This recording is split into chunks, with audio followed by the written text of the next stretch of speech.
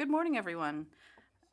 I now call this meeting to order. Welcome to meeting number 137 of the Standing Committee of Public Accounts of the House of Commons. Taking place in a hybrid format pursuant to the standing orders. Members are attending in person in the room and remotely using the Zoom application. I'd like to ask all members and other in-person participants to consult the cards on the table for guidelines to prevent audio feedback incidents. There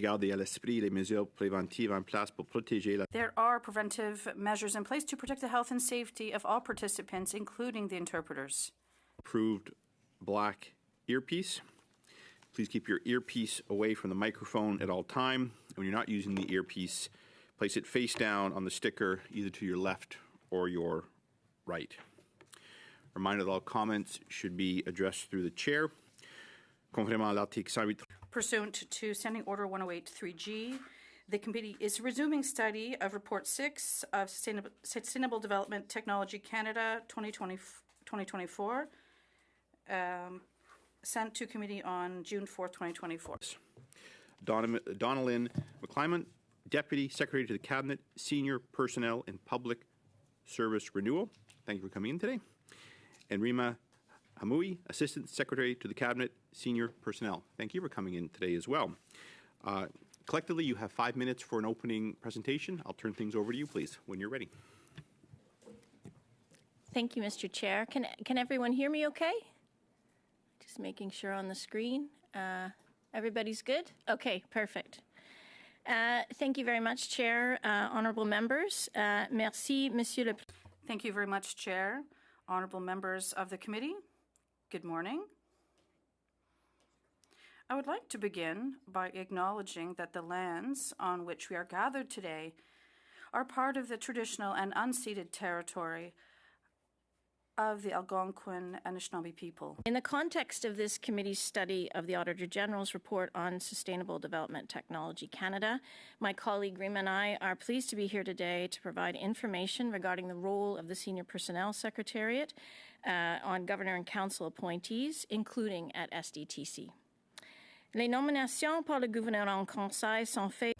Governor and Council appointments are made by the Governor General on the advice of Cabinet and on the recommendation of the responsible minister. Appointees include heads and members of commissions, boards, agencies, administrative tribunals, crown corporations, as well as deputy ministers, associate deputy ministers who lead federal public service departments. These appointees play important roles in carrying out the mandates of these organizations. Since 2016, the government has used open, transparent, and merit-based selection processes to help ministers make recommendations for these appointments. This approach aims to support the selection of highly qualified candidates who meet the skills, knowledge, and experience criteria of a position and who reflect Canada's diversity. These selection processes are application-based. Positions are advertised through notices of opportunity on the Privy Council website. Outreach is conducted to attract qualified candidates. Applications are assessed against the advertised criteria for the position, and following interviews, a list of qualified candidates is provided to the responsible minister. The minister then recommends a candidate to Cabinet. A security review background check is undertaken by security partners prior to Cabinet approval. The appointment is then made via an order in council, and the Privy Council office provides support, the necessary support for this process. As you have heard in your study, under the SDT's enabling legislation, 7 of the 15 Board of Director positions, including the chair, are appointed by the Governor and Council, with the other 8 positions being appointed by the Board itself. Currently, the Board has a chair and 2 directors, all appointed by the GIC, effective June 3rd, 2024. They will manage the transfer of SDT programming to the National Research Council, and I know that colleagues from ISED, SDTC, and the NRC have all been before the committee to explain this transition.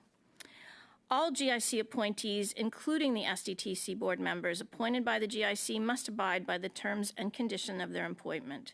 This includes complying with the Conflict of Interest Act and following the government's ethical and political activity guidelines for all public office holders. As GIC appointees are chosen based on their qualifications, it is not uncommon for appointees to have experience or linkages within the organization's particular field of interest. This is considered an asset, and in some cases, like SDTC, is actually a requirement for the appointment itself set out in the statute. However, as the committee has discussed, this can create potential conflict of interests.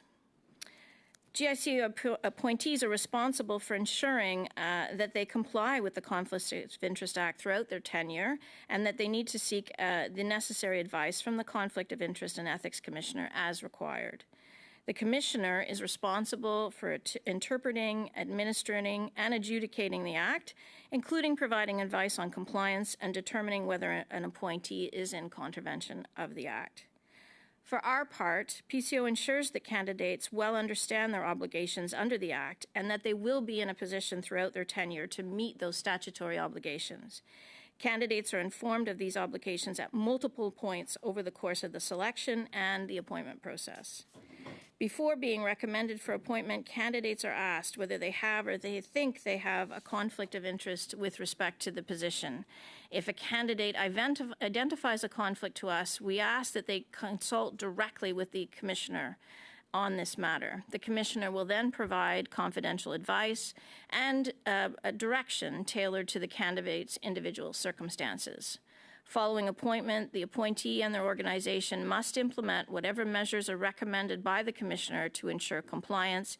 This could include a conflict of interest screen or recusals from certain decisions.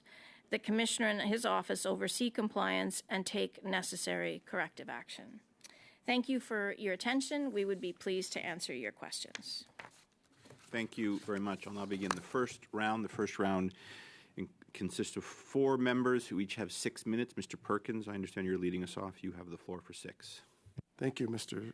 Chair, and thank you, witnesses. And it's always a pleasure to see witnesses that have a strong family connection to the beautiful South Shore of Nova Scotia that I represent. So thank you for being here. As you've no doubt been following the hearings on the controversy around the conflicts of interest of board directors and the chair for more than the last year, you'll be aware perhaps that the former minister responsible for the appointment of the chair in question, Annette Basharian, former Minister Baines, appeared before the Industry Committee, and he said 9 times that he received the short list of candidates, 2 candidates from the PCO, that he basically claimed that he had nothing to do with it. There was a committee of PCO, PMO, he said, with some departmental officials. So who in PCO and who in PMO told him to interview the 2 shortlisted candidates that were given to him, one of which was Ms. Vacharian? Mr. Chair, as the honourable member has advised, the role of PCO is to, as I mentioned in my opening remarks, is to provide recommendations to the responsible minister. In this case, as the honourable member has mentioned, it would have been Minister Baines at the time. He would have been provided by PCO after a full assessment process, as I described in our opening remarks, with suitable candidates that would have been eligible for the position. I will admit that once we hand that over to our colleagues in the Prime Minister's office, or to the Minister, I should say, that we don't have line of sight into what kind of conversations happen or what kind of further engagement ministers may or may not have So with when candidates. you hand it off to the Prime Minister's office, that would be the appointment secretariat in the Prime Minister's office? So yes, I apologize, Mr. Chair. I made a little faux pas. We would have provided a letter of advice, a formal letter of advice to the minister. It would have contained names of qualified candidates, and at that point, it would be up to the minister, working with his office, to determine the choice of candidate that he would recommend for cabinet. Right, but that wasn't my question. My question was who in PMO was involved in that process with regard to Ms. Vacharian's appointment of the 2 candidates?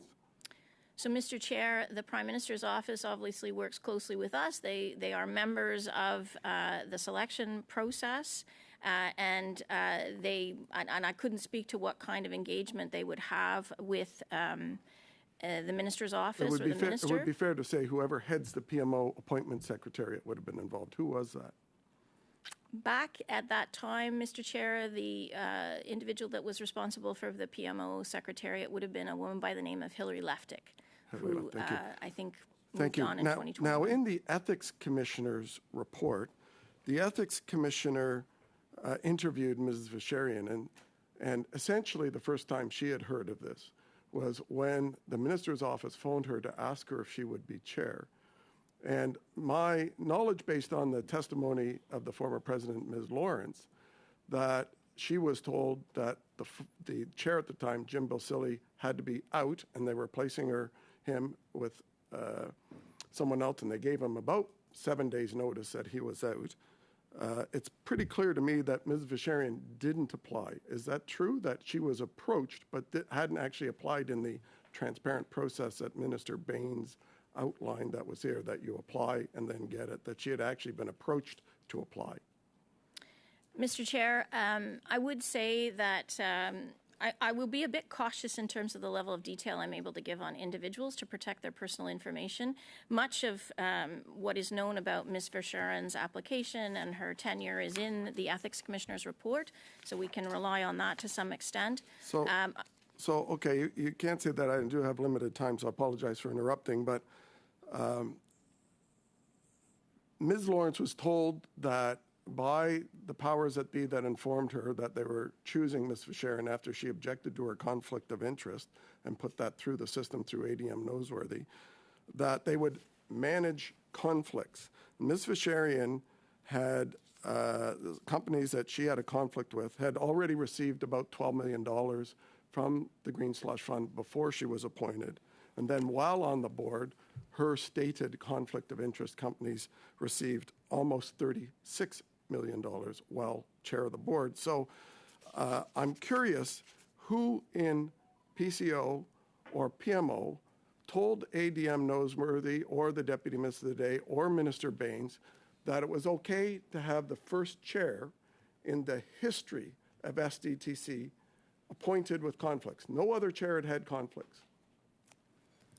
Mr. Chair, to respond to the honourable member's question, I would say, as the Ethics Commissioner noted in his report, that at the time of her application, Ms. Vacherian was advised by the Privy Council office, given the nature of the conflicts, to speak directly with the Commissioner, and that's very clearly laid out in the Commissioner's report. And it was the Commissioner who felt that there were ways to mitigate the conflicts that she had, and it was on that basis that advice would have been provided at the time, that she would have been in good standing from a legislative perspective to hold the role. So it is the policy then of this Prime Minister's office that appointing people with known conflict of interest, whose companies have an interest, financial interest in the company that they're being appointed to, the Crown Agency with taxpayers' money, that conflict is okay by this Prime Minister's office to be basically breaking what appears to be not only the word and intent of the Conflict of Interest Act and the SDTC Act, which say that not only the real conflict, but the appearance of conflict cannot happen, that you cannot personally benefit from being on these boards. But when... Thank you, Mr. Perkins. I will allow an answer. Your time is up. Go ahead, please, Ms. McClymont. Mr. Chair, I would say that the basic premise, I would argue, of the Conflict of Interest Act that Parliament would have passed, I think back in the 90s, is to ensure that members of Parliament, that people across the country who want to serve the country have ways to do so that can mitigate potential conflicts. And I think, for all intents and purposes, from our perspective, at the appointment's time, and the Conflict of Interest Commissioner has underscored this, there were ways to do that here. I think part of the question was that process totally respected? Thank you very much. Ms. Yip, you have the floor for 6 minutes, please. Over to you. Thank you, Chair. Thank you to the witnesses for coming today. And for the benefits of Canadians, could you tell us what the roles and responsibilities of the Privy Council Office are? Thank you for the question, Mr. Chair. This past week was my 21st anniversary at the Privy Council Office. I've served in a number of roles over the years. And the Privy Council Office is essentially the Prime Minister's department. We are the bureaucratic arm that works across government, and we support the Clerk of the Privy Council, who's the most senior public servant, in his 3 roles as Head of the Public Service, Secretary to the Cabinet, and Deputy to the Prime Minister. Insofar as it concerns the appointments process, we provide, as I said, nonpartisan advice public service advice to the Prime Minister and to ministers on the appointment of heads of agencies, crown corporations, and deputy ministers across the enterprise, if you will, across the entire public service. Thank you. Congratulations on your 21 years. That's quite some time there. Okay. As you might know, Mr. Andrew Hayes appeared before this committee in November last year in the capacity as the Deputy Auditor General. He spoke briefly about first referring to the complaints from the whistleblowers to the Privy Council before, and I believe your office referred it to ISED. What did you or your office make of the whistleblowers' complaints when they were first referred? Mr. Chair, the timeline that the honourable member describes is quite accurate. In early February of 2023, we would have received a call from the Auditor General's office that they had individuals citing concerns with SDTC. We offered to hear out their concerns. In the capacity, I would say, on the appointment side of the House, where we deal with complaints from time to time about Governor and Council appointees. And so it was in that capacity that we were willing to hear out the complainants and to understand their issues. Over the course of the first 2 weeks of February, we had those conversations with the complainants. And when we understood that the issues were far broader than just Governor and Council appointees, we referred the issue immediately to our colleagues at ISED, as is referenced. And as the committee well knows, the course of action that ISED quickly took to undertake a fact-finding was undertaken. How did you come to the decision to refer to the matter over to ISAD? So generally speaking, we work in partnership with departments when there are any kind of issues. As you can imagine, we are a very small organization, and we actually don't have technically line responsibility. Ultimately, ministers are responsible and accountable for their portfolios and the GICs in their portfolio agencies. That's very clearly laid out in the government's open and accountable government. So we wanted to understand a little bit more about the nature of the problem. I think, in fairness to the complainants, they had been looking for a hearing of their issues, and so we wanted to make sure that we were directing them to the right spot. And so, as I said, once we understood that the issues were about not just HR management, but governance and probity, that we referred that very quickly then to our colleagues at ISED. There was also a matter of confidentiality that we wanted to respect. I think that the complainants had some concern and have been public about that, concern over reprisals. So we wanted to handle it quite judiciously in terms of making sure they were having a proper hearing of the issues that they were raising, if that's helpful. Thank you. Is there anything else you'd like to add to what you view as the Privy Council's role in this matter? Mr. Chair, thank you for the question. I would just underscore that there is a very clear line between what we do at the Privy Council Office in terms of public service advice and the nature of appointments, where there is obviously the prerogative of the Minister and the Prime Minister to take decisions on the appointments that are the ultimate best suitable candidate for a role in their view. And so there is going to be a line that we have no line of sight into, I would say. So it's advice and in a nonpartisan fashion? Yes, Mr. Chair, that's correct. I'd like to speak about SDDC's transition into the NRC, both from a timelines and process perspective. The NRC leadership had stated that the transition is underway and should be done by the end of this year. What are the usual timelines and process for the transition of one government agency into another? So I'll do my best to respond. I would just underscore that we're the appointments people, but I'll take a stab and try to be helpful in this.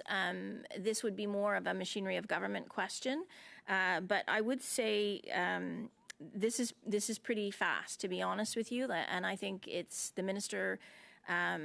And the department, I would give them credit for moving very quickly, Mr. Chair, in trying to address the issues and moving quickly to integrate the programming into the NRC and then ultimately into the Canada Innovation Corporation, as the minister announced earlier this June.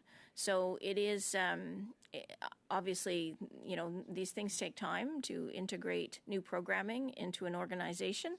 But I understand that Mitch Davies, the head of the NRC, was here earlier this week and explained that they're working closely with the SDTC chair and members to effect that transition. I think hopefully he was talking about March of this coming year, as I understand it. Thank you very much. That is the time. Maintenant, c'est Madame Sinclair.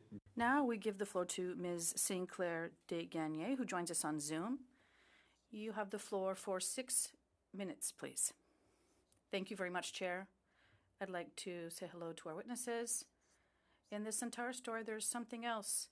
When we look at the decisions made in the past, obviously, and those that are concerned, there's a question of governance related as a fund like SDTC. Those who follow me a bit, I know there are many of them, think that there's too much margin to act. And SDTC, well, we're talking about public funds.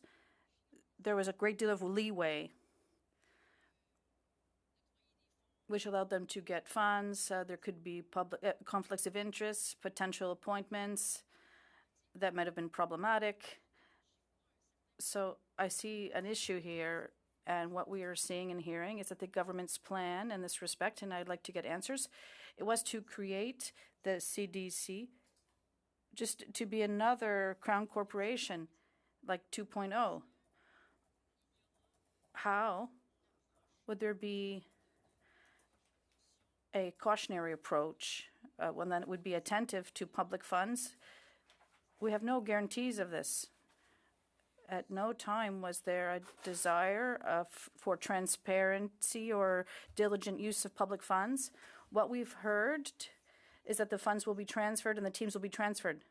But what about the governments? Will it be changed? Will it be modified? And now I'm talking to the Privy Council. You're the ones who determine, as we saw in the report about the appointments. You'll be doing the same thing for the CIC. This will be the new vehicle for this type of funds. Why don't you manage these funds, for example, like we do with the same criteria of transparency, like the departmental funds? Mr. Chair, I would just note from the outset in responding to the honourable member's question that the Auditor General herself, when she's appeared before the committee, I thought her comments were quite insightful. And she explained that the nature of the structure of the organization created an inherent conflict. So to the honourable member's question, it's true. It was a very, and I would say, having been at PCO, as I mentioned, for a long time, this is quite a novel structure where you've got 7 directors appointed by the GIC, and then those directors appoint 8 other directors, and then that whole board then appoints foundation members. And they are good behavior appointments, which means they can only be removed for cause, which is a very high bar to remove appointees if the government loses confidence or trust in the directors, for example. So I would say it was designed that way and approved by Parliament back in 2001. And my understanding from what I've read in the media is that the intention at that time was to have a very arm's length organization that would work in the clean tech sector to support startup companies, if you will. The committee is well aware of that. So I think from an appointments perspective, it is a novel structure to the member's question. Going forward, as the member has noted, the intention is to have it under the Canada Innovation Corporation, and that legislation, again, has just recently been passed by the House, Mr. Chair, and the intention is to have a more typical corporation structure, if you will, where you have a director or a chair and directors appointed by the governor and council who serve at pleasure. And perhaps that will give the kind of structure that the committee is looking for in terms of accountability and transparency. Mon temps est limité, mais tout de même. I don't have a lot of time, but yes, I agree that the government's, the whole system and structure was a problem. You said it, and the Auditor General noted it as well. However, when we look at what was written, the leeway, it said the CAC will act as a partner and will have the necessary leeway to offer financing quickly and to offer programs that respond to operational needs. The CIC will also recruit private sector experts. That sounds a lot like what happened with the SDTC. If there's such a great proximity to the private sector, and we're saying right from the onset that they will have a great deal of leeway, we're finally just creating the same type of governance, not only in terms of the board, but also the way they grant funds. Should we not be even stricter and make sure these funds are managed, for example, like there's so that a citizen or a parliamentarian could see line by line how things are funded? People have the right to know what's happening. We should be able to have these funds managed by department itself.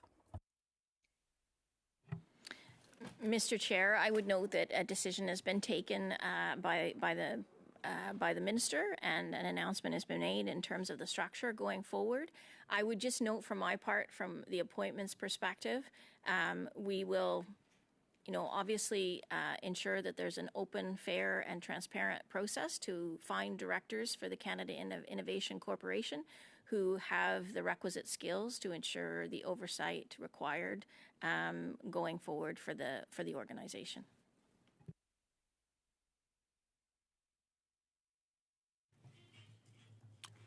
Encore une toute petite question, Madame. A quick question, Madame Sinclair Desgagnés. Yes. Why should we have another Crown Corporation? Why not just put this under the department? Why was the CIC decided as the vehicle for these funds? I wouldn't be in a position to give a perspective in terms of why that was chosen as the ultimate vehicle. I would say, however, they will be part of the portfolio underneath the responsible minister. They will have the necessary accountability structure, and I would just reiterate for our part, as the folks here to talk about appointments, that we will make sure that we find the people best suited to ensure that the organization is well structured and has the accountability mechanisms in place to ensure the right level of probity on these funds going forward. Thank you very much. Merci beaucoup. Suivant, up next, Mr. Desjardins, you have the floor for 6 minutes, please. Thank you very much, Mr. Chair, and I want to thank Ms. McClaimont for being present with us today to answer these important questions. As you're aware, the concerns related to SDTC are largely twofold in the, I think, minds of Canadians. One, the fact that, of course, there was severe conflict of interest leading to severe levels of institutional mistrust. So that's one barrier that I think we're attempting to overcome here in this committee's report, is trying to understand how conflict of interests can take place, trying to reduce the likelihood of those conflicts from happening. And we heard from the ethics commissioner actually earlier this summer in relation to other files where we know that there is room that can be made to ensure that officers, whether they're appointed or not, of the work we do in Parliament or on behalf of departments is actually followed through correctly. Part of the issue in SDTC, I think, was, as noted by the Auditor General, was in the actual appointment process of the actual persons who sat there, at least the oversight of those persons who would sit there. And I understand that may not be the function of your office today, but it may be something worth consideration. In order for me to best understand this, could you please describe, again, I know you did at the beginning of your comments, the clarity that your office has, or the Privy Council office has, in the appointment process for SDTC? How many members were they to recommend, and what was the process to filling those the remaining vacancies? Mr. Chair, I would note that on the SDTC front, there were 3 selection processes that took place over the course of the past, I would say, 10 years. So starting in 2017, there would have been a process launched to appoint directors. 2018, there was a process launched to appoint the chair. And in 2021, there was a third process launched that was to appoint the further directors to fill further vacancies on the board. The 7 positions that are the governor and council appoints. PCO, at that time, we would have been responsible for leading the selection process for those 3 processes. There would have been 3 other members on the selection committee. It would have had a representative from the department, a representative from the minister's office, and a representative from the prime minister's office. In both sets of circumstances, we would have had over 100 applications for the various roles, and we would have reviewed those as a selection committee to ensure that they met the criteria, particularly given the legislation itself. I would say, again, that it was quite a novel legislation in that it had very strict requirements to ensure that you had directors who were engaged in the development and deployment of sustainable development technologies, who came from all regions of the country, who were men and women, who came from the business, not-for-profit sectors, and also that the board itself in its entirety represented and had a good understanding of sustainable development technologies. So that, as you can imagine, would have narrowed down the field of eligible candidates that would have had those knowledge and skills. And the board, the last composition of the board had a fair representation, I would say, of members from across the country. So there were people from BC, Ontario, and I believe the Atlantic provinces and Quebec would have had board members. So on that basis, we would have undertaken interviews. We would have screened people to make sure they fit the criteria. We would have done conducted interviews. That point next. I apologize for having to interrupt. Just to back up on something I think that was important for our study, which was you mentioned 2 things that are important for me for clarification. One, who was present in the room at the time of the appointment reviews? You said a member of the Prime Minister's office, and I believe you said a member of the Minister's office. Could you clarify which minister? Yes, Mr. Chair. So there would have been representatives from, and all of this information, I'll be quite honest, is all up on our website in terms of the standard approach for a selection process. So this is very standard. It would have had a chair from the Privy Council office, a representative from the department, a representative from the minister's office. In this case, it would have been, at that point in time, the organization was under the portfolio of Innovation, Science, and Economic Development, and one of our colleagues from the appointments group in the Prime Minister's office would have been represented on the selection process. And part of that, I think you described from a previous member, it's largely on merit, the evaluation of these persons, correct? The selection committee would absolutely make sure, as I described, the legislation had very specific requirements for what was necessary for the composition of the board. So they would have looked at that.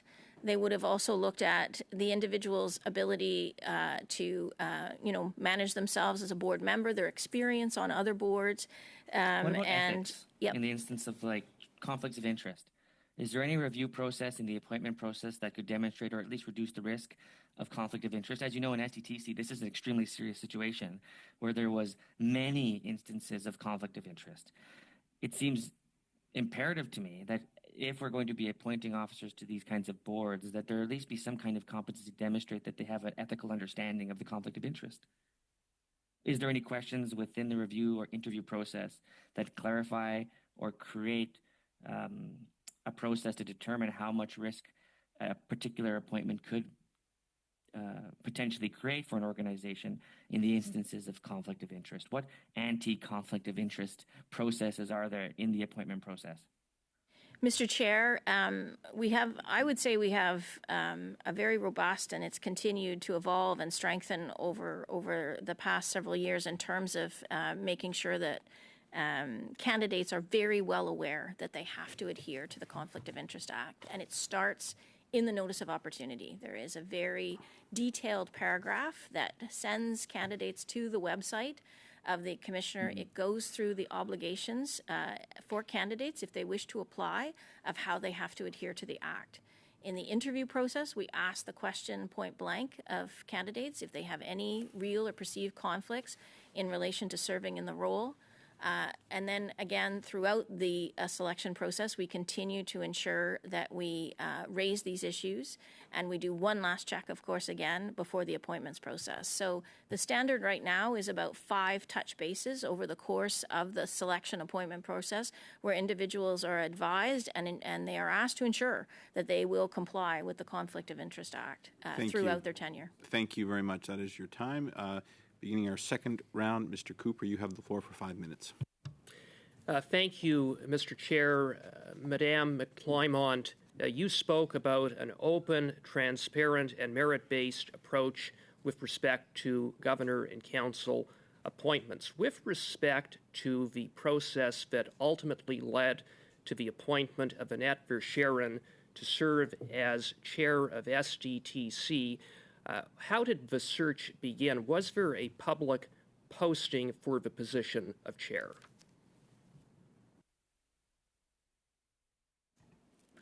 Mr. Chair, as I mentioned, the chair process was launched in 2018, and absolutely that's part of our standard process that we post a notice of opportunity on our website for any Canadian to apply.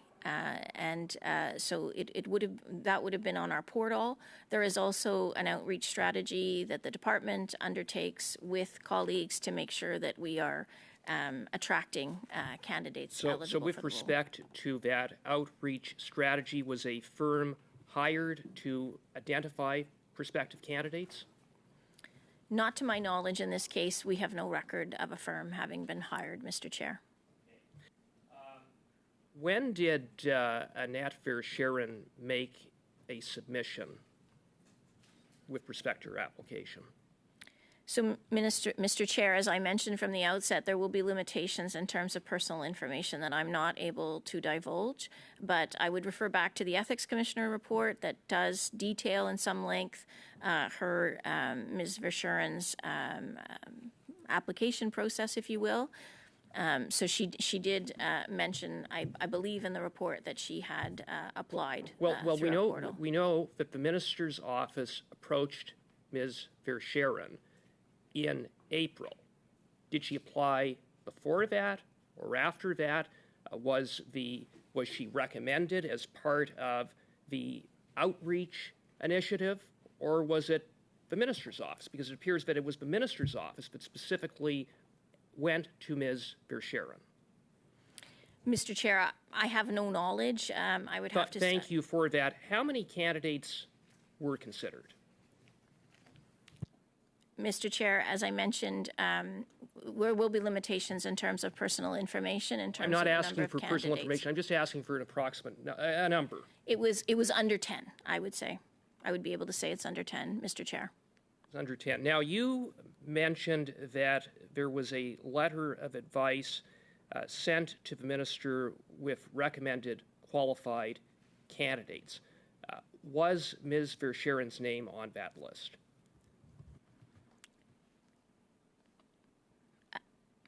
Mr. Chair, given its personal information, and we have provided documents to the as part of the House motion in terms of the letter, I wouldn't be able to say. Madam McClymont, I would submit it's a highly pertinent question because there are serious issues surrounding Ms. Verschaeren having conflicts of interest, including having received $12 million in funding from SDTC. A letter was sent from PCO with a list of recommended candidates. Someone has to be held accountable. Ultimately, it was the minister who must be held accountable, but I think Canadians deserve to know if the PCO signed off on Ms. Verscheren's name as a recommended candidate, notwithstanding the very serious conflicts of interest at play? Mr. Chair, perhaps one way I could come at the question is to note that the Ethics Commissioner notes in his report that she was part of the process and that PCO had told her prior to being considered for appointment that she needed to discuss her potential conflicts with the commissioner. So I think one can take from that and draw a conclusion. I'm not comfortable to go further in terms of protecting personal information of names in the would letter. It be, maybe I'll ask you this. Is it possible that someone not on the list of qualified or recommended qualified candidates could ultimately be appointed by the minister? Could that happen? Mr. Chair, I would note that in my time in this role, I have never seen us make an appointment that does not go off an advice letter. Now, with respect to that letter of advice, is that letter signed off by the Prime Minister's office? Mr. Chair, as we have detailed on our website, the selection committee is chaired by the Privy Council office, and so it would have been one of my colleagues in my group who would have signed off on the letter of advice to the minister. There would have been PMO involvement? Yes or no? Because you said PMO was part of the process, so would that have been signed off on? Mr. Chair, as I noted, yes, the Prime Minister's office would have been part of the selection process alongside ourselves, the Minister's office, and the department. When did the... Mr. Cooper, I'm afraid that is your time. Okay. Apologies. Didn't mean to cut you off like that. You'll have another opportunity. Turn now to Mr. Weiler. You have the floor for 5 minutes, please. Thank you very much, Mr. Chair, and I do want to thank our witnesses for being here today as we continue our study on SDTC. And I very much appreciate the witnesses' answers to my colleague, Mr. Desjardins' questions about how you, what the process is when you find a candidate that may have a conflict. But my question would be is, how often do you see a candidate that may have a conflict?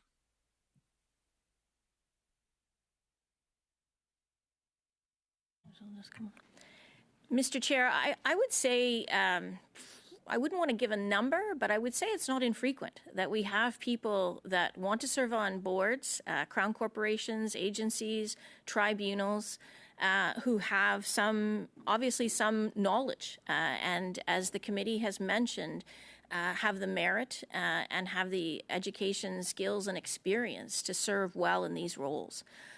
So it happens not infrequently. And I would say in this case, given the nature of the legislation, it makes it challenging to manage the conflict. We do have other extremes, I would say, where the requirements in the legislation are so restrictive that we have had a very difficult time finding qualified candidates. The one that we've worked on most recently would have been the Canadian Energy Regulator, where you can't hold an interest, essentially, in any energy field.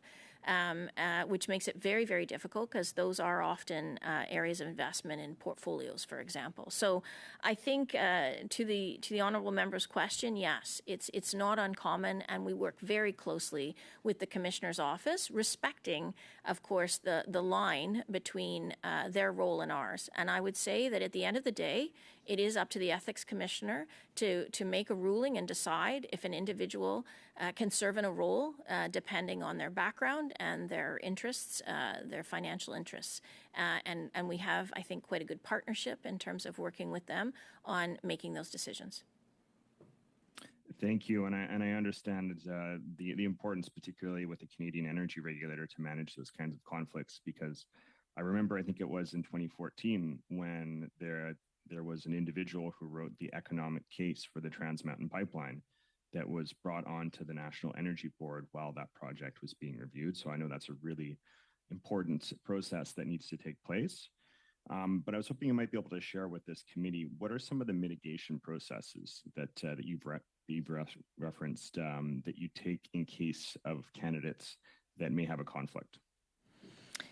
Thank you for the question, Mr. Chair. I would just underscore it's not to us to decide. It really is the Commissioner's responsibility to interpret and administer and adjudicate the legislation. So we would not make a decision in terms of what kind of mitigation measures would be required. But I would say, just to try to be helpful here, I know the Commissioner has on occasion suggested that people set up ethical walls, or in the case here, that they recuse themselves from decisions that have involved their assets or holdings or companies, or if they have a family member, you see that from time to time, that they recuse themselves from all decisions related to that. And I've seen colleagues at the deputy level who've had to do that, and we make sure that is known. Some people have taken a step even further and gone beyond what the Commissioner has asked out of an abundance of caution and recused themselves where he has not deemed it necessary, because people want to be very respectful of the spirit and the letter of the law. Thank you for that. I do want to pick up my colleague, Ms. Yip's line of questioning just about the transition to the NTC, or NRC rather, and about the timelines and the processes. Because at the same time it was announced, the transition plan, the government also unblocked funds. And we know that businesses which lived through difficult consequences following the freezing of funds back in October of 2023, and surveys showed that 2/3 of the companies faced business interruptions, and many more revealed that they were unable to find alternative funding. I know I've talked to many companies, even in my riding, that face this.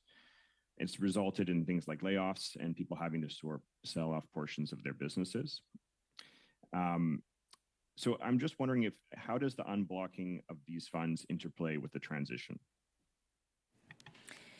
Mr. Chair, I wouldn't really be in much of a position to give a fair answer on that, being responsible for appointments. I know the committee has heard from my colleagues at ISED and the NRC and the Minister as well, and I think every effort is being made to try to address the issues that the committee has raised in terms of ensuring careful oversight.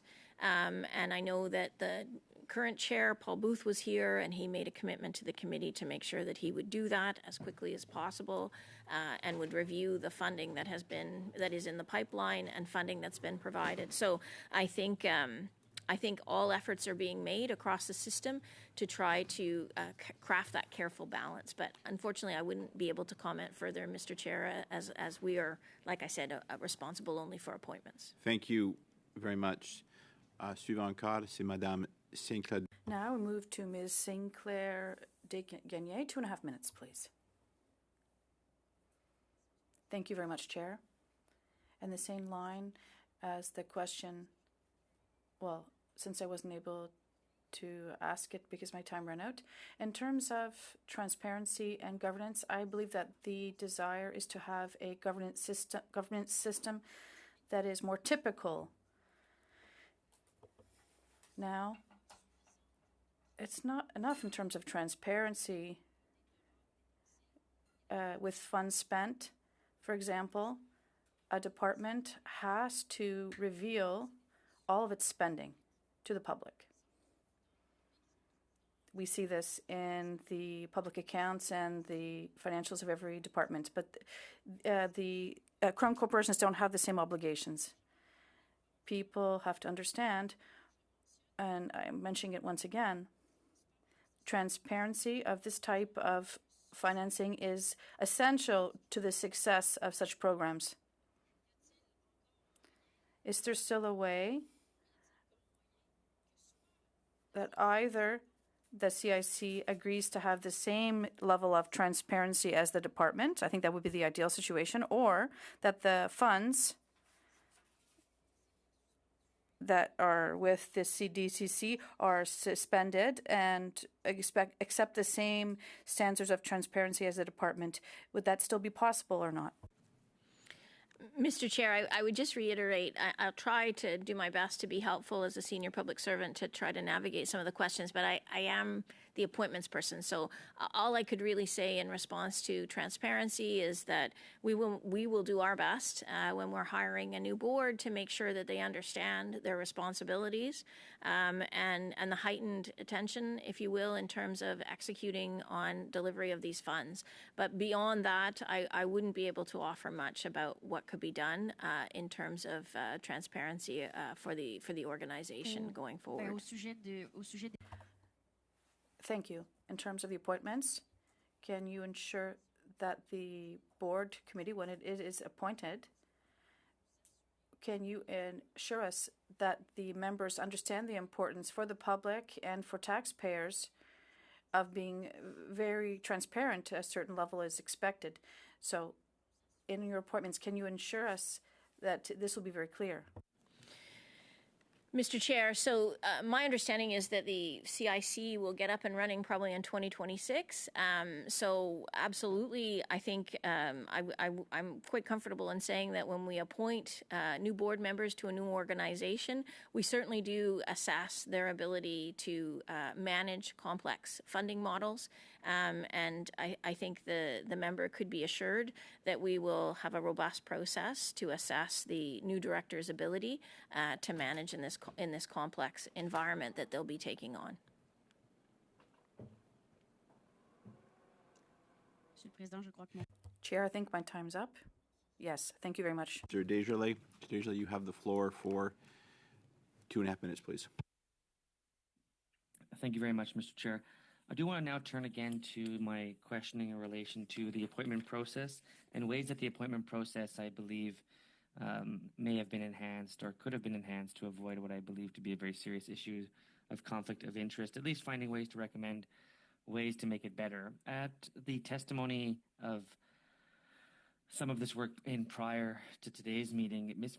Vizchurin actually mentioned that the reason why she didn't recuse herself was because she had a legal opinion not to recuse herself in relation to over 100 companies receiving similar funding, including the Vizchurin Center, which is one of the more severe instances of the conflict of interest. It was aware to her at that time that, of course, it was unaware to her at that time that the rules to follow the proper process for recusal and the potential of conflict of interest and the perceived conflict of interest that could have been identified earlier on, I believe, particularly in this process, could have been identified. It seems to me like there's a gap there between the person that was applying through or was being appointed through the selection process. You said there was 5 times that there was 5 checks essentially to try to determine whether or not there was existing conflicts. At any time, did Ms. Vizchurin ever mention the Vizchurin Center? Mr. Chair, I thank you to the honourable member for the question. I think it's quite a good question in the sense that we do make sure that people understand their obligations. And that over the life of their appointment, that they will respect those obligations. I would say in this case, referring back to the auditor or the ethics commissioner's report, it was disappointing, to be quite honest, that she received legal advice that was not consistent with the legislation.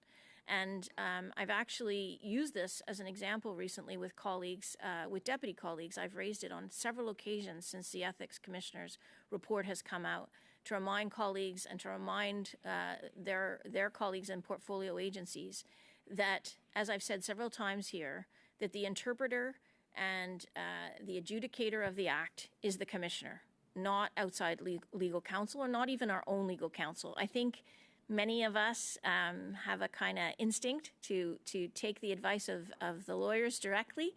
And this is a bit of a cautionary tale, and I think the ethics commissioner said as much in his report. So I think you're bang on. It's very important that candidates, that appointees understand that if they have questions or they're not sure, they have to refer back to the commissioner himself, and they'd have to adhere to the legislation. Thank you very much. My question. Sorry, Mr. Chair. Thank you. Up next, Mr. Brock, you have the floor for 5 minutes, please. Thank you, Chair, and thank you for the witnesses for your attendance today. I'll largely be addressing my questions to you, Ms. McClymont. And I think I want to continue on the thread from my colleague, Mr. Cooper, where he had left off in terms of the process by which Ms. Verscheren was ultimately appointed as chair. I know you can say hindsight's always 20/20, that reflecting on her finding of guilt under the Conflict of Interest Act ×2, you can say, well, I guess we should have taken some lessons from that and perhaps reinforced the conflict of interest provisions within the hiring sphere. But I guess what troubles me, and I'm sure troubles Canadians, is that there were red flags all over the concept of even entertaining the thought of hiring Annette Verscheren. Much communication happening from the past president and CEO, and nothing really was done. And I know, Ms. McClymont, you're relying upon the advice and basically saying we encouraged her to obtain information and advice from the ethics commissioner, and clearly she did. But the advice that she received from the ethics commissioner, she didn't follow. Not only she did not follow, but other directors did not follow. Hence, we're in this boondoggle of $390 million of taxpayer funds inappropriately being handed out to companies that were legally not eligible, and for directors basically patting their pockets. So this is leaving a real sour taste in the minds of Canadians as to what kind of shenanigans are going on with Justin Trudeau and his government. He told her point blank, not only do you have to declare a conflict, you must recuse yourself. She didn't do that. On the basis of that, she was found guilty ×2. So I want to go back to the process. You mentioned that there were under 10 applicants who were applying for this position. I want an actual number. And don't rely upon this is a privacy issue, because clearly it is not. I'm not asking for names. I'm asking for a finite number. How many people applied for the position of chair at SDTC? Mr. Chair, as I've mentioned, there were close to 100 individuals who had applied for the chair position back in 2018. You told me less than 10. I was responding, Mr. Chair, I was responding to Mr. Cooper's question about the number on the advice letter that went forward. That was less than 10. Well, let's go back. Over 100 applications? Mr. Chair, I would clarify there were close to 100 Close to 100. Of that 100, you vetted that down to under 10. Is that correct? That's correct, Mr. Chair. Okay.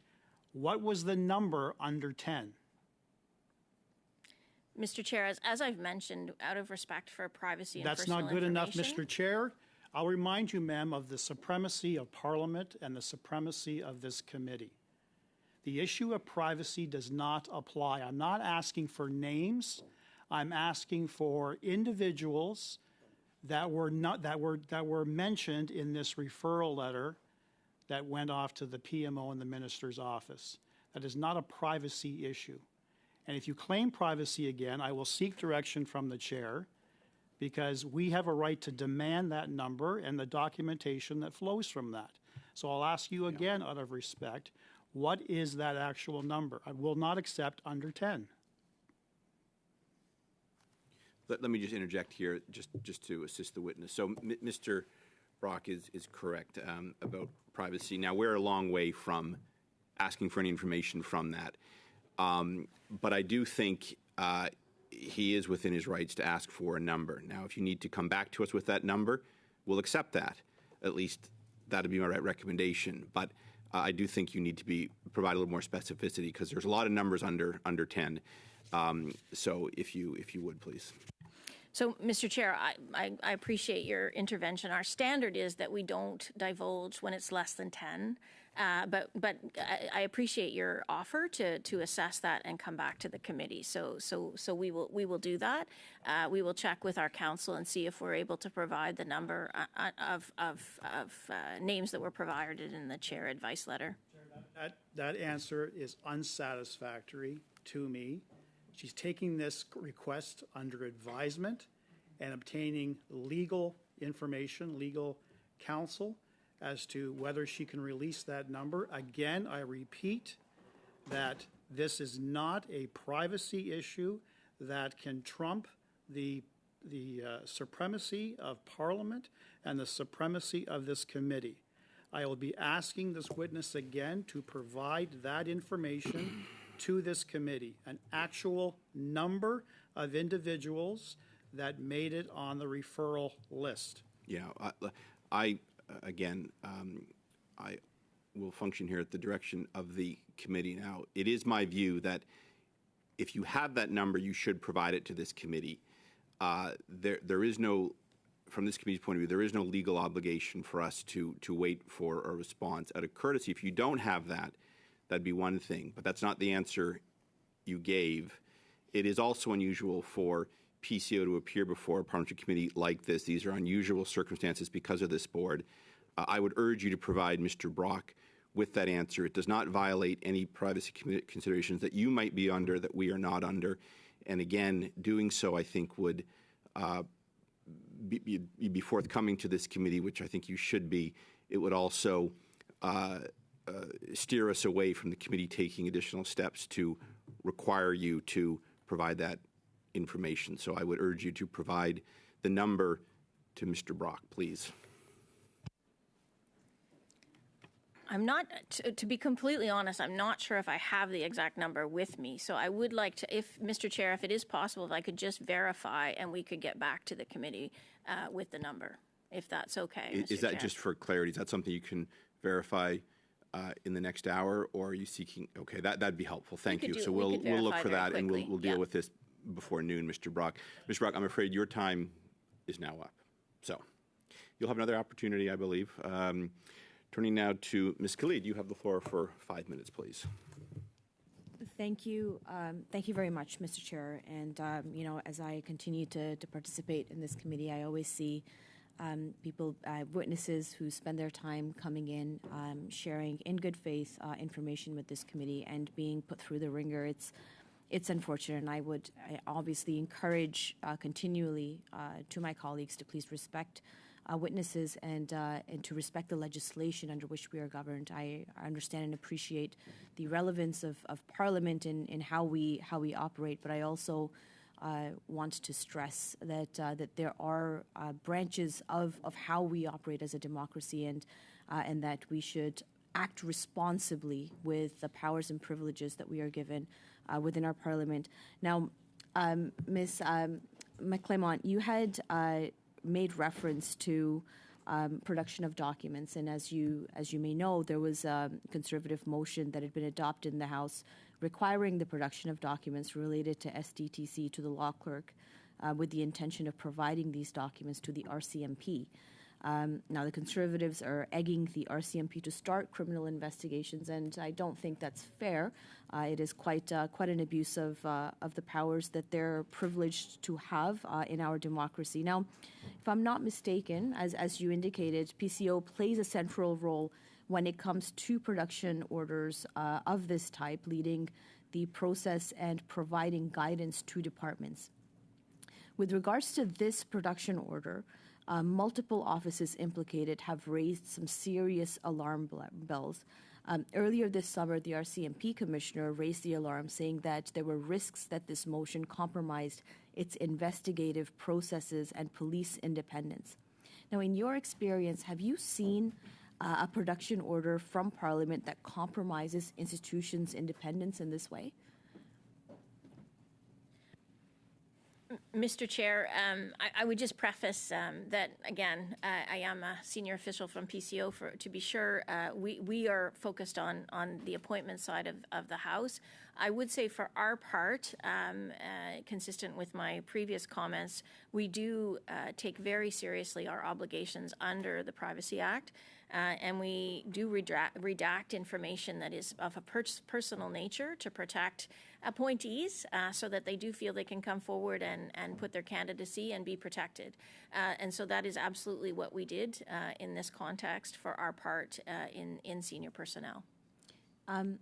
What are the dangers of information? For example, if the the candidates are their names are released or their general vicinity is released, what are the consequences to those people having seen the kind of dirt and mud that is slung at everybody in our democratic system in terms of applications, in terms of pushing forward the agenda of SDTC and of PCO?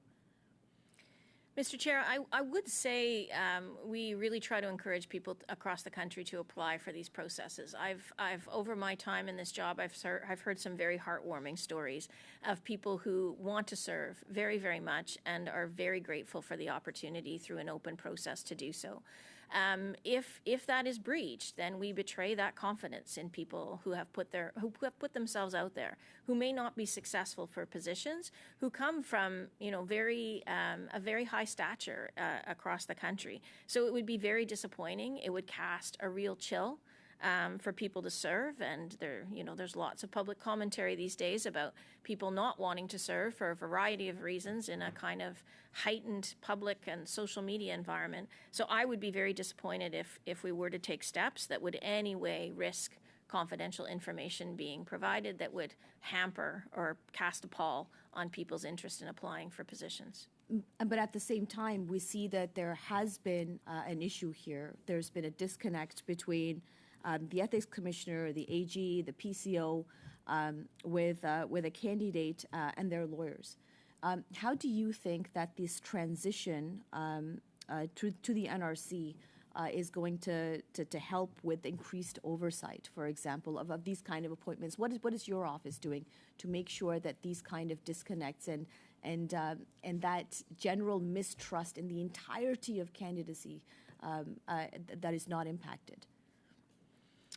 Mr. Chair, I would say for our part, we will continue to look at ways to strengthen people's understanding of their obligations under the Act.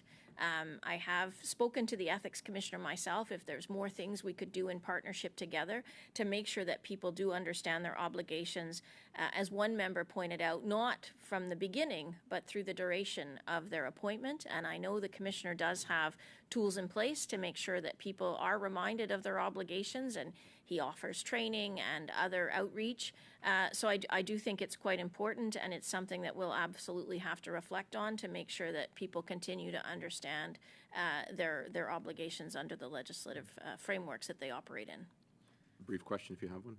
It's not brief, so Then pass. we'll Thank hold you. off. I appreciate that, Ms. Killian. So, Mr. Perkins, I heard you laugh. That's a lesson you could abide by as well, I think, at times. Mr. Perkins, you have the floor for 5 minutes, and the clock has started. So That's don't. not the first time I've heard that.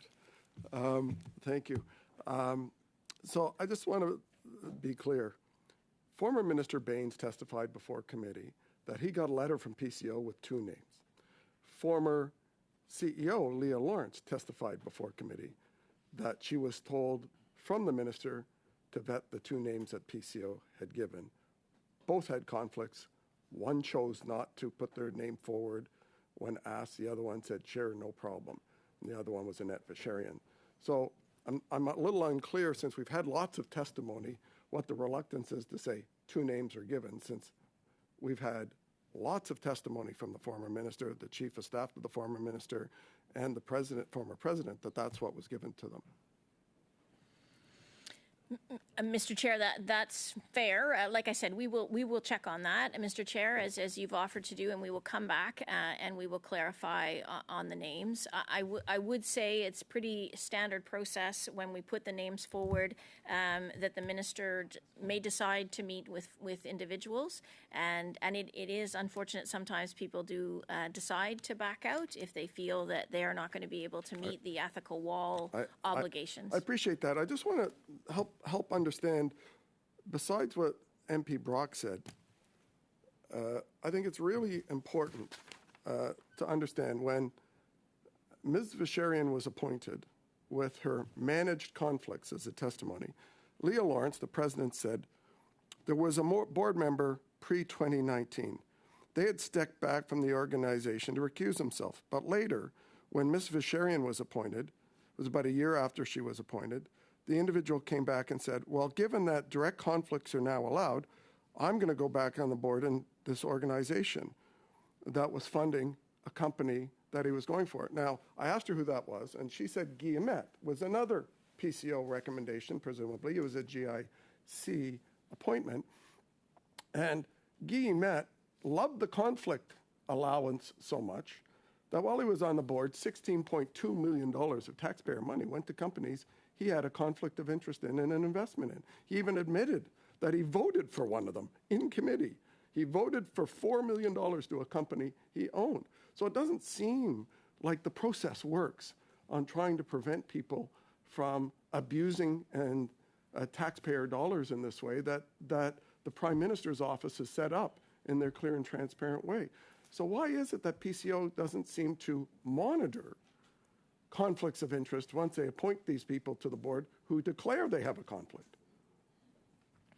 Mr. Chair, I would reiterate our role again in appointments. We launch the selection processes, we run the selection processes, we provide advice ultimately to the minister. When an appointment is made, as I think has been explained to some extent, and they become a governor and council becomes part of an entity, they then fall, as I would argue, under the responsibility of the organization and ultimately the minister. And I would say in this set of circumstances, from what I understand from the testimony that's been provided to the committee and what the organization themselves had done, they had put in place some robust processes. They were trying to respect, I think, the ethics commissioner's direction.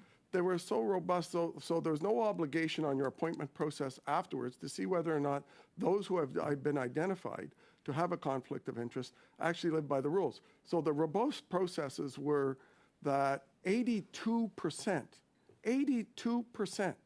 of the transactions that the Auditor General looked at, that's 186 of 226 projects, which was a small sample of what this $22 billion organization has given out over the years. 186 of 226 were conflicted. That's 82% of the GIC PCO recommended appointments were voting money for companies they had a conflict of interest with. And there's no obligation. The minister said he didn't have any obligation when before that. He said, PCO told me to do this, which of course means PMO. But there's no obligation to actually follow up when it's an identified conflict of interest to make sure they're not breaking the conflict of interest law.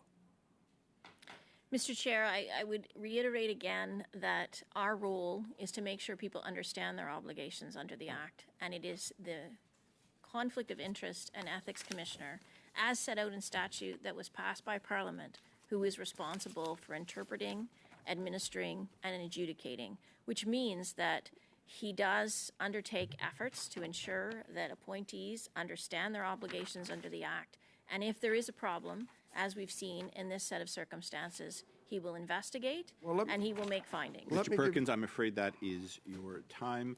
Turning now to Ms. Bradford. Ms. Bradford, you have the floor for 5 minutes, please. Thank you, Mr. Chair, and thank you for the witnesses for attending this morning. Do you believe that specific industries require private sector experience?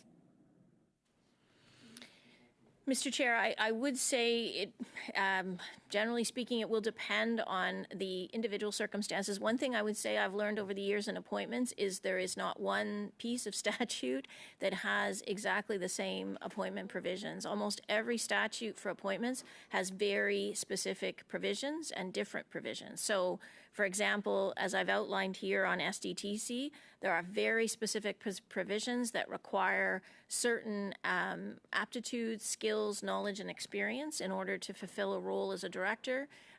Even the ethics commissioner has very specific requirements. So all that to say, it really isn't up to us to give a view on that. It's often very clearly set out in the legislation or in other areas of responsibility that are directed or discussed by the minister or the department that are required in order to execute on the role. Thank you for that. Now, you have mentioned before that many of the GIC appointees do have previous connections to the industry. And we've heard before how small the clean tech industry is. So in some of these GIC open application, is a conflict of interest inherent given how small the pool of industry expertise is? Mr. Chair, I would agree with the honourable member's question, and I would note that the Ethics Commissioner, or the Auditor General herself said the Act inherently creates conflicts by requiring certain characteristics and aptitudes and skills and experience. And I would say that this is a challenge across the board. At the end of the day, we don't often have a huge candidate pool. And as we were speaking about previously, it's becoming, I'll be honest, more and more challenging to attract good people to serve in public positions for a variety of reasons. Conflict certainly can be one of those reasons. I would agree with the honourable member's premise that sometimes there are going to be conflicts when you're looking to attract people that come from specific sectors. Another challenge faced by the clean tech industry, given that it's so new and innovative, is their ability to raise capital. Do you believe that these sorts of funds, such as SDTC, are necessary to ensure the growth of Canadian-led and run industries and businesses? Mr. Chair, I wouldn't really have a view on that. As I said, I'm responsible for appointments at the Privy Council office. At the end of the day, the government of the day, and this would have been in 2001, the government at the time obviously made a decision, and I know there's been lots of public commentary about the importance of the organization. From a policy perspective, ultimately it really would be the government's decision in terms of whether they feel that this tool of a foundation is the appropriate policy response to help support a particular industry. Now, over the course of the selection basis, is there an inherent problem with the conflict of interest declarations? Mr. Chair, I'm not 100% sure I understand the question.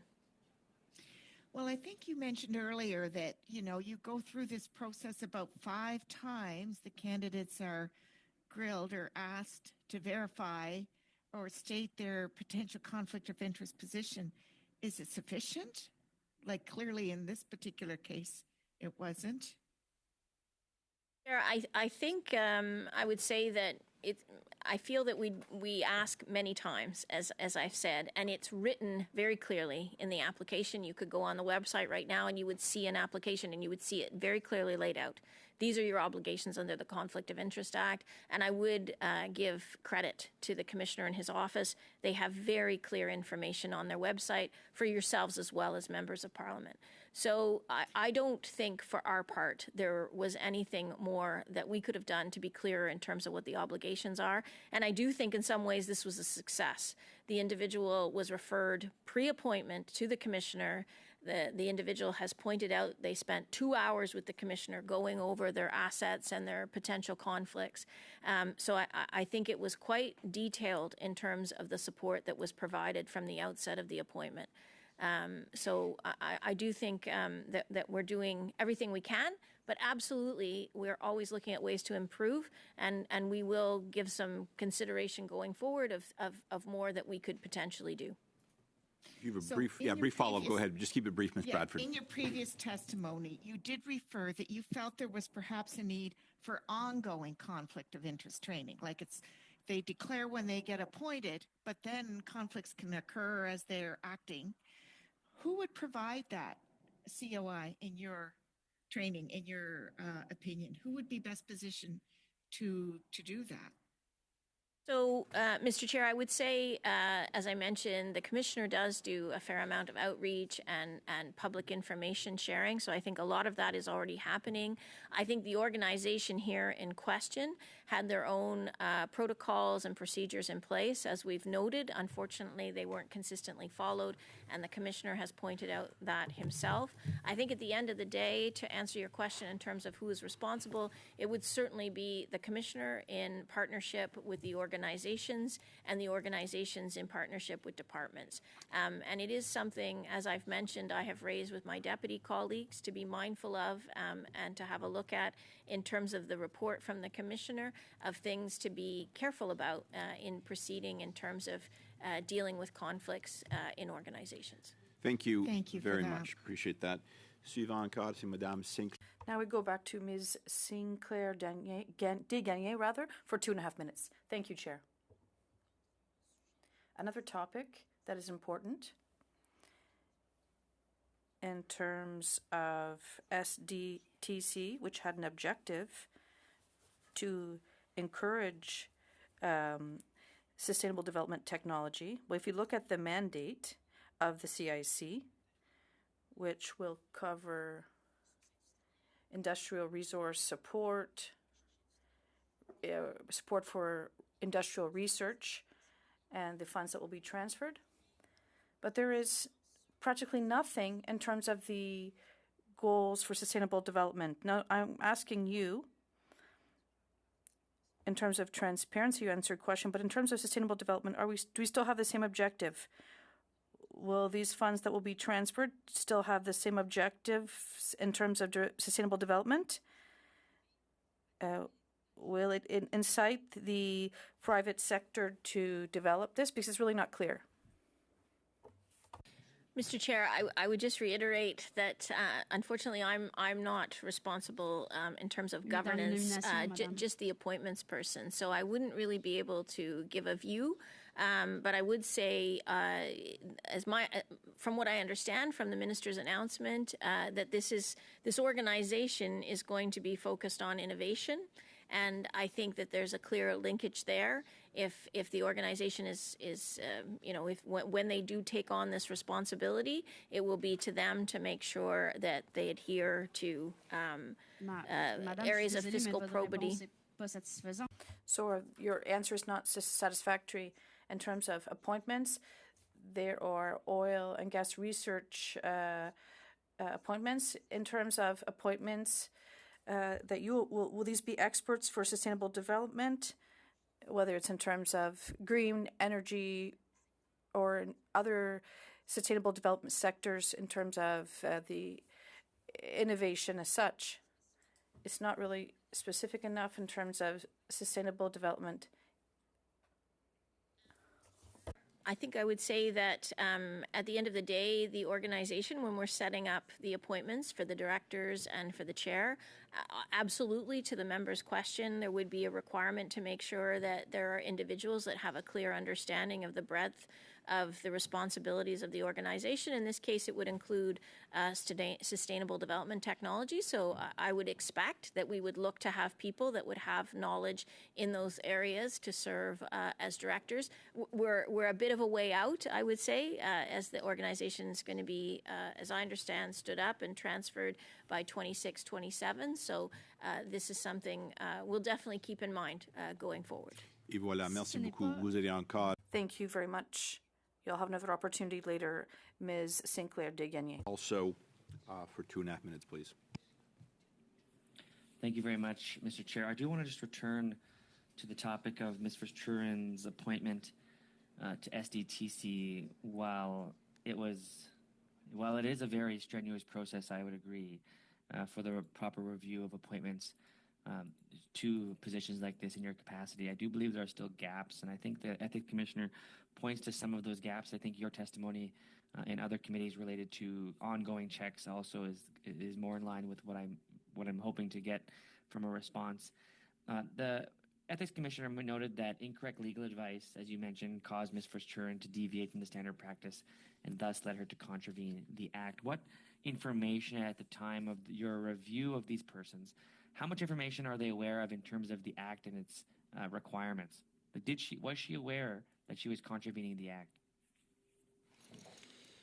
So, Mr. Chair, I would respond that the notice of opportunity very clearly states, as I said, the obligations under the Ethics, the Conflict of Interest Act, We have a link to the Act and to the circulars that the Commissioner provides. We also make very clear in our notices of opportunity the requisite skill set, and when there are obligations under statute for criteria, we make that available as well. So I would say from the outset, when someone would have applied to be a chair or a member on this board, they would have had that information very squarely in front of them when they put their candidacy forward. So Ms. Vaturin made a choice, is what you're saying. She made a choice. She had knowledge of the requirements of the Act. You, in your capacity, ensured that a potential appointment, including Ms. Vaturin, had full awareness and knowledge of the requirements of the Act. You just stated that now. She went on, of course, to either ignorantly ignore those requirements or act in a type of self-interest that resulted in the conflict. Would that be a fair assessment? Mr. Chair, I would just refer back to the public record of the Ethics Commissioner, who noted it was very unfortunate that on these particular occasions in question that the legal advice did not align with the legislation and his interpretation. So I wouldn't offer anything further than what the Ethics Commissioner himself said on this matter. No, thank you very much. Looking forward in terms of the transfer of this work to the National Research Council, what role will you play or your office in determining the selection of their new board? If they choose one. Sorry? If there is one that is different than the current board of SDTC, which is volunteering for its transfer. So, Mr. Chair, there would be two separate and distinct elements, I think, in terms of the governance structure surrounding the new approach, if you will. So in the first instance, as you heard on Tuesday from my colleague, Mitch Davies from the NRC, they will be administering the funding, and the NRC does have a board that has a chair and members, and so we would be responsible for supporting any appointments to that board. I think it's got a pretty full board right now with no foreseeable vacancies coming. There are 2 vacancies on that board right now, so it's possible that we may be making appointments to the NRC board. And I would also note, as I've explained previously to other members, that the Canada Innovation Corporation is to have a chair and directors, and I would expect when that organization is struck that we would be responsible, as we are in most instances, for running a selection process for the chair position and the director positions. Thank and you. It would have all the standard elements that I've been describing here today. Thank you very much. That is the time. You'll have one other additional opportunity, Mr. Desjardins, for further questions. Turning now to Mr. Cooper, you have the floor for 5 minutes, please. Thank you, Mr. Chair. Madame McClymont, did I hear you say in answer to a question by MP Bradford that you would characterize the appointment process with respect to the chair and board of SDTC to be a success? Mr. Chair, I would note that I think what I was mentioning was the fact that there was a consultation done in advance of the appointment to emphasize, as was pointed out in the Ethics Commissioner's report, and I guess what I would say on that is that to me is a best practice, that if somebody does have a conflict, that they go to a potential conflict, that they meet with the Ethics Commissioner in advance. Madame McClymont, it was conflict upon conflict upon conflict, because it wasn't just Ms. Verscheren who had a conflict. One Stephen Kikucha, a Liberal insider, a Trudeau organizer, had received $20 million in funding from SDTC, and yet he was appointed to the board. Guy Ouimet, months before his appointment, had received millions of dollars in funding from SDTC. There seems to be a pattern here, and that pattern under this government's watch is, in order to be appointed to SDTC, one must have a conflict of interest. How else are these people being appointed, with the disastrous result of $330 million taxpayer dollars that improperly went out the door, funneled into the companies of these very same insiders who had conflicts of interest right out of the gate, and yet they got through the process. Hardly a success. I'm not quite sure what the question is, Mr. Chair. I think I would simply say if you aren't prepared to call that a failure, then I don't know what could be a failure, because it's a top to bottom failure, a systematic failure, but ultimately it was the minister who made the decision. So going back to the letter of recommendation from PCO, once that letter with recommended candidates, in this case for the chair of SDTC, and you're going to come back with the number on that letter, it is up to the minister and the minister's team to then vet those recommended candidates. Is that correct? Mr. Chair, yes, that is correct. We provide advice to the minister, and it would be for the minister to assess the candidates based on our advice and make a recommendation to the governor and council, which would then be approved by cabinet. That's right. And so so PCO is not involved. Once the letter is sent, it's the minister who vets, and then the minister ultimately makes a recommendation to the cabinet, and that individual is then appointed. Mr. Chair, yes, that is correct. The minister would make a recommendation. For further clarity, he would send in a ministerial recommendation, or she, to the governor and council. And once we do a security and background check clearance, then the individual in question would be brought forward for cabinet consideration. Okay, well, thank you very much for that, because you have now put on the record something Minister Baines repeatedly refused to acknowledge when he appeared before the industry committee back in June, and that is that the buck stopped with him. The ultimate decision lied with him to appoint Annette Verschuren. It wasn't some process and with the PCO being responsible. It was the minister, correct? Mr. Chair, just to clarify, I would say that we would have provided advice to the minister, and the minister, based on the advice provided by the Privy Council office following a selection process, would have made a recommendation to the governor and council. Would PCO undertake due diligence reviews of each of the candidates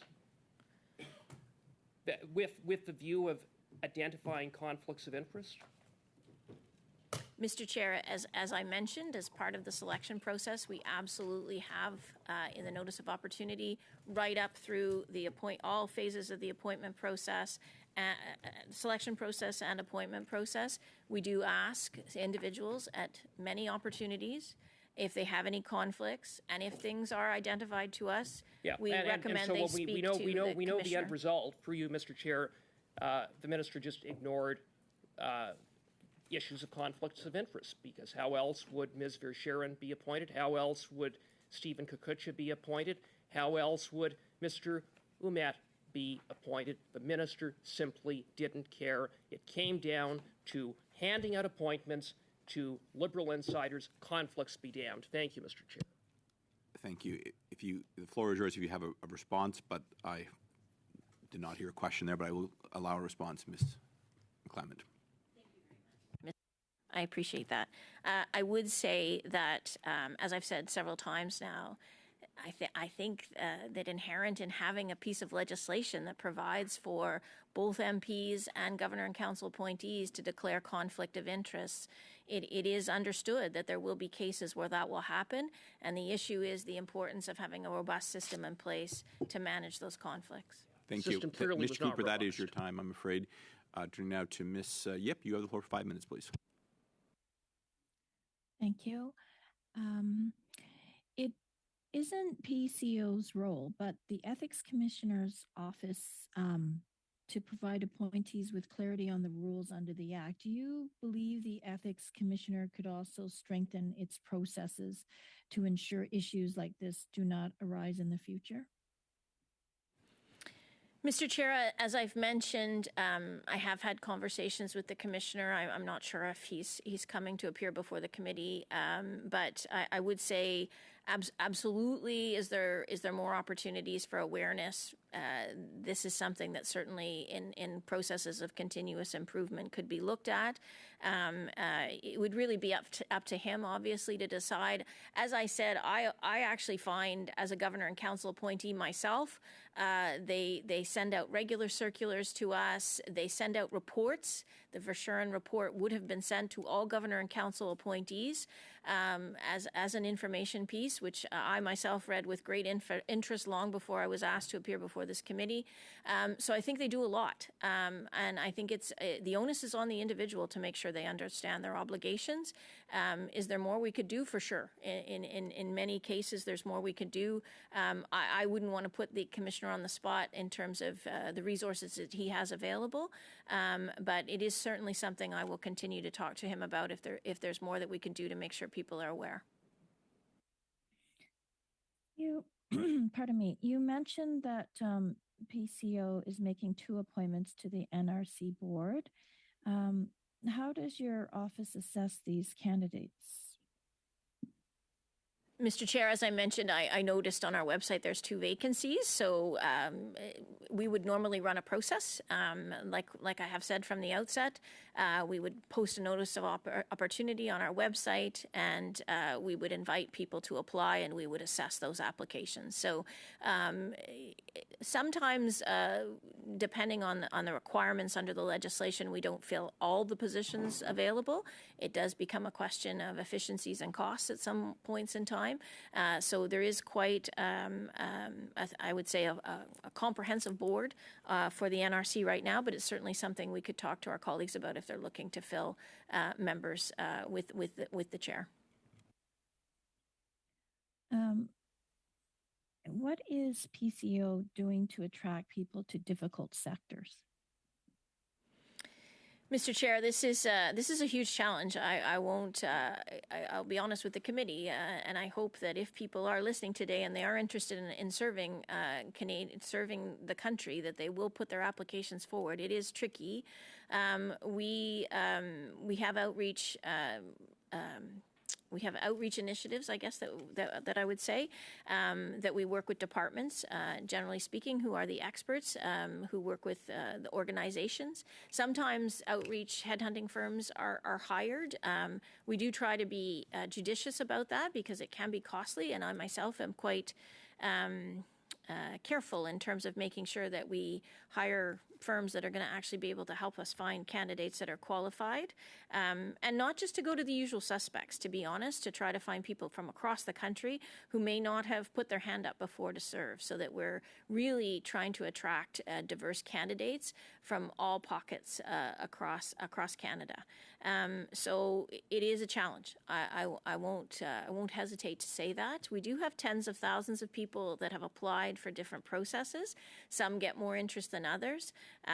But certainly, if I hope one good thing comes out of today, that we do get more people interested to apply to serve their country, because I do think it can be hugely challenging, and it's hugely frustrating, and it causes delays. Like sometimes it will take us up to a year to run a process because we just can't find people that fit the criteria to serve.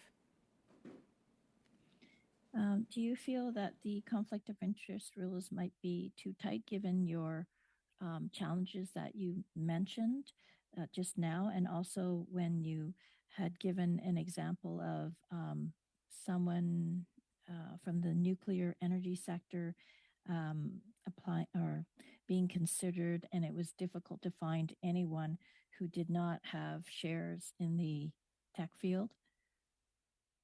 Mr. Chair, I think I would say that I think that we have a robust system in place. It's very strong legislation, and you yourselves, as member of Parliament, who have to adhere to the legislation as well. I think it's quite strong, and I think it's quite important in a democratic society that we have strong legislative tools to protect against conflict. But I would admit it is a challenge. Sometimes it's really tough to find people who are willing to serve, who have the requisite skill set and knowledge that align with the legislation in question. Thank you very much. We're now going to begin our fourth and final round, which will take us to approximately noon. Mr. Brock, you have the floor for 5 minutes, please. The number of witnesses we've heard with respect to this study and yourselves today, the general theme I'm hearing is you're all talking about a fair, transparent, a robust appointment process in the hiring of the disgraced former chair of the SDTC, Annette Verschuren. Clearly, it's a failure, and it's seen by Canadians as a failure. In fact, it shattered the trust that Canadians have in our public institutions. And on the issue of failure, I want to talk about another colossal failure that your office had an interest in, and that was the hiring of the new Human Rights Commissioner, Dattani, and his anti-Israel posts that he made under a pseudonym during his grad school year. We know he was placed on leave, and then he ultimately resigned. Your office is responsible for vetting all federal appointments. Your office has acknowledged that a quote-unquote administrative oversight led to an incomplete background check. Now, to me, that means, whoops, we screwed up. Clearly, someone in your office did not do a thorough background check. On the minds of Canadians is, what is this going to cost us? When reporters asked the Attorney General, the Minister of Justice, Virani, his spokesperson replied, no comment, when asked whether or not Dattani was paid during his leave or received a compensation package after resigning. So if the Attorney General and the Minister of Justice doesn't want to respond, I'm going to ask you, was Dattani paid during his leave? And if so, how much? Mr. Chair, I would just mention that we were here today to talk about SDTC, so I wasn't super well prepared to address this question, but Chair, if you're willing to allow it, I will do my best to respond. Absolutely, yes, please do.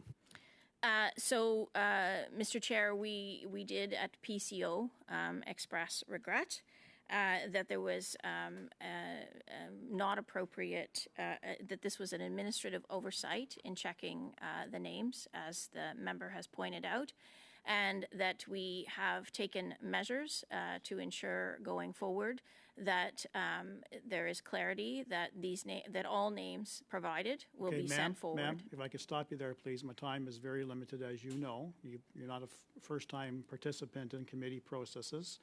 The question was very simple. Was he paid during his leave, and how much? Mr. Chair, I would reiterate that in terms of personal information, I'm not in a position to divulge personal information about compensation provided to any governor and council appointee. Chair, I'm going to be asking for your intervention again. Just going to pause the clock here, Mr. Brock. I don't want to take your time as I do when I do intervene. So, again, I'd ask you to be as forthcoming as you can. This committee is seized with this, and I would expect that there could be. I'll hear in a second, Ms. Khalid. I'd ask that you be as forthcoming as you can with the minister, with the members' question. Should you refuse to do so, the committee could well delve into this further and request, which is a polite way of saying, call for that information to come forward one way or the other. I believe Ms. Khalid has a point of order. I'm trying to strike a balance here, Ms. Khalid. I'm not the witness. The witness knows why the witnesses know why they're here today to provide answers. It's not up to me to call for that answer, but I am urging them to do so. But I will hear you, please. Thanks, Chair. I do believe, as the witness correctly pointed out, that she's here to speak to a certain topic, and the answers that are trying to be bullied out of her in this instance have nothing to do with the topic at hand.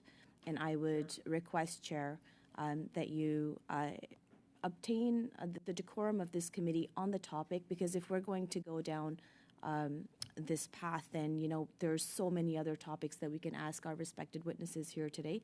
I really think that we should stick to the topic at hand, and that is SDTC.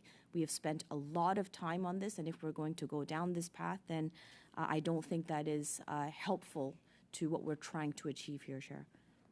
So, as you know, I give members wide latitude to ask questions when officials are before us. Mr. Brock is certainly well within the bounds of his rights. This committee is seized with several investigations. So, of course, Ms. Khalid, that applies to all members. If there are questions outstanding for witnesses, they're not bound solely by the subject matter of the day. That's been a long-established precedent. So I'll turn back to the witness. If you're able to provide direction or an answer that is more forthcoming to Mr. Brock's.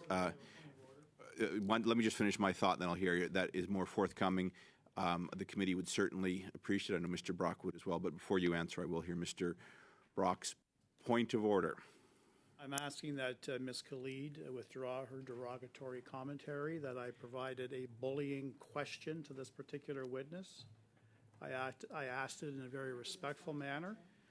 I pressed it, but that was not bullying. So while I think this committee has conducted itself admirably today, I will hear from Ms. Khalid, and hopefully we can move on after that. Ms. Khalid, you have the floor. Thanks, Chair. My comment about members opposite bullying witnesses was not specific to this witness. It is specific, well, it's general in terms of how I have watched and observed them behave towards all witnesses in this committee. So there's really nothing here to withdraw. Mr. Brock, why don't we move on? I think the committee is to his. So, well, I'm going to start the clock here. Yeah. I would turn to the witness first, who has. Thank you. All right. So, you have the floor, please. Mr. Chair, unfortunately, I would reiterate that we're not in a position to divulge information of a personal nature surrounding any compensation paid to an individual governor and council appointee. Let me just pause the clock. You've got a minute and a half left. So, Mr. Brock, you can you down this line? You've got a minute and a half left, or the committee can deal with this. We are going to committee business after the witnesses, and propose steps for the committee to take. To me, your question is within the bounds. We can compel an answer, but I would think. I would say go back to questions, but it's your time, of course. You can act however you like, but I'll turn things over. You have a minute and a half, please. Canadians want answers as to why the government saw fit to hire an anti-Semite, not doing any appropriate background checks. Canadians want to know how much taxpayer money went to this Mr. Dattani while he was on leave. He resigned in disgrace. Most people, when they resign, do not receive a severance package or a compensation package. I understand in this case, the Government of Canada saw fit to offer him a compensation package. Canadians want to know how much, and I'll be asking the Privy Council office to provide details of how much the compensation was and how much he received while on leave. You have 40 seconds. Will the witness provide me with that information? Mr. Chair, I would just continue to reiterate that I would not be in a position to provide personal information. I would say to the question on leave that that was what was in the public domain, that the individual in question was on leave. That would have been approved by the organization itself. And that is really the utmost that I could offer, Mr. Chair. Briefly, Mr. Brock, keyword brief, please. Yeah, and I will iterate the supremacy of Parliament and the supremacy of this committee, which trumps and outweighs any privacy concerns that you are articulating, and we will be pushing for those figures. Point of order, Chair. Thank you, Mr. Brock.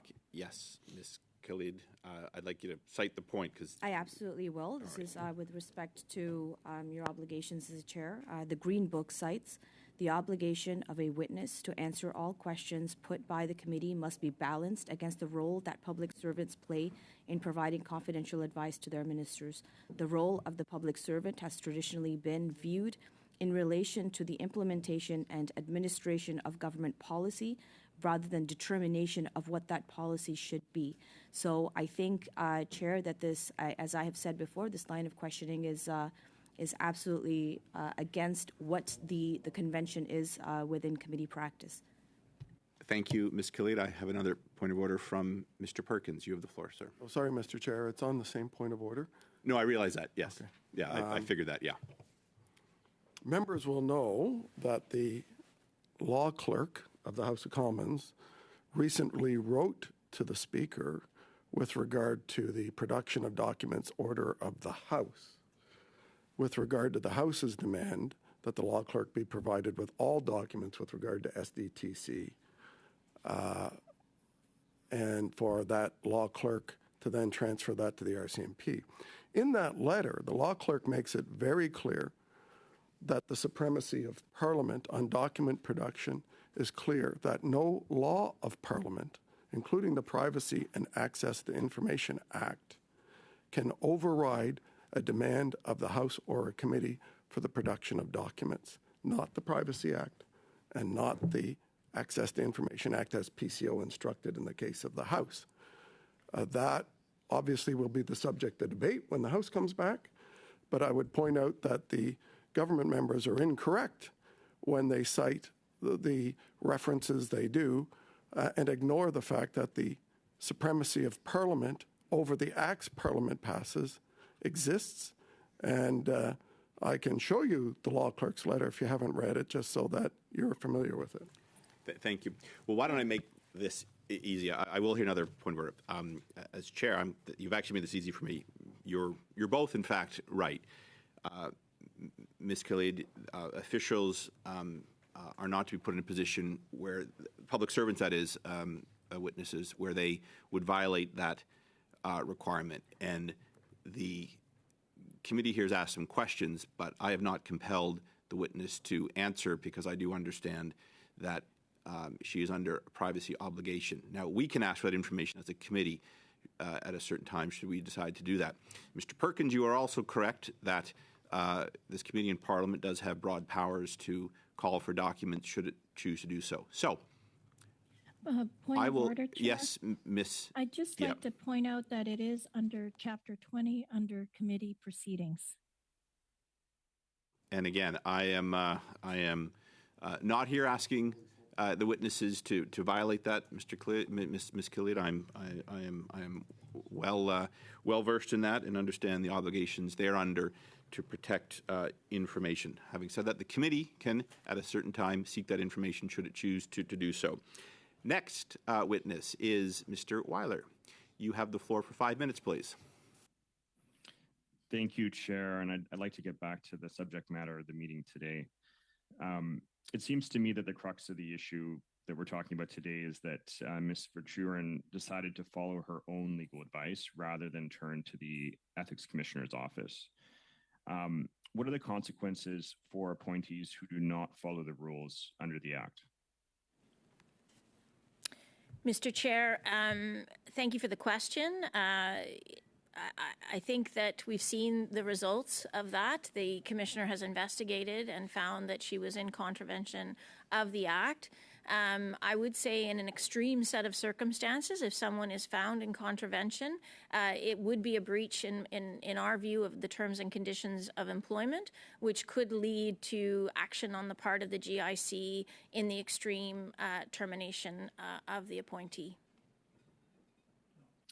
So, of course, Ms. Verchuren has resigned from her position.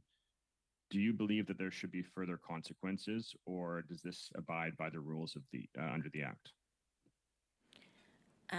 Mr. Chair, to the honourable member's question, she has resigned from the position, which I think is the ultimate separation from the Governor and Council, which I think is kind of the extent of the action I think that would be taken on her part.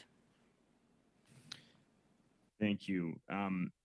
Is it the responsibility of the appointee to abide by the rules under the Act, or do you believe that the Ethics Commissioner's Office could have done more to ensure that Ms. Verchuren abided by the Act?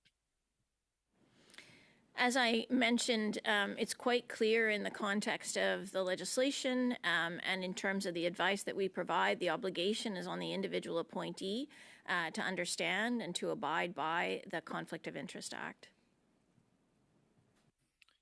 Okay.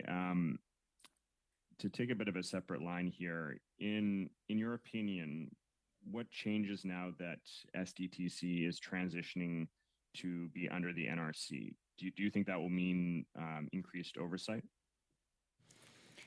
I wouldn't want to give a view myself, but certainly the minister announced that through the contribution agreement there would be increased oversight with SDTC while the transition is taking place. And I know, as I mentioned, my colleague was here from the NRC, and as I understand it, the intention is absolutely to make sure they have the tools in place to administer the program, the funding, and that the appropriate conflict of interest rules are respected in that context.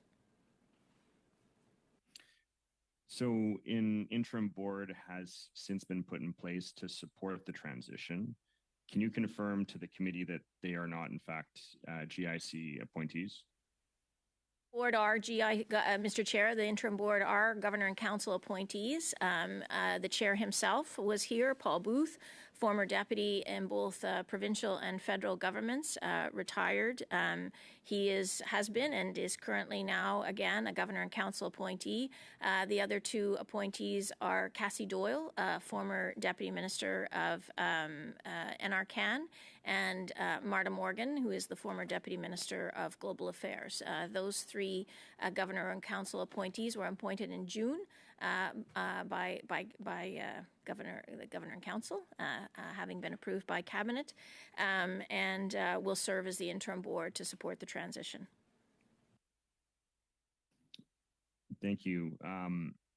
Maybe just my last line of questioning here is, have you in your professional capacity since reflected upon the process of making GIC appointments, and maybe in particular, can you share perhaps if there's been discussions at your office to change or at least update the process in light of what we've learned so far about SDTC? Mr. Chair, I would say that we're constantly trying to improve the process and look at ways that we can strengthen, not just on the conflict of interest elements, but all aspects of the process to make sure that individuals are as forthcoming as possible and we understand the nature of their approach in terms of the substance, but also how they are as managers and how they will best support the government's objectives. I would note that this past year we've actually added and strengthened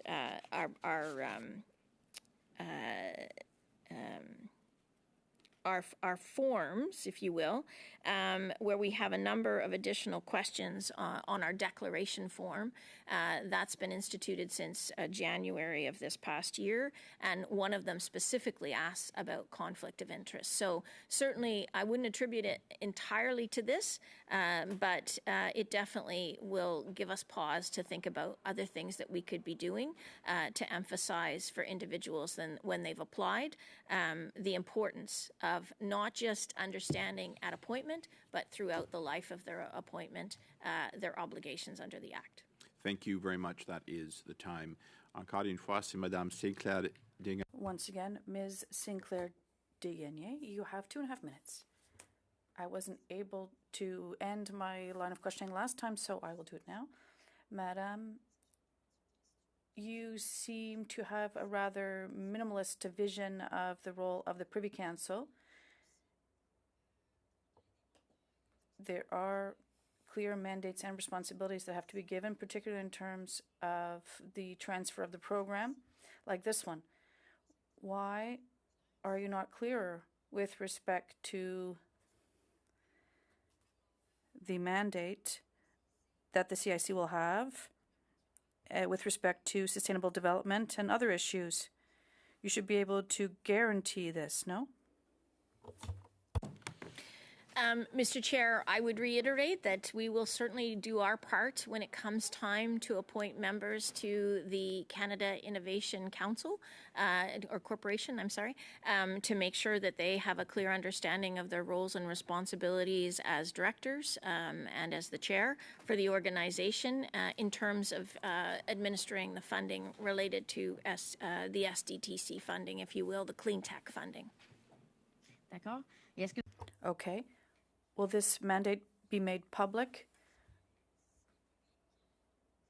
There's no mention of sustainable development right now, so it's really important that taxpayers know what their money will be used for, and we need a much more specific mandate. So I would reiterate, Mr. Chair, that the legislation has been passed by the House for the Canada Innovation Corporation, and that certainly when it comes time to make... Oh, sorry. le mandat We still have to define the mandate. We can vote on a budget for the CIC, but we still have to define the mandate until the actual CIC is actually inaugurated in 2026. The current mandate of the CIC seems very unclear still. Mr. Chair, I would reiterate that as I understand it, legislation was passed by the House this past spring for the Canada Innovation Corporation, and that a decision was taken that the SDTC funding, the clean tech funding, would fit well within the mandate. qui a pris toutes ces décisions-là sans l'avis du All these decisions were made without the advice of the Privy Council? Mr. Chair, absolutely, we would have, as an entity, not just my group in appointments, but the entire Privy Council office, our colleagues in operations and machinery of government would have absolutely provided advice on the structure and the nature of the Canada Innovation Corporation. Très brièvement, Madame. Very quickly, Ms. Sinclair-Dingagnier. That's why it's still somewhat strange to not have greater comments on the mandate of the CIC. The Privy Council did still have input into it, so we would have preferred more fulsome answers. You have the floor for 2.5 minutes, please.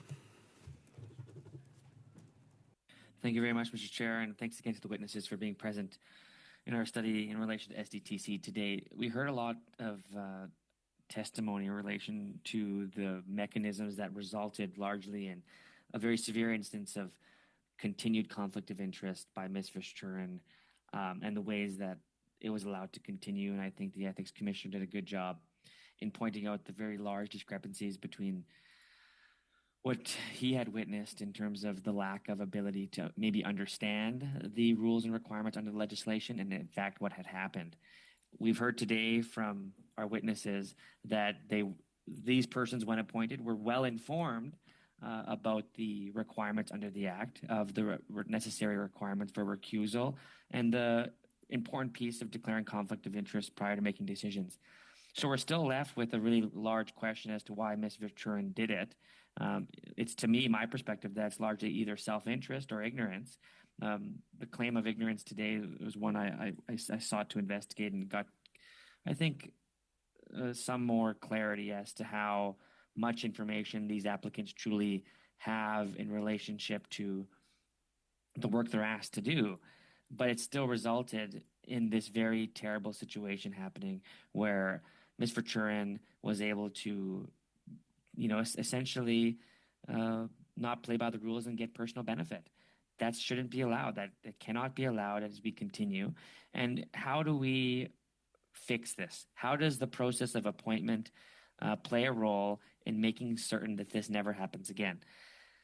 That's a question I think, Ms. Clément, I'd ask you to answer in terms of what you can do better, what can the department do better, or what can the Privy Council do better to avoid these conflicts of interest after appointment. I think your prior comments in relationship to opportunities to further review their conflicts may be part of that process, and I would encourage that. I think any way that we can encourage more check-ins on conflict reviews, the better in this case, because we're dealing with hundreds of millions, if not billions of dollars of taxpayer money.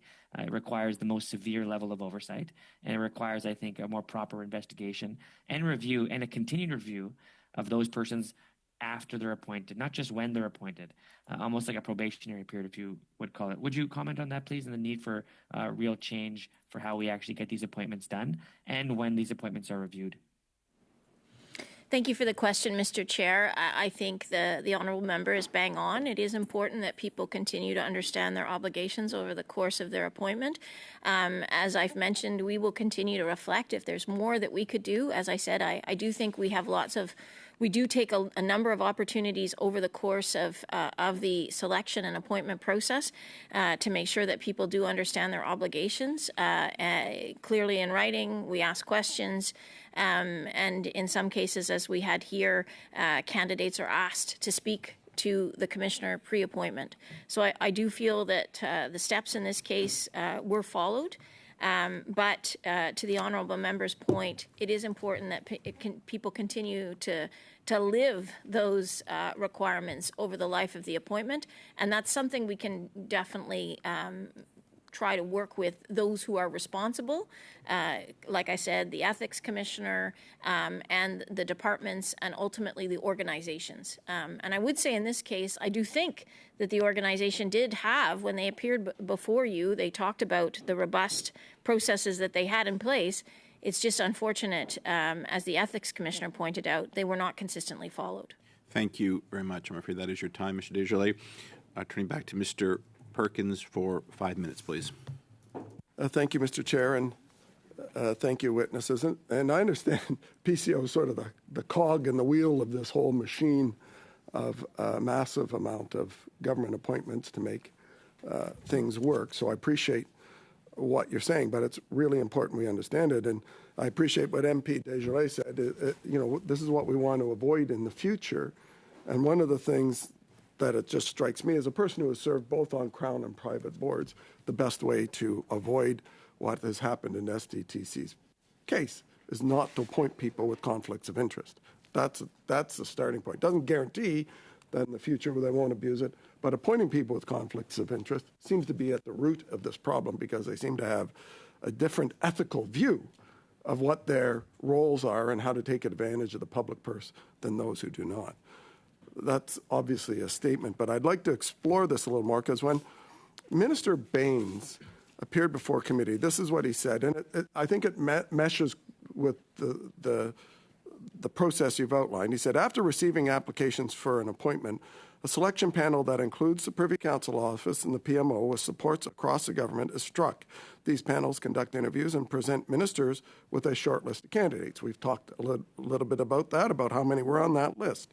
As part of the process, ministers would speak to the prospective applicants before formally recommending for an appointment. Finally, the minister makes a recommendation to the GIC so the GIC can pass it. And for those watching, GIC is the process goes from the minister to the cabinet for final approval, the governor and council. So he's got that right, correct? That's correct, Chair. So ultimately, the Minister Baines in this case, made a recommendation knowing fully well of the conflict of interest of the chair and recommended it to cabinet, and I'm assuming that was disclosed to cabinet, and the cabinet approved the idea that we should appoint a chair with a conflict of interest, and that's how Ms. Visharian ended up in the job. That's correct, right?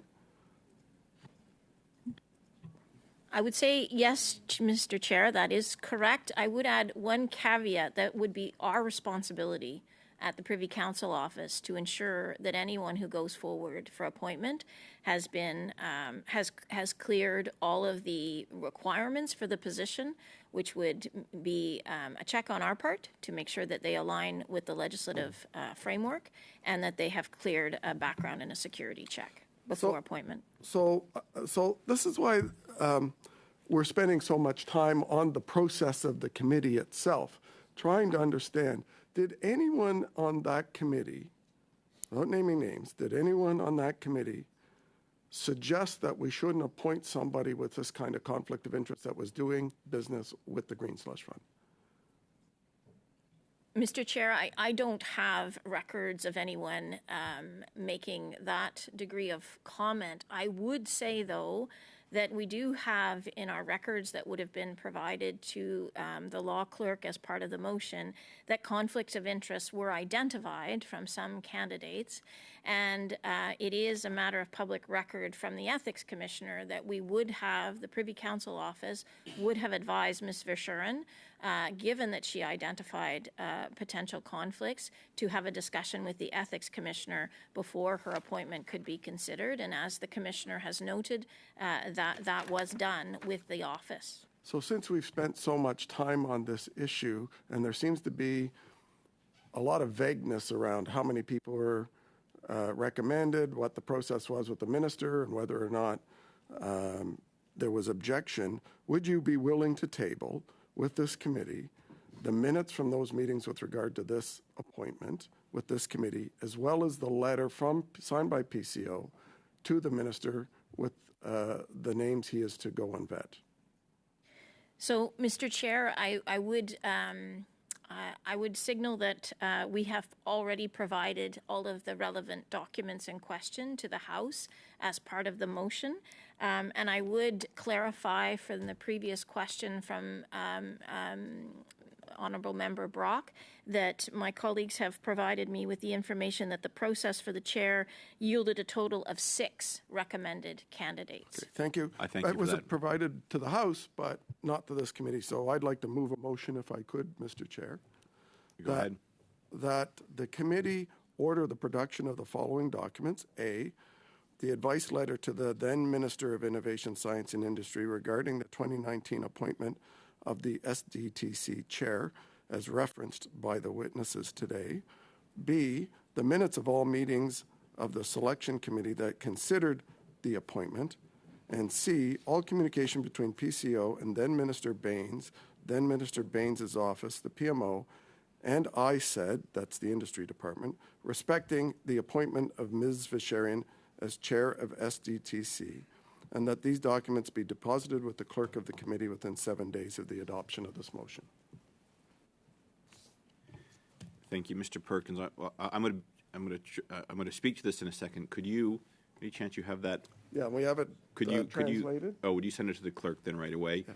The clerk will then verify and then send it out to the members for consideration. But before that, we'll take a few seconds. I will ask the witnesses. I don't know if you caught everything that Mr. Perkins has requested. Was that all tabled with the House, as far as you know? I'm just consulting my expert, Rima, and I'm pretty confident it was. Definitely the advice letter in a redacted form was provided, and I think all of the email, like anything that we would have had on the process. I would mention to the committee that some documents are transitory and we don't keep them. So this reference to minutes, we don't keep minutes per se, but I'm pretty sure we've provided most of these documents. I'm therefore hoping we can dispense with this quickly, since the documents appear to be in the parliamentary precinct, and it might not be too onerous for PCO to provide it. But I believe there's an interjection. Yes, Ms. Khalid, you have, and again, we are working to get the motion sent out. But certainly, go ahead, Ms. Khalid. I'm just trying to weave through this. But go ahead, please. Chair, I'm just wondering, and please pardon my ignorance, if the documents are already in the House, don't all members have access to them? And can we get access through the House instead of delaying through witnesses, perhaps? So that might very well be the case, and unfortunately, I'm not in a position to go that route. It's a question for Mr. Perkins. Mr. Perkins has put forward his motion, though, and I am seized by it for the moment. Mr. Perkins, you have the floor, and the clerk is still working to get out your motion to all members for consideration. We'll then turn to that after. Go ahead, please. I think it's an excellent question. What I've seen to date so far on the letter to the law clerk that the law clerk has sent out is the cover letters from the various organizations, but not the detail has been circulated about what's on any of the documents. So, but I agree that if they're already provided, then it should be no difficulty to provide directly to this committee without thinking that that's some sort of duplication. Thank you. And I'll just notify members the motion has been sent out to you all, so you'll now turn to that should there be any debate. And is that a signal, Ms. Khalid? Yes, Ms. Khalid has the floor. Then I see Ms. Yip, and then we will. If I could just hold on, everyone. So for the witnesses, there is still one more round of questions. You're welcome to take a few minutes if you like to stretch your legs. Walk down to the hall or anything like that. Yes, but why don't you just hold on just for a few seconds, because maybe this will get through quickly, but maybe not. So just hold on just a few more seconds, and I'll let you take that stretch. Go ahead, Ms. Khalid. Your indulgence, Chair, as per yesterday, I will ask for your indulgence again today. Well, not yesterday, I guess 2 days ago. That you let us finish our round of questions before going into debate on this motion. And I don't want to keep our public officials waiting as we debate this. Could I have a gentleman's agreement that you will not be calling to suspend the meeting during your 5 minutes? I ain't suspending unless you need to go to the bathroom, Chair. No, what I mean, sorry, adjourn the meeting. Oh, no, absolutely Okay, not. very good. So we have an agreement then. I'm just going to seek, I'm going to just seek consent. I need to seek consent. Is there an agreement to have Ms. Khalid's 5 minutes of questioning to the witnesses, at which point the witnesses will be excused, and then we'll turn back to Mr. Perkins' motion? Is there agreement? I see no opposition, so Ms. Khalid, you have the floor for 5 minutes, please. And then after that, you'll be excused. So over to you, please. Thank you very much, Chair. I really appreciate that in many instances we can work in a collaborative fashion to make sure that we're able to get to the bottom of where we need to get to. Ms. McClymont, can I just confirm one thing for you? I know that members of the opposition have said this multiple times, referring to the PCO as PMO. Are they the same entity? Mr. Chair, to clarify, as I mentioned, the Privy Council office is the bureaucratic arm that supports the Prime Minister as his department, and the Prime Minister's office is his direct political ministerial staff that support him directly. So no, we are separate and distinct. It is not a dissimilar kind of construct to a minister's office in supporting a department, if that helps. Thank you very much. I just wanted to clarify that for the record. Now, I know we've had a lot of conversations today about what it means with conflict of interest in our public institutions, within the roles that people of influence hold in terms of how they conduct business, and that public perception of what our democracy and what the value of those public institutions is. So, as the same token as we've heard of Ms. Vicheres, like, for example, the leader of the opposition, when he invested in Bitcoin and then used his position for it to become a more powerful currency or a greater value, it's something that sounds like a conflict of interest, or at the very least an attempt to influence the market for his own personal gain. Now, using that as an example and using the case before us with SDTC as an example, do you think that the conflict of interest rules are too tight, or are they too broad? Do we need to go into what it means, what a conflict of interest is in this day and age? Thank you for the question, Mr. Chair. I guess I would answer that by saying that we have over 2,000 Governor Council appointees who live and abide by these rules every single day. And it, as far as I can tell, it functions well generally. And I think that I think we've struck quite a good balance in the current climate of having rules that protects taxpayers. And still being able to attract some of the best and brightest in the country to serve the country in full-time and part-time roles across government institutions. Thank you for that. And I just want to dig a little bit deeper on this. You had before, as we were talking earlier, with respect to that public interest and for engaging and attracting good talent of public service to come and do the hard work that Canadians expect them to. How does that continued diminishing of public institutions and trust in public institutions through various roles of social media or the line of questionings that the opposition goes into, how does that diminish the role that organizations like this play in not only building public trust but also in doing the important work that these organizations are tasked to do? Thank you for the question, Mr. Chair. I would say that it's tough. We know firsthand, anecdotally, that some people who would be perfect for roles are dissuaded because they are concerned about the public profile, and it can be a challenge. It can cast a pall, as I said from the outset. That said, though, I think that we also have tens of thousands of people who've applied through our portal who want to serve, who do a good job of serving. And I think, like I said, if it's one thing that could happen today from this conversation, that we get more people applying, I would feel that that's a success. Thank you very much. And again, I really appreciate your service to our country. And thank you for being here today and for having this conversation with us. Thank you very much.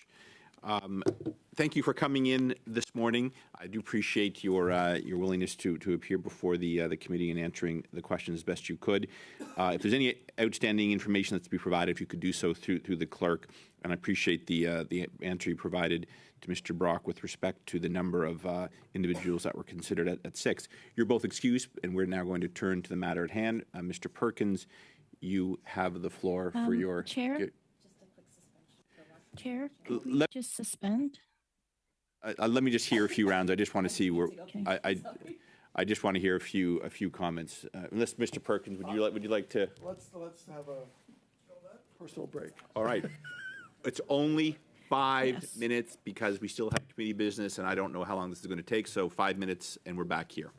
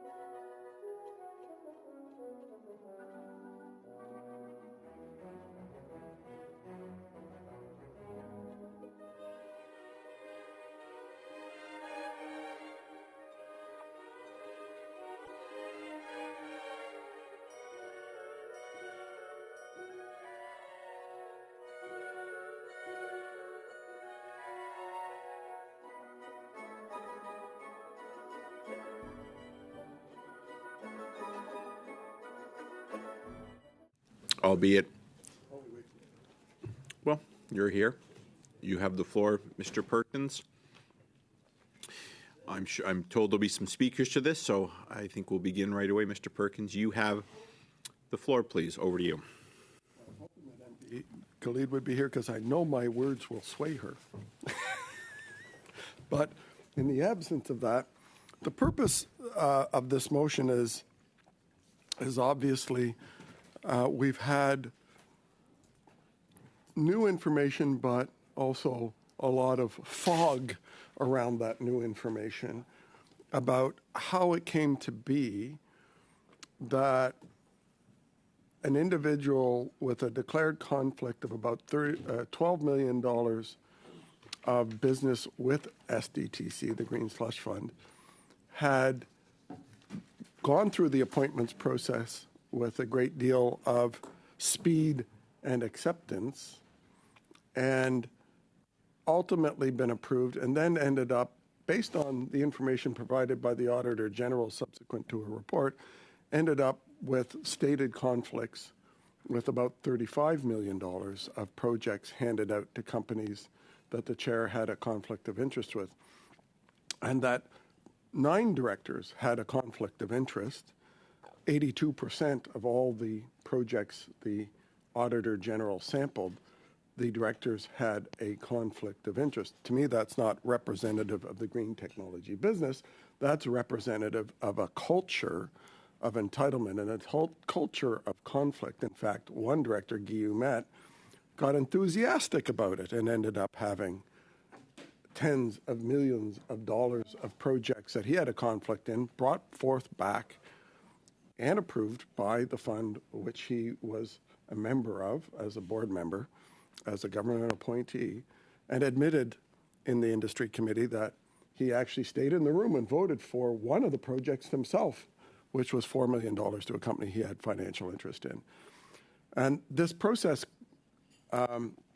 of how these continued appointments of people, as MP Cooper said, it appeared that one of the qualifications, it's all I can see, one of the qualifications required to be appointed to this board is that you have a conflict. Not that you don't, but that you do. And so we need to see the sausage making behind this decision.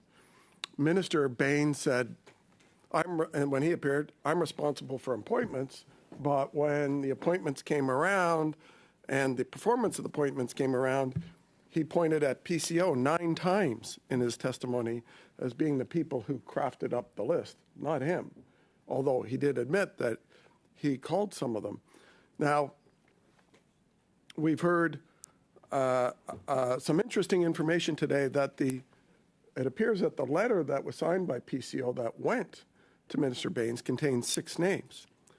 Now, why that's interesting is because the former president of the Liberal Green Slush Fund, Leah Lawrence, in her testimony said that the minister's office, Baines' minister's office, and the ADM who sat on the board from the industry department, ADM Noseworthy, told her to only search out 2 names.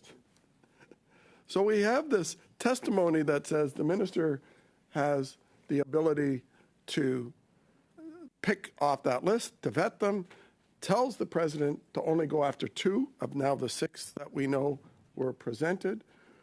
And we know from testimony of the president that when she checked out the 2, one of them said, I have a conflict, so it's inappropriate for me. And the other said, I have a conflict, but it is appropriate for me.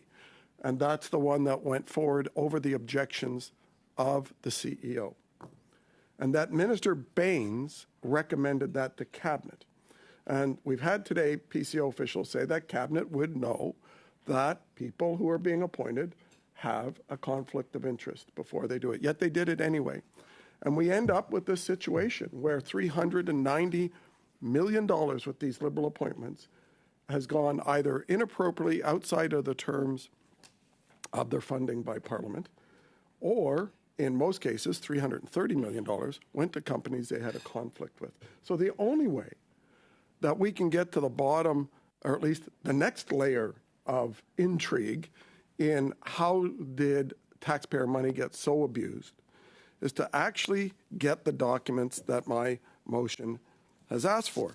So just to be clear, what that is, again, in my motion, that we're talking about the advice letter, the one that PCO signs from a committee that includes departmental officials and includes the Prime Minister's office, that they signed off on 6 names that went to former Industry Minister Baines, by the way, who was responsible for reducing cell phone bills and now works for the most expensive cell phone company in the world, ironically, Rogers, when he decided clearly through whatever vetting process that he admitted to in committee that he did, that out of that list he only wanted 2 conflicted people to be considered and vetted by the president, and then chose the one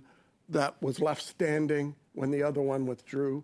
He didn't clearly go back to the other 4 that were on the list that PCO gave him. So somebody, because of his testimony, said, others were telling me to do this, told him that the one they wanted was Annette Vacherian. I suspect we have this massive PMO appointment secretariat that every appointment goes through. All the MPs here know this. All the Liberal staffers here know this. People like me who've served in staff members' roles in government know the role that PMO appointments plays. No appointment gets made without the vetting and approval of PMO appointments. The senior person in PMO appointments was referenced by PCO. And in some cases, it's the Prime Minister ultimately that reviews that list to make sure that the Prime Minister himself is comfortable with that list. So we have a clear line of responsibility of a handpicked chair by the Prime Minister, his office, out of a list recommended by PCO, of somebody in the Ethics Commissioner's report says she was approached to be the chair. She didn't apply. According to the Ethics Committee approach, she was approached. Now, she may have applied after the minister's office phoned her and said, okay, I'll send my paperwork in through the site, meeting the technical requirements of this clear, open, and transparent process. But at the end of the day, in the Ethics Commissioner's interview with her, she said it was the minister's office that approached her to be chair. That was the first time she had heard of it. So we have a lot of obfuscation, fudging going on, trying to bury the facts going on.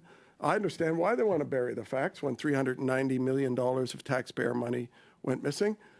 That is, to put it in perspective, almost 10 times more than the sponsorship scandal under the Liberal Chrétien government, which was $42 million, had a public inquiry where people went to jail as a result of that, and $42 million. And where the CFO from the industry department said this was a bigger scandal than that, which is clear. Yet government members are trying to downplay and say, this is just the way business is. It's okay to appoint people with conflicts. And you know what? They got out of the room.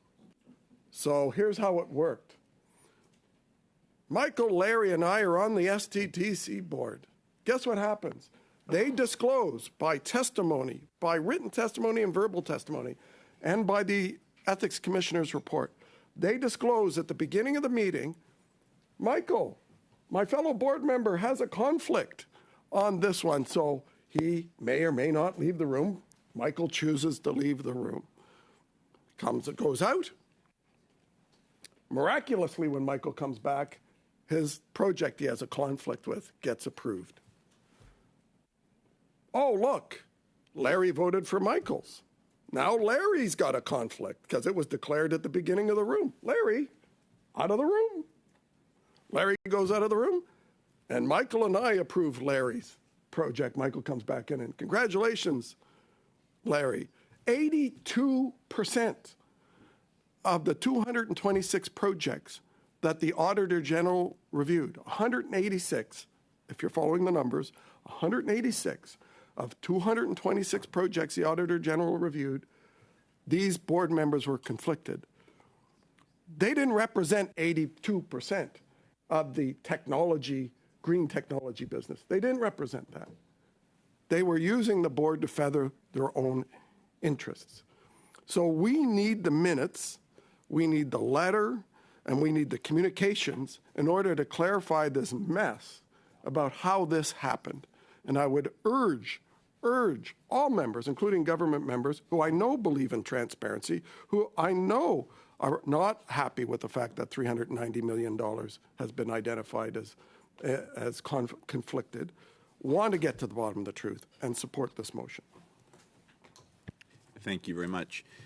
Ms. Yip, I see your wish to speak. You have the floor, please. Thank you, Chair. Our witnesses have already confirmed that these documents have been submitted to the House, so I don't see the need to duplicate the work here.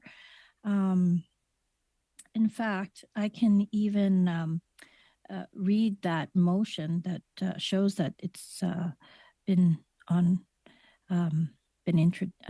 already put forth. Standing Order 81 paragraph 16, the House proceeded to the putting of the question on the main motion as amended of Mr. Scheer, Regina Appel, seconded by Mr. Perkins, South Shore, St. Margaret's, that the House order of the Government Sustainable Development Technology Canada and the Auditor General of Canada each, oh, sorry. Sorry, I think I have the wrong motion here.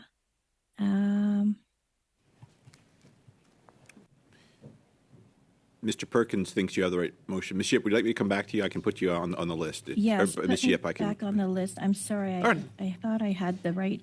That's okay. I'll go to Mr. Cooper, and then it's your colleague, Ms. Khalid's spot, and she might want to yield to you. If not, you'll come after her. Is that okay, Ms. Yip? Okay. All right. Yeah, Mr. that's Cooper, fine. you have Sorry. the floor. Yeah, no problem. Mr. Cooper, you have the floor. Yeah. Well, thank you very much, Mr. Chair, and I want to speak in strong support of this motion that is imperative towards getting to the bottom of how it is that Annette Verscheren was appointed chair of SDTC, notwithstanding the fact that her companies had received $20 million in funding, putting her in multiple conflicts of interest, how it is that the decision was made by these Liberals to appoint an individual as chair of SDTC who was conflicted the first time in the history of SDTC that a chair was appointed who had multiple conflicts.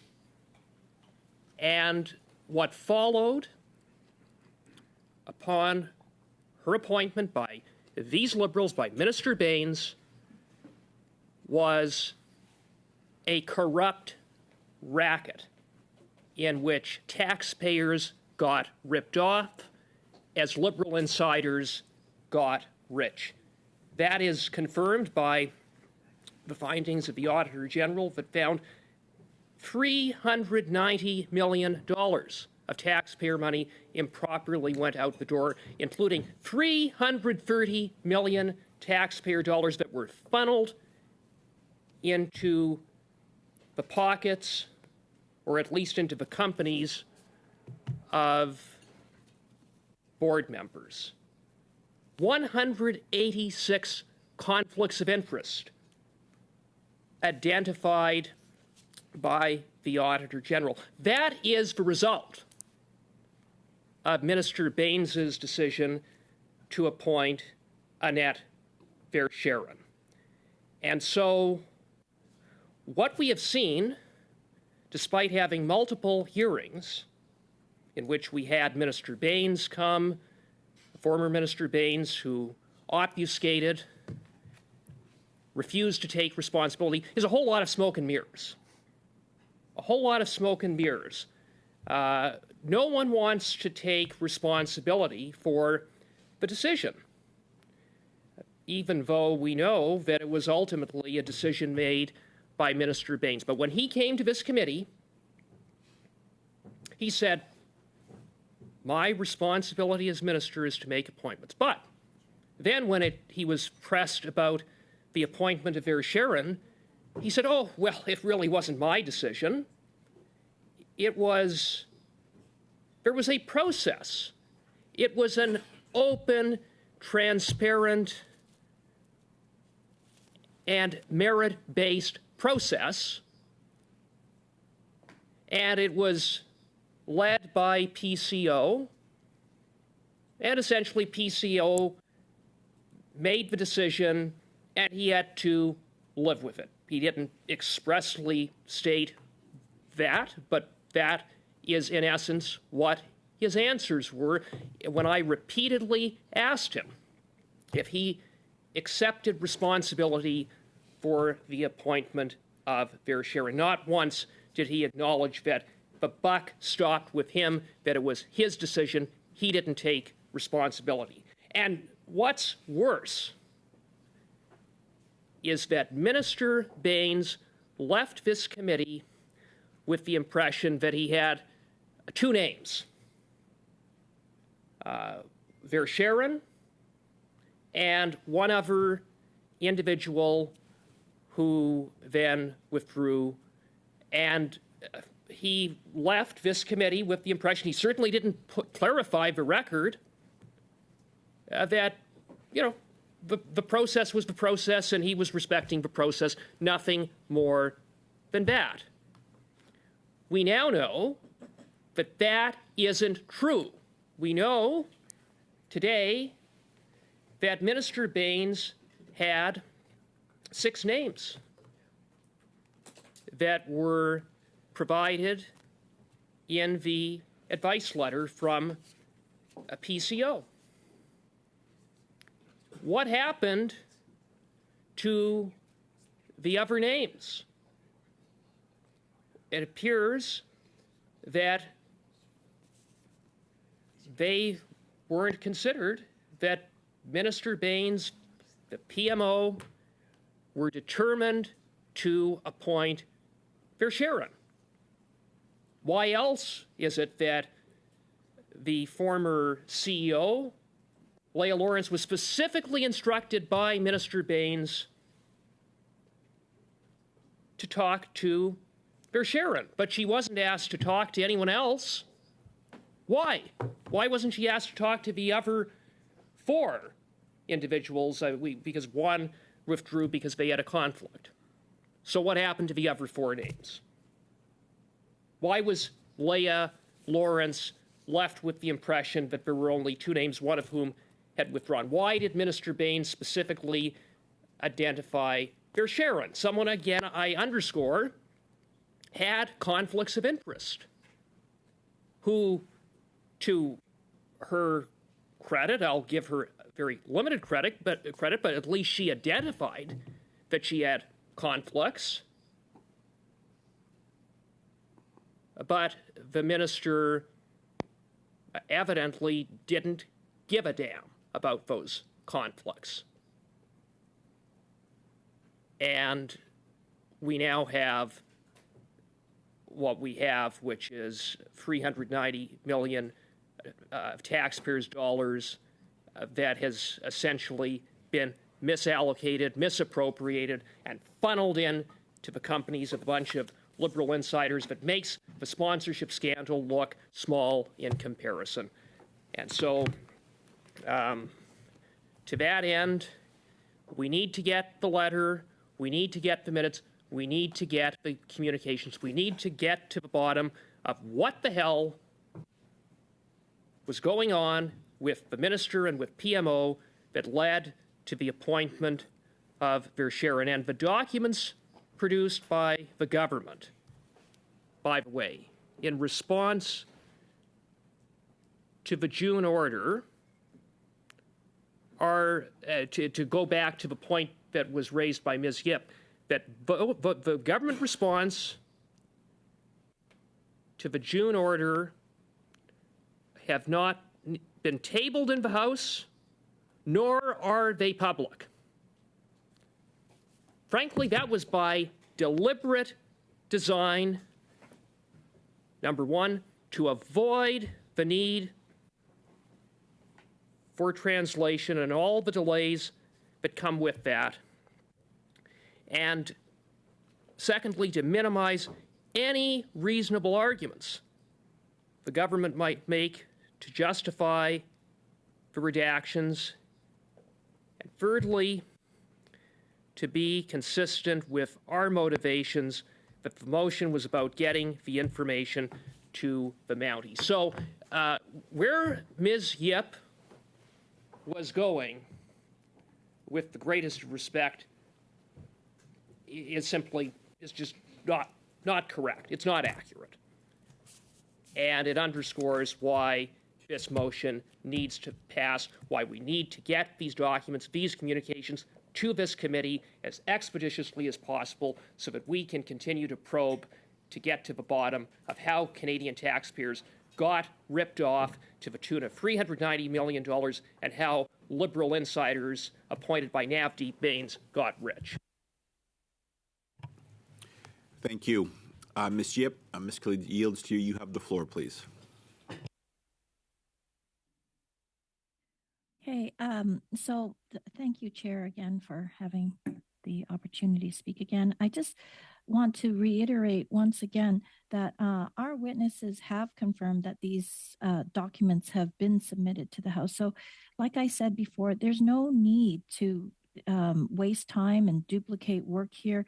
We're all going to have access to these documents, and given that they are deposited with the law clerk and the parliamentary council. So I'll just continue where... Point of order, Mr. Chair. Pardon me, Ms. Yip. Ms. Khalid has a point of order. Mr. Chair, I just want to raise this. I mean, we are here for many, many hours this week, and I have listened to the points very respectfully raised by my opposition colleagues. I am quite appalled by Mr. Cooper saying blah, blah, blah to what Ms. Yip has been. No, Chair, I have not finished raising the point. Hold on. All right, quiet all around. I heard you from across the room. Mr. Cooper, Ms. Khalid. Okay, Mr. Cooper. This is not a point of order. Ms. Khalid, you are the next speaker. You'll be able to address this in due course, and Mr. Cooper, I'm sure, will have a response at that point. Ms. Yip, you have the floor again. Thank you. I will just continue to make sure that this is heard correctly. All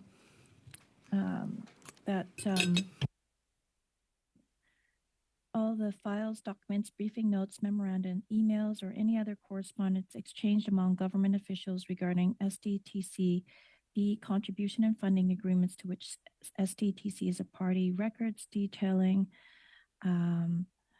financial information of companies in which past or present directors or officials of SDTC had ownership, management, or other financial interests.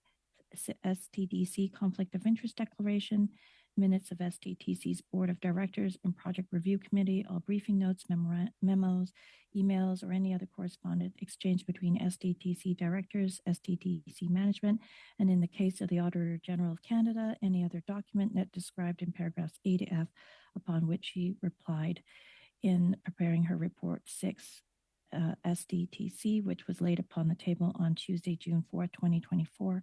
Provided that H, the law clerk and parliamentary council shall promptly therefore notify the speaker whether each entity produced documents as ordered, and the speaker in turn shall forthwith inform the House of the notice of the law clerk and parliamentary council. But if the House stands adjourned, the speaker shall by notice upon the table pursuant to Standing Order 32.1, and I, the law clerk and parliamentary council, shall provide forthwith with any documents received by him pursuant to this order. To the Royal Canadian Mounted Police. And I just feel that we have wasted enough time and we should just move on and not duplicate the work. Thank you. Thank you. Ms. Khalid, you have the floor, please.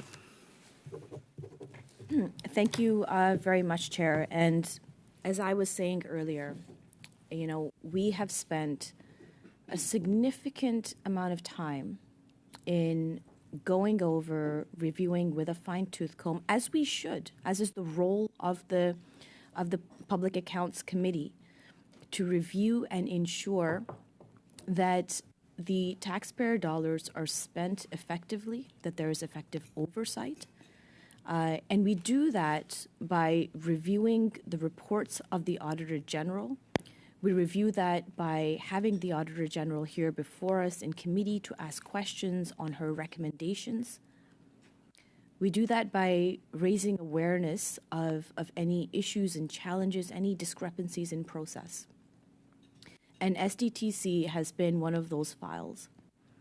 And you know, like I 100% agree with what Mr. Perkins has said with respect to every single member on this committee, regardless of which side of the aisle we sit on, cares about how public dollars are spent, cares about the oversight, the responsibility of our committee, and how we conduct ourselves. Every single member in this committee has a viewpoint, has an angle in which we perceive what is going on here with our own lived realities, with the realities of what is going on in our constituencies. So where, and I just want to get this off of my chest before I go into the specificities of the motion before us. Things do get heated, of course, but I want to remind members that we're all on the same committee here. We all have the same objectives here with respect to what we're trying to achieve. That doesn't mean that we should be disrespecting members on this committee. That does not mean we should be disrespecting the witnesses that come before us. I think that we all have the capability to conduct ourselves in a professional manner, to ask the questions that are necessary, to find ways to improve efficiencies for the issues that we are dealing with. And that issue, and I'll remind all members in this committee and anybody who is watching, the ultimate objective of the role of the Public Accounts Committee is to ensure that taxpayer dollars are spent effectively and efficiently, and that rules are followed, and that the Auditor General's reports are implemented with the will of this committee. So it really troubles me, Chair, when I hear members mocking others who are not in the room, they're here virtually, to make a mockery of what they're saying. Because I think every single person's viewpoint matters on this committee, including Mr. Cooper's, including Mr. Brock's, and including Mr. Perkins and Madame Singlet de Gagné and Mr. Desjardins, and including you, Chair. And I give a lot of respect and creed to that. And I think that we should all have some respect for what we all have to say on this committee, because I think ultimately we are all coming from a good place. And that kind of leads me into this motion and where we are going from here. Now, we heard from witnesses many times that the issues that are addressed in this motion, or the production or the documents that are requested, have already been tabled in the House. So I'm not sure why we need to duplicate the work of what has already been done, unless we're looking for clicks, unless we're trying to. I honest to God can't even begin to fathom why we would want to duplicate the work that all parliamentarians, that the House of Commons has already conducted. So it's interesting where we're going from here. I would have preferred to go on to committee business and discuss a very important motion that has been presented by Mr. Perkins, but I think perhaps I can make a small amendment that would improve efficiency in how we're conducting ourselves as a committee with respect to the production of documents and with this motion. So if I may, Chair, I would put forward an amendment to strike B, the minutes of all meetings of the selection committee that considered that appointment. And the reason is, as we heard from the PCO officials themselves, is that these meeting minutes don't exist. I mean, it's odd that we'd request something that officials just indicated that doesn't exist. And, I think the PCO officials were on the record saying that.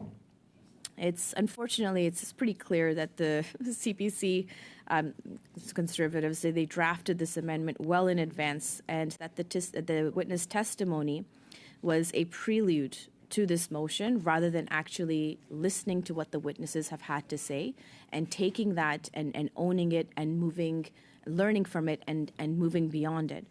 So I would really appreciate that, like that we appreciate and acknowledge that a lot of these documents that have been stated in this motion have already been deposited with the law clerk. So that is my amendment, Chair. I would like to strike B from the meeting minutes of strike B, which states that the minutes of all meetings of the selection committee that considered that appointment. And that's the only intervention I have so far, Chair, but I would like to get to the bottom of the list. Thank you. Mr. Desjardins, you are the top of the list to speak to the motion. There's an amendment to strike B. I do have Mr. Perkins ready to speak to it since it's his motion. Mr. Perkins is signaling to you. Do you want to speak to the amendment to the motion, or would you like to just stay on the top of the list when we get back to this matter? The floor is yours if you want it. I'm happy to have Mr. Perkins respond if okay. It brings clarity, but if I can go right after that. There's no other hand, so yes. The main motion. That can happen. Mr. Perkins, you have the floor. Thank you, Mr. Chair. I appreciate doing, but for the record, we don't have the minutes yet of the committee meeting. My recollection of the answer to my question was with respect to my question of PCO, was there anyone in the room that objected to her appointment because of the conflict of interest? And the officials actually said they went back and checked the record, i.e. the minutes, and the minutes don't reflect that detail of the conversation. She did not say there were minutes. There are minutes. That's what she said. She said that we didn't keep minutes of whether or not somebody objected. So there are minutes, there are records of the meetings. So, no, that's okay. It's okay. It's okay.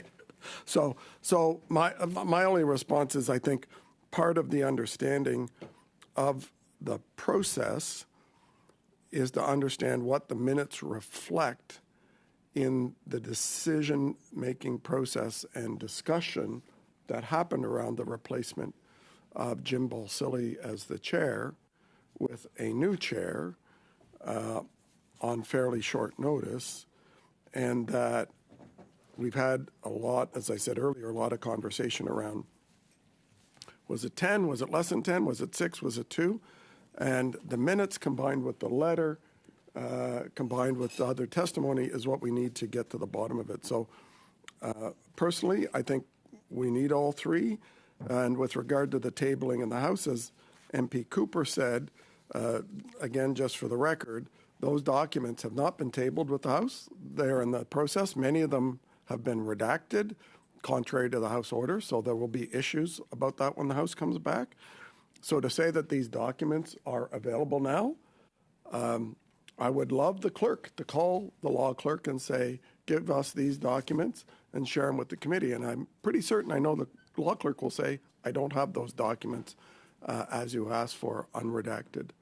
I may not even have the documents at all, because I do know in the response from SDTC, they're still in the process of providing the law clerk with documents. They have not provided the clerk with all of the documents, and PCO gave guidance to redact, contrary to the House order. So I suspect PCO has redacted their own documents that they've given to the House, which won't tell us what it is that we're looking for. These are unredacted documents that we're looking for here to ensure that we understand where the truth lies in this sordid tale. Thank you. I have Mr. Desjardins, and then after that, Ms. Khalid. Mr. Desjardins, you have the floor. Thank you very much, Mr. Chair, and I want to just thank my colleagues for this discussion. Mr. Perkins, thanks for your clarification. That was part of my questioning as well, as in response to the motion. I do know that we just heard from one of the witnesses that some of these documents were made available, but your explanation here explains that there are still some outstanding questions, and I think it is incumbent on our committee to try to answer as many questions that members possibly have. And should any of the members' questions be answered, including mine, by way of this production of documents, I'm happy to support it. I think to the argument of Ms. Khalid regarding the striking or amendment of B, if in fact there are no documents to produce within the motion as originally stated, there will be no documents to review. If, however, we sustain B, keep B in there, and there are, one or two documents to reveal the facts related to Mr. Perkins' question as to who was in the room and whether or not they left, et cetera, those kinds of details, I think they're important. And so for those purposes, I do agree with their original motion unamended, and I think it serves both points, including the points made by way of the amendment presented by Ms. Khalid.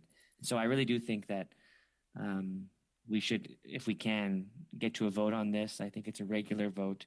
I hope it's uncontroversial in the sense that at the very basic level and foundation of all of our work, our job is to make sure that we have all evidence that we can possibly achieve for the purpose of our study. And Mr. Perkins' motion serves that end. And to that, I agree. And so I'm happy to go to a vote if, Chair, you see that as important at this time. Thank you, Mr. Desjardins. Before that, we have Ms. Khalid has the floor. Thank you very much, Chair. And I do want to just correct the record. The PCO officials said that the minutes were transitory records and wouldn't exist at this point, so that's why they haven't been provided to the House. So I, again, want to go back to my point to say, if we know and have been told that something does not exist, what's the point of asking for it? Are we trying to make a political statement, or are we trying to fix an issue that we have identified here? And what would be the purpose of getting these records? I'm still trying to figure this out. I mean, we've had a lot of meetings on this, and to Mr. Desjardins' point, he wants to get back to our study. Well, what's the purpose of this study at this point? We have brought in so many broad-ranging issues into this, where I think not just myself, but a lot of members on this committee have kind of lost focus as to why we're doing what we're doing here. The original point, and I will reiterate, is for us to make sure that taxpayer dollars are being used effectively, efficiently for Canadians. And if that's not happening, how do we make sure that that happens? And we're looking at SDTC to figure out what has happened. And we know that as soon as the minister realized wrongdoing, he took action right away. And we are continuing down this path to ensure that this doesn't happen again. And in fact, I'm looking forward to debating Mr. Perkins' motion, which hopefully we'll do before time runs out in this committee, on what are the next steps. So production of documents which are already available in the House to all members, but will be, Mr. Perkins, and then asking, knowing that those documents don't exist, asking for further documents of meeting minutes, informal meeting minutes, that we know and have been confirmed by PCO officials that they don't exist. I'm really not sure how that helps us further this study at all. So I do hope that members will support my amendment to strike what is blatantly obvious, what we've already been told by PCO officials, that these transient minutes, scribbles on a notebook or whatever they may be, do not exist. So why are we asking for them? Other than, I don't know what kind of political advantage anybody would be able to gain from them. So again, I would encourage members to say, look, let's be efficient. Let's focus on what is important here.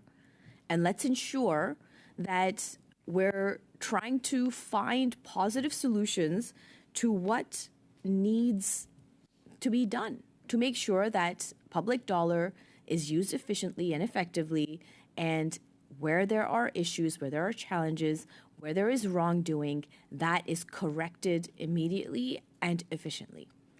Is this going to get us do that? No.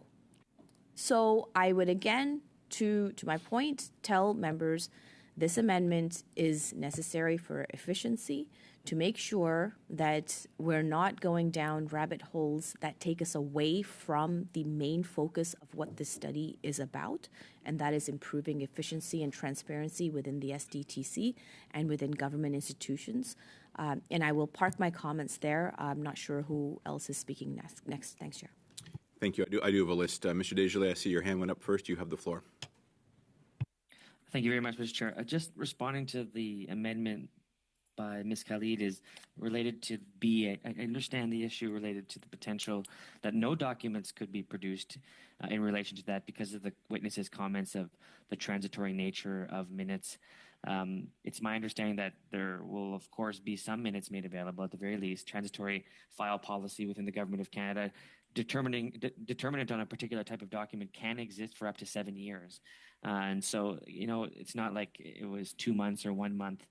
Some documents could, depending on their nature of information, although being declared transitory may be within a longer transitory policy period, up to 7 years. And so they may not be destroyed, is I think what is the other interpretation of what the witness said, that they may be destroyed. Yes, that is in fact a true statement, but they may also not be. And so for the scoping purposes of the motion, which is what I often bring up in these committees, is I always endeavor to try to ensure that we have the greatest scope of when it comes to the secondment of documents, but it's towards a very narrow ends. And if that narrow ends is to ensure that we get all pertinent information related to how conflict of interest, particularly if the appointment process takes place, and if there's outstanding questions that members have, I do believe it is a good inclusion within the original motion. And so I just wanted to speak to the comment on whether or not they may or may not exist and the nature of transitory files. So that for that reason, I think the motion unamended is a good motion. And if there is no documents related to Section B, then there'll be no documents supplied. And so I think that's as simple as I can make it, Chair. Thank you. Thank you very much. Ms. Bradford, you have the floor. Thank you. Thank you, Mr. Chair. There's no question that this matter before us regarding SDTC is important to all of us. It's important to the Public Accounts Committee and all the members here, regardless of our political persuasion. We do want to understand what went wrong in order to make sure that this doesn't happen again.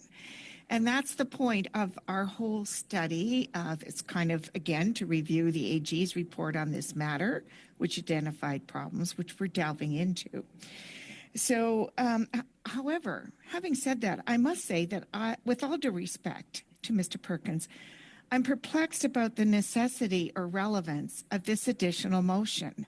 I don't really understand why we're asking for things that have already been provided to the House, that all parliamentarians will have access to, and other documents that we've been told don't exist.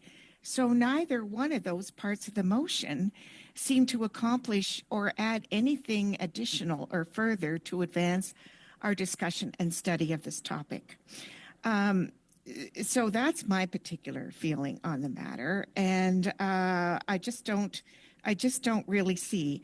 I think the seriousness and the importance of this study has been demonstrated clearly by this committee by the motion that we passed just the day before yesterday, where we've agreed to bring in 30 additional witnesses before this committee that probably may have some new important information to add so we can hear their perspective of what happened and how they were involved.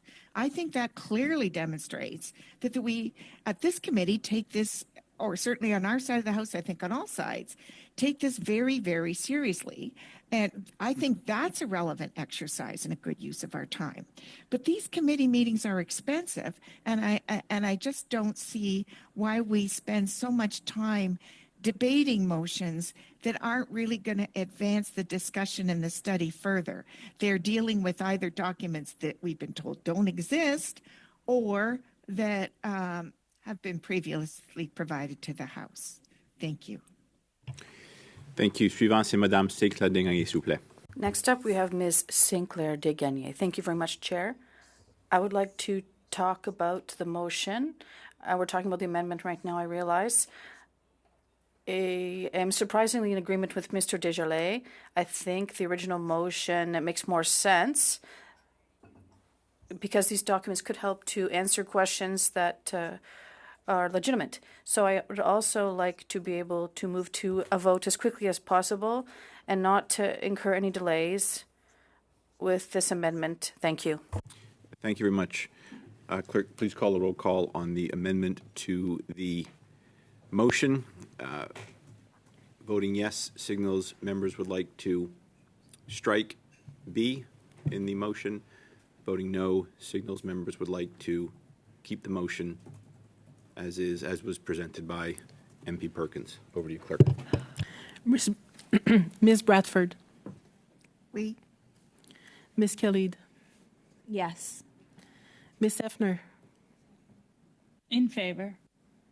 Mr. Weiler. En faveur. Ms. Yip. Yes.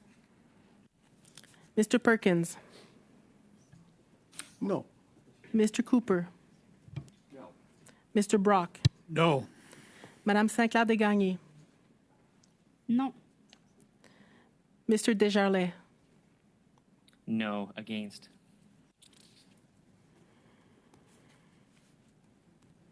Five yeas, 5 nays. Thank you. The amendment to the motion is defeated. I'm going back to the list now. It's to Mr. Desjardins. But before I turn to you, Mr. Desjardins, Madame Sinclair Desgagnés, est-ce que votre main est levée pour... Did you raise your hand to speak again to the motion, Ms. Sinclair Desgagnés? No? Very well. Have the floor, and because I know there are many caucuses meeting next week, I am requesting extra time for this afternoon to get through this in the business at hand. So, Mr. Desjardins, you have the floor to speak to the motion. Pardon me, to speak to the motion as was tabled by Mr. Perkins in its entirety. Over to you, sir. Thank you very much, Mr. Chair, and thanks again to my colleagues. Of course, it's not always my preference when we dispute on matters of the documents or evidence secondment, particularly in this case. I do take note from my colleagues, my Liberal colleagues, their concerns. I also hope that we can all see that this is an order for the production of information. It is relevant to our study.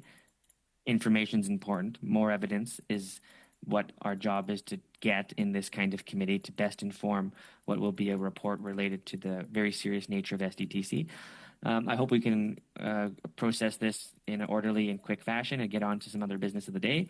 And so I'd ask for my colleagues' support in attempting to get this to a vote. Thank you, Mr. Desjardins.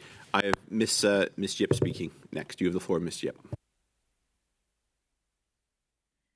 Thank you. I'd like to move an amendment to replace the 7 days with 3 weeks, just because 7 days is a short amount of time, and the regular process for production is a minimum of 3 weeks across all committees. And I don't think it's quite fair for members to request these documents in such a short time span. Standard of 3 weeks really should be respected, both to ensure nothing is missed, translation is adequately conducted, and the committee stands by its precedent on this. Thank you very much, Ms. Yip. I have an amendment to the motion to change the time from 7 to 21 days. That's calendar days. Mr. Perkins, you have the floor. I just point out the contradiction of MP Yip, who said the House already has them, so they should be able to produce them and wouldn't need 3 weeks if the House already has them. Thank you very much. Clerk, could you call a vote on the amendment to the motion? Voting yes signals members would like to extend the deadline to 21 calendar days. Voting no signals the motion will remain as is with a 7-day deadline. Over to you, Clerk. Ms. Bradford. Yes. Ms. Khalid. Ms. Effner. En faveur. Mr. Weiler. Favor. Ms. Yip. Favor. Oui. Mr. Perkins. No. Mr. Cooper, No. Mr. Brock, No. Madame Saint-Clair Desgagnés, Oui. Mr. Desjardins, No.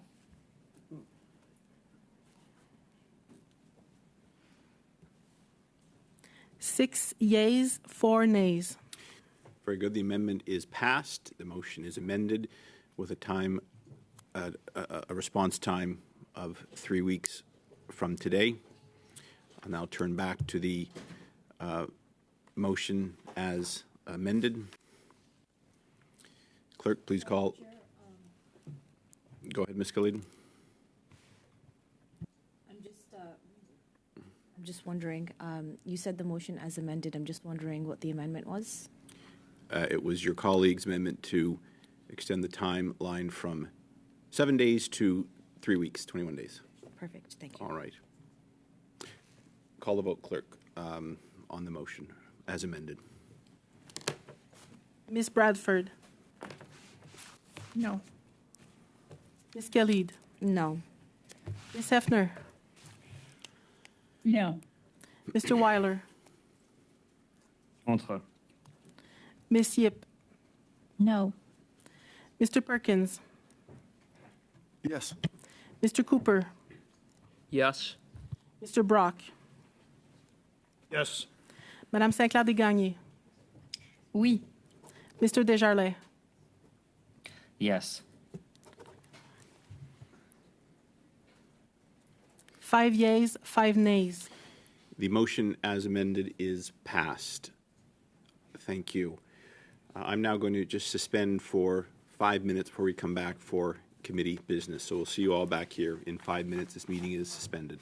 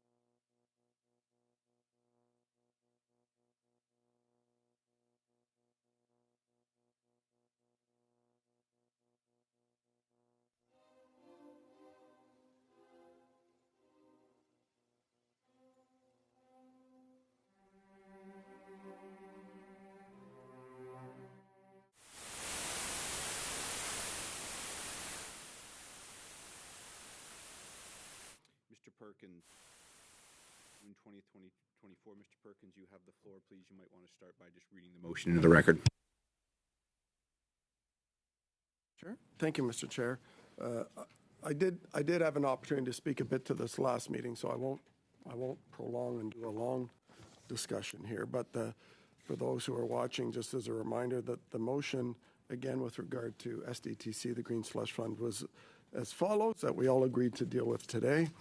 Given the Auditor General's audit of Sustainable Development and Technology Canada, and given the government-appointed board members approved, A, $59 million towards 10 ineligible projects, B, $76 million towards 90 projects in which board members had conflicts of interest and violated internal conflict of interest policies, and in violation of the Canada Foundation for Sustainable Technologies Act.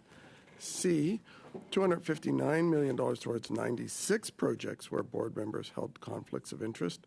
And D, $58 million towards projects without ensuring contribution agreement terms were met. The committee therefore expresses extreme concern with the blatant disregard of taxpayer funds, and therefore calls on the Minister of Innovation, Science and Industry to recoup these funds for Canadian taxpayers within 100 days following the adoption of this motion, and that the committee report this matter to the House. We have had, and we will have more meetings on it, but we have had both the Ethics Committee report and the Auditor General's report. These numbers are straight from the Auditor General's report. They're not some sort of extensive research by my team and my office or myself. Those numbers are actually even worse. But we will suffice it for the purpose of this motion to leave it to the findings of the select 186 conflicts out of 226 sampled projects. I understand that in the Auditor General's audit period, there were over 400 projects approved, totaling $832 million. The Auditor General only looked at 226 of more than 400 projects and found 82% were conflicted. By that matter, rough math would say that over $600 million probably went out conflicted, but the Auditor General didn't do the detailed audit of that, hence the motion last committee that met asking the Auditor General to do a deeper dive into all those transactions. But in this case, I think we know enough already to ask the committee to express our concern to the House. And the Deputy Minister of Finance, Simon Kennedy, actually said before committee that some of these funds should be returned. And in fact, the National Research Council, who were witnesses here this week, in their own scandal during the Chrétien government, actually did actively go out and recoup the money that was stolen during the process of awarding NRC contracts. The individuals were convicted, and the money was recouped by NRC. So there is a history of the government under the Liberals actually trying to recoup the money when it's absconded by people inappropriately. And that's what this motion instructs the minister to do. The minister needs to give direction. He has not actually found the time in all his extensive travels since his press release to actually meet with the NRC, as was admitted yesterday by the president of the NRC. He hasn't met with them to actually talk about how to improve the governance. He cares so much about improving the functioning of this thing that he has not held one meeting with the NRC, who's supposed to clean it up. So because of that, and because of the inaction of the minister, and because his own deputy minister said in committee the money should be recouped, we are asking it be done because we have no confidence that without the action of this committee and the demand and expression to the House to do that, that any attempt will be made by Minister Champagne or his officials to do the right thing and get this money back. Thank you, Mr. Perkins. Ms. Khalid, you have the floor. Thank you very much, Chair, and I really appreciate the care that Mr. Perkins has provided, and I think he's absolutely right in that this committee has a very significant role to play in how public funds are used where they're used, and the level of accountability that should surround them as they're being used. And absolutely, the role of this committee is to ensure that we're holding that use of funds to account, whether it's through the reports of the Auditor General, which has raised significant concerns on this issue, whether it is a number of other avenues in which that have come to light, in which we realize that there are issues here. I do appreciate Mr. Perkins' motion, although I do have some concerns with it, because, and I'll raise them point by point. I think, given the number of meetings that we've had on this issue, and I think that given the scope and the broadness of what the questions from members has been, I think perhaps we need to expand this to not just SDTC and the Minister for ISED, but to the entire Government of Canada. And to say, you know what, let's see where else and how else.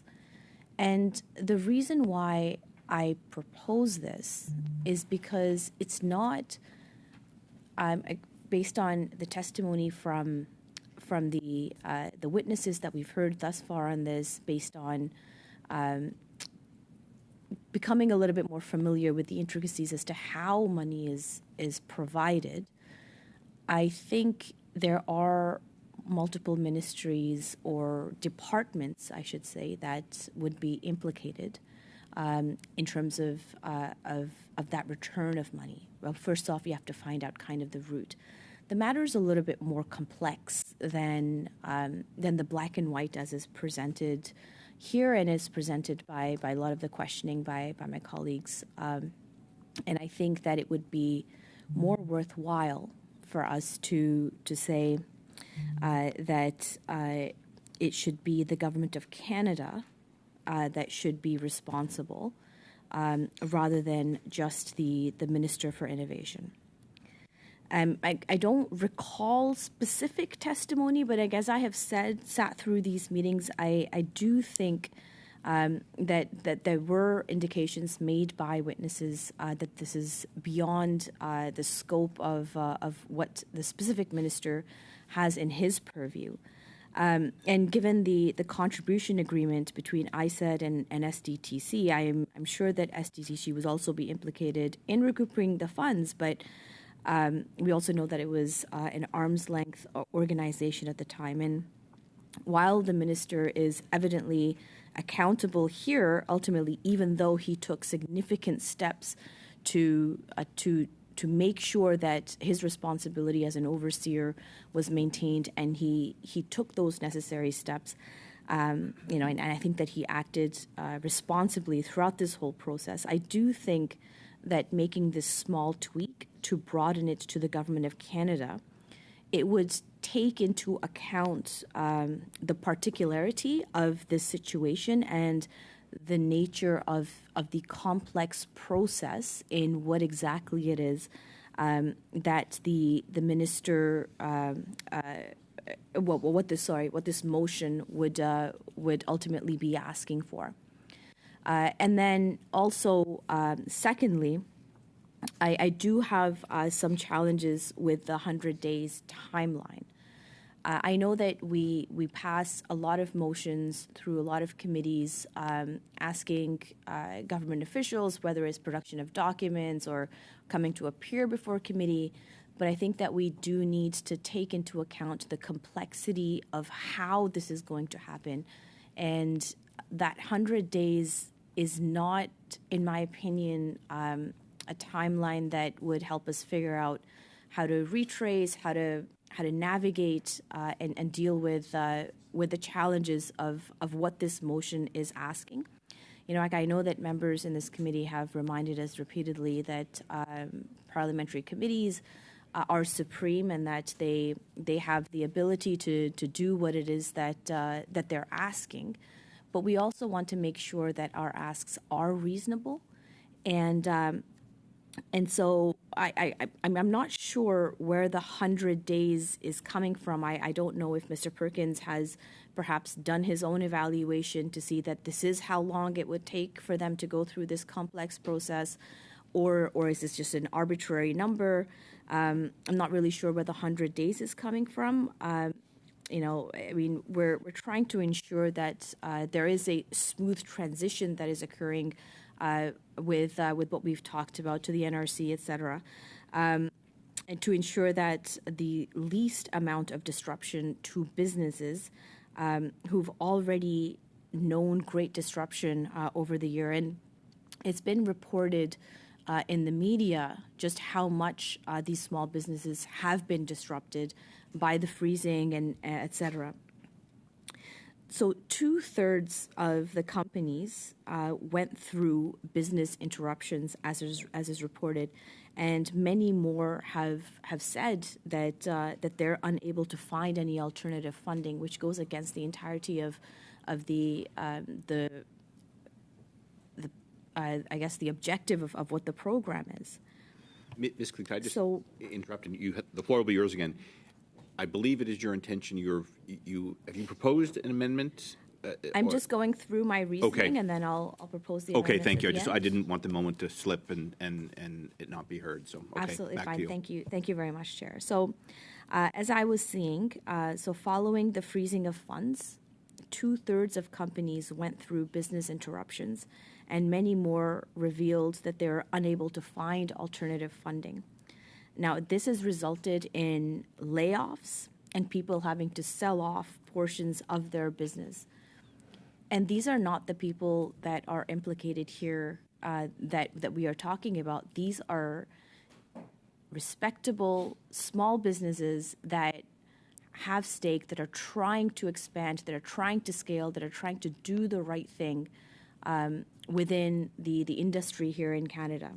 So putting a time frame to recouping of the funds, it could place a significant stress on these businesses. And I don't think, and I don't see why we couldn't just limit the motion to calling for the recouping of funds without putting any additional pressure on these businesses with a set timeline, especially knowing that we don't know the complexities of how this process will work, and knowing that the pressure that businesses are under right now, SMEs that are really working hard in all of our ridings across the country to try to make things happen while also dealing with this challenge. And I'd also like to remind colleagues that these are small companies in Quebec, whether it's in Sherbrooke or in Salaberry de Valleyfield, in Thornhill, in Calgary, in Victoria. These are communities that are ours. And I think that we need to be more mindful here. Now, Parliament has taken issue with the way that things were done at SDTC, and we're not and should not be looking to punish or add additional stress on the businesses that are impacted here. And I also want to remind my colleagues that placing these businesses under any type of scrutiny, like we're technically calling for with this motion, it will make it difficult for them to get any type of additional financing, private or otherwise. And I'll pause here and I'll remind committee members that the majority of the businesses that have taken advantage of this program are in fact eligible, are doing the right thing, are trying to grow their business in an ethical and safe manner within our industry here in Canada. So in addition to recouping funds, they're also going to have difficulty in finding additional funding. And we're really putting them in a very difficult position. No third party will want to pour money into a business that is facing this type of scrutiny or is part of an investigation. And again, I want to be very clear that what we're doing here is not scrutinizing the legitimate businesses that take advantage of this program, that are able to hire more employees, that are able to scale up their businesses to get to where we need to go. So again, I advise our members on this committee to act with caution. This is a balance here that we need to make sure we maintain. 100% scrutiny is important. 100% wrongdoing should be punished. But collateral damage of small business in my country is not acceptable to me at all. And I think that we need to be a little bit more mindful in how we're conducting this. These businesses have already lived in a lot of difficulty following the freezing of funds, as I mentioned earlier. So let's please be mindful of what exactly we're doing here. So I would propose the amendment, Chair, as I've talked about, the two specific changes that I'd like to make to this motion. First of all, is to strike the name of Minister of Innovation and to replace it with the Government of Canada. The Minister of Innovation is likely not the only participant, as I said, in the process, in this type of process. So broadening it to the Government of Canada ensures that we're including all players and can hold the broader government, including the minister, to account here. It's a small tweak, and it remains true to what Mr. Perkins is trying to attend with this motion. And then the second amendment, within the same second change that I would make to the motion, would be to remove the sentence within 100 days following the adoption of this motion. And I will park my comments there, Chair, with taking reservation to be at the bottom of the list should need be. Thank you. All right. So we have a amendment to the motion to change Minister of Innovation, Science and Industry to Government of Canada, and then to strike within 100 days following the adoption of this motion. As is my custom, I'll turn to Mr. Perkins if he has any comments to make about the double amendment to his motion. I guess I'd say I would be open to the Minister of Innovation Government if it was Minister of Innovation and Government of Canada more. And I really think the 100 days is important to get this process going. This fund has been frozen for a while. The Auditor General has produced a number and a list of companies where there's funds. The Auditor General has produced a list of how much money was given to them. So that process can begin.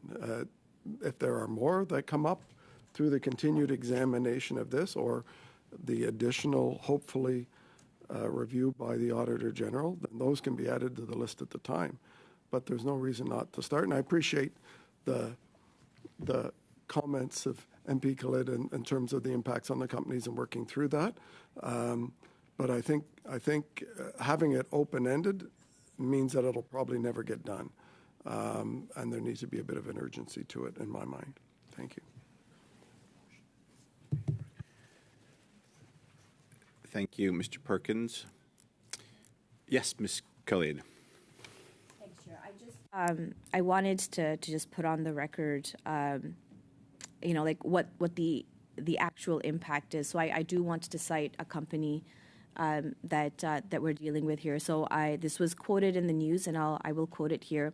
QEA Tech was planning an ambitious international ramp-up of its energy efficiency technology last October when basically this whole controversy pulled its legs out from under it. To that point, the Markham, Ontario-based company, which uses drones to identify points of energy loss from high-rise buildings, had every reason to believe it was in line for $10 million from the federal agency, the Sustainable Development Technology Canada. That funding was key to a $25 million scale-up project involving 500 buildings in Canada and internationally, partly because it was validation for property companies with which QEA planned to partner, as well as for other investors. And then amid these allegations, primarily involving conflict of interest and human rights, human resources processes, as well as some funding decisions that exceeded its mandate that had nothing to do with QEA, SDTC abruptly had its funding powers suspended by the government. 7 months later, they still haven't been restored.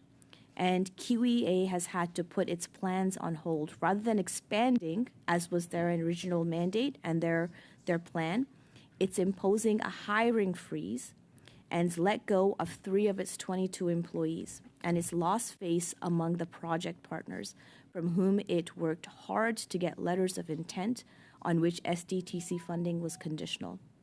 And they're quoted as saying, "We got discredited among these companies."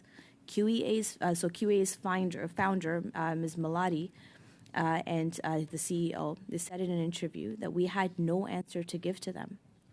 There are currently hundreds of similar stories across Canada's clean tech sector, many of them that are in worse positions than QEA, even if other entrepreneurs are more reluctant to go on record with them. SDTC, or was, the country's most important government entity for helping those types of companies avoid falling into the so-called valley of death, in which proponents of promising technologies prove unable to get first commercial projects off the ground. Its records show cumulatively spending $1.2 billion on grants since 2001. It has helped grow companies that have created over 24,500 jobs. And this is cited in the Globe and Mail. So the point that I'm trying to make here, Chair, is that yes, our work is very, very important, but at the same time, we have to make sure that our clean tech sector is able to thrive, is able to do the work that this whole sector is designed to do. And I think that the amendments that I propose really help us find that balance. It's not fair for us to punish collaterally the entirety of the clean tech sector for what has been the role of a few small bad apples and what has been a problem with the conduct of a few board members within the SDTC. I think we as a committee need to be more vigilant, more responsible, and more reasonable in how we are conducting ourselves. I've seen, Chair, through committees, not just this one, but across the board, where businesses get hauled in and they get defamed, they get questioned and interrogated and put on the quote-unquote stand or whatever. I'm sure Mr. Brock would know the terminology a little bit better than I would. But they get put through the ringer ultimately. And what that does is that it decreases trust within our industry, an industry that Canada is renowned for, which is that clean tech sector. And if we are not doing right by the industry, by innocent companies, innocent small businesses that come up with brilliant ideas to grow this sector, then what exactly are we doing here? Absolutely, we need to make sure that public accounts, taxpayer dollars, are dollar for dollar receiving the value that they have, which is the sweat and tears of Canadians.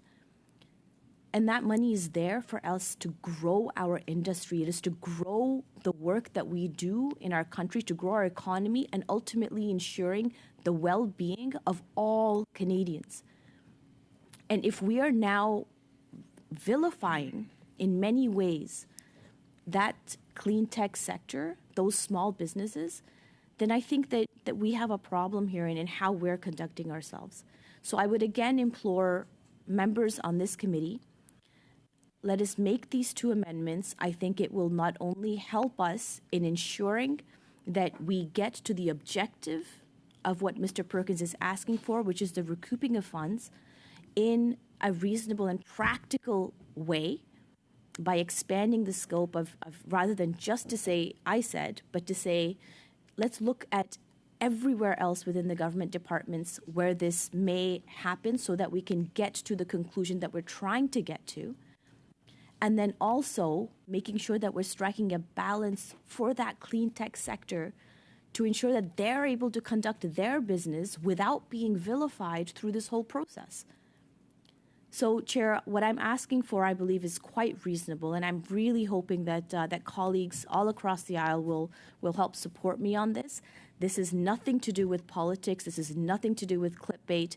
What I'm trying to do is to make sure that we are going forward, as is the purpose of what this committee is, reasonable accountability of public funds within all corners of this public sector within the government as per the recommendations of the Auditor General. So I put it to committee members, let's put forward these two amendments, let's accept them, and let's move on with the day. Thanks, Chair.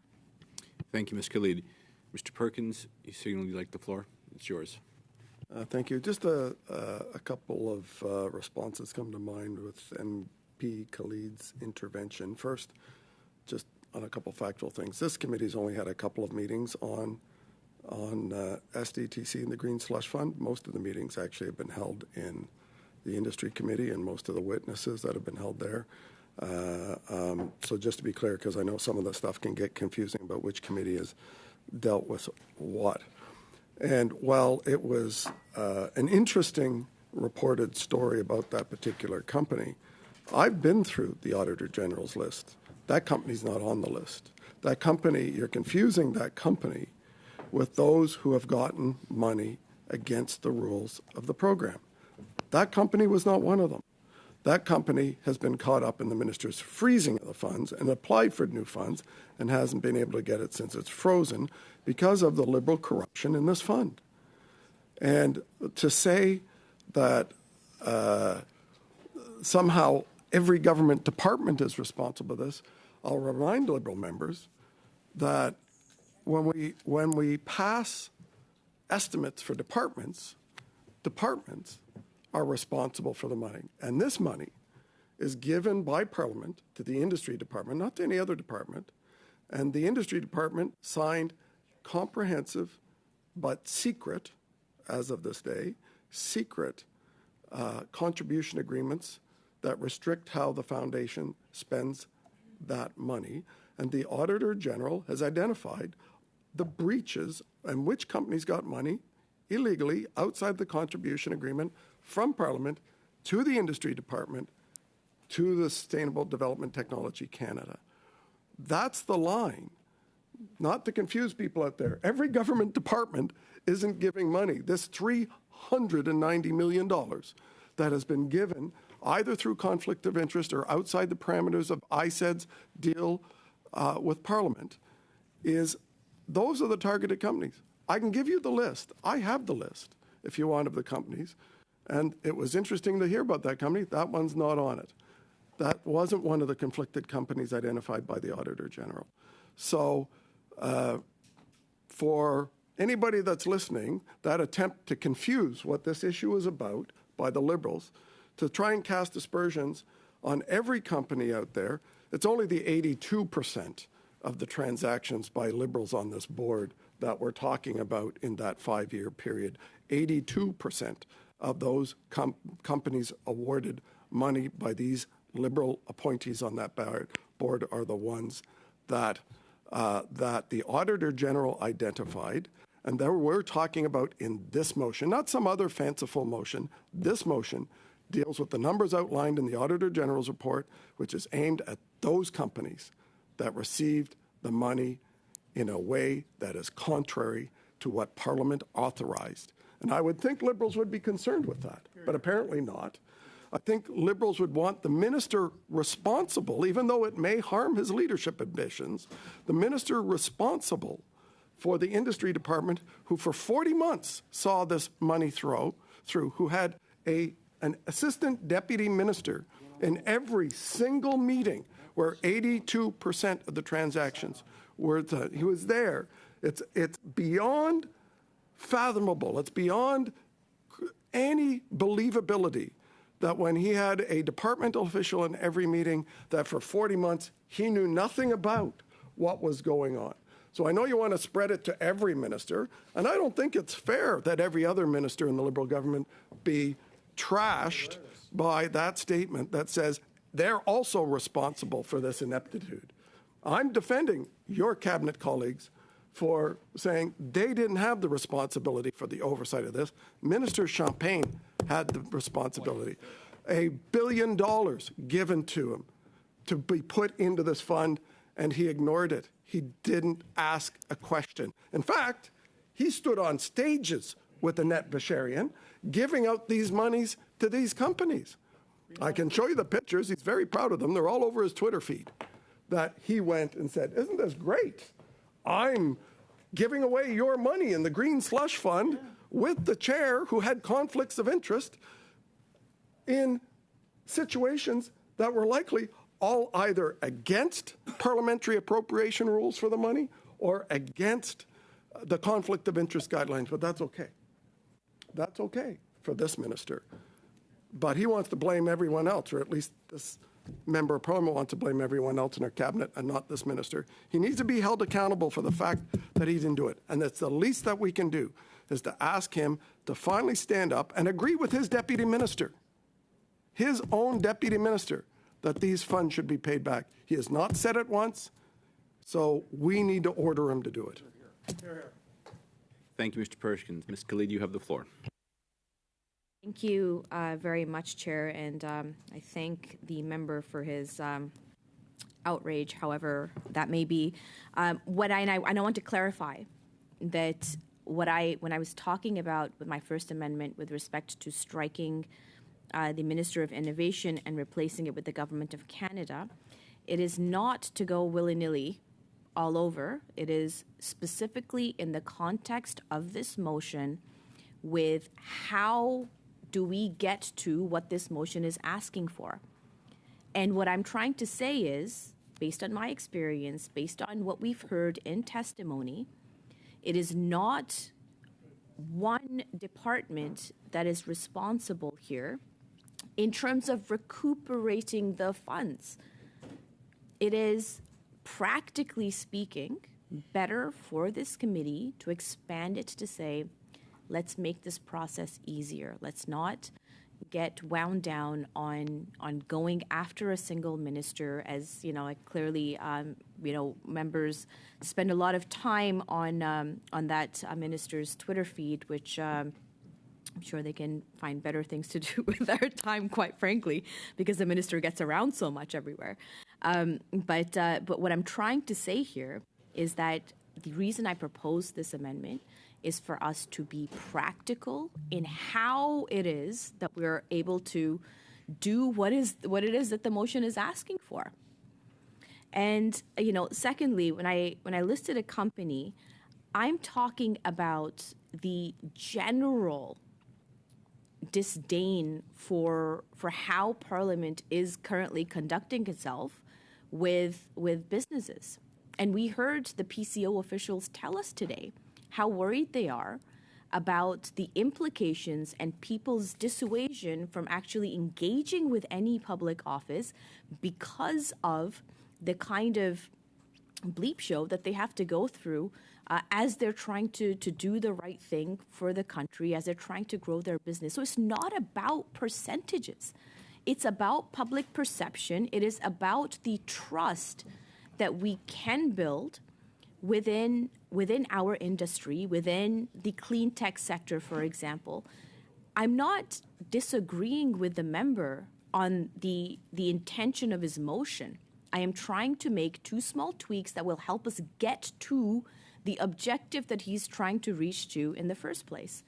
So I again, I would really appreciate, we're trying to have an open and honest debate here about how we're going to achieve what it is that we're trying to achieve in this Public Accounts Committee, which is to hold to account every single dollar that is spent by departments, by organizations, and to ensure that there is public accountability. But at the same time, what I'm also saying is that there should be public trust in the institutions that are functioning here.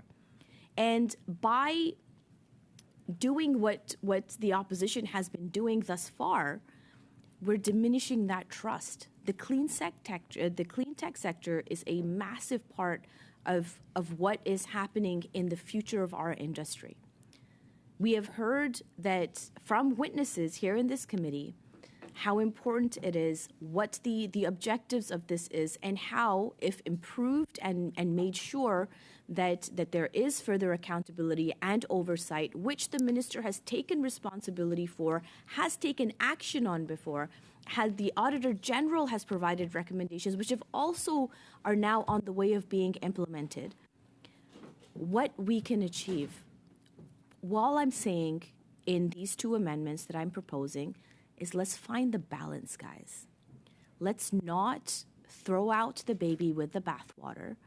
Let us make sure that we are being responsible with the privileges that we have, with the responsibilities that we have in this committee, and to ensure that we are trying to practically achieve the objectives of what it is that we're trying to achieve. Now, I can go ahead and say, well, perhaps the opposition doesn't want to achieve the objectives. They want to go down another path. They want to go down and find and accuse anybody and everybody and kill a complete industry. But I'm not going to do that, because I believe in my heart of hearts that members in this committee genuinely care about the clean tech sector. But what I'm saying is their actions are not showing us that. Let's be nuanced, let's be balanced, and let's ensure that how we go about this is a way to make sure that industry is still maintained while also ensuring that we are creating further accountability for taxpayer dollars. So I, again, happy to receive any comments from colleagues, but I really think that these two amendments that this one amendment with 2 points propose a very reasonable way for us to move forward on this motion. And as I said to Mr. Perkins, I really appreciate the intent of what this motion is, and I'm hoping on his gentleman's honor that this is not another clickbait type scenario where where industry ultimately gets punished collaterally for the actions of a very few. Thanks, Chair. We'll now move to a vote. Voting yes will strike Minister of Innovation, Science and Industry and replace it with Government of Canada, as well as remove within 100 days following the adoption of this motion. Voting no will maintain the motion as it was tabled by Mr. Perkins. Clerk, please call the roll call. Ms. Bradford. Oui. Ms. Khalid. Yes. Ms. Hefner. En faveur. Mr. Weiler. Yes. Ms. Yip. Yes. Mr. Perkins. No. Mr. Cooper. No. Mr. Brock. No. Madame Saint-Clair-Desgagnés.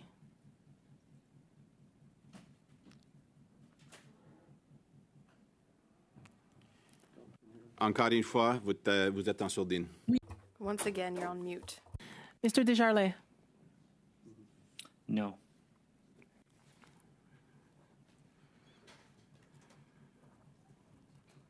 Six yeas, 4 nays. That was 6 yeas, 4 nays. Just very good. The amendment as proposed is passed. We now return to the motion as amended. Clerk, call the roll call on that, please.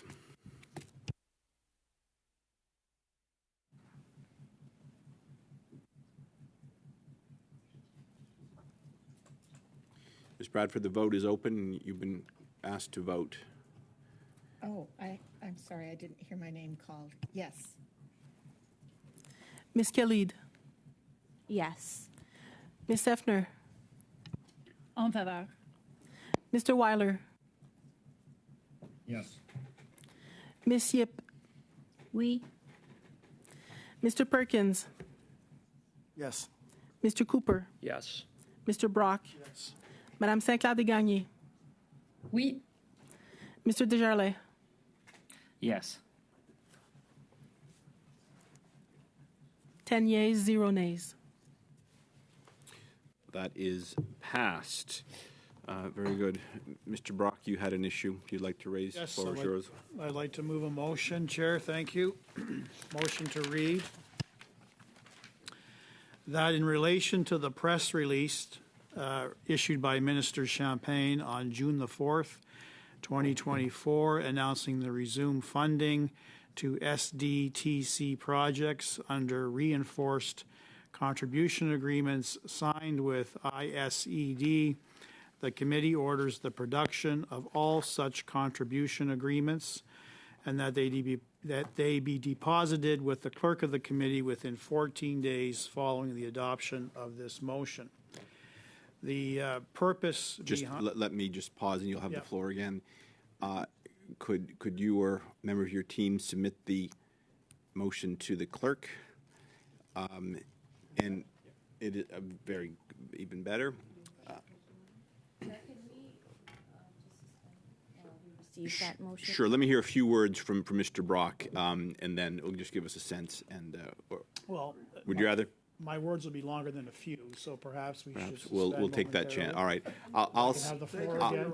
I will suspend for approximately 5 minutes. If I see interaction, well, I'll tell you what. If I see interaction, I'll come see you. 5 to 10. But if I see just people sitting around, yeah, I know. But I'll read the room. But I will call us back within 10 minutes. Yes. No. I will. Mr. Brock has a long opening. I'll call us back within 10 minutes.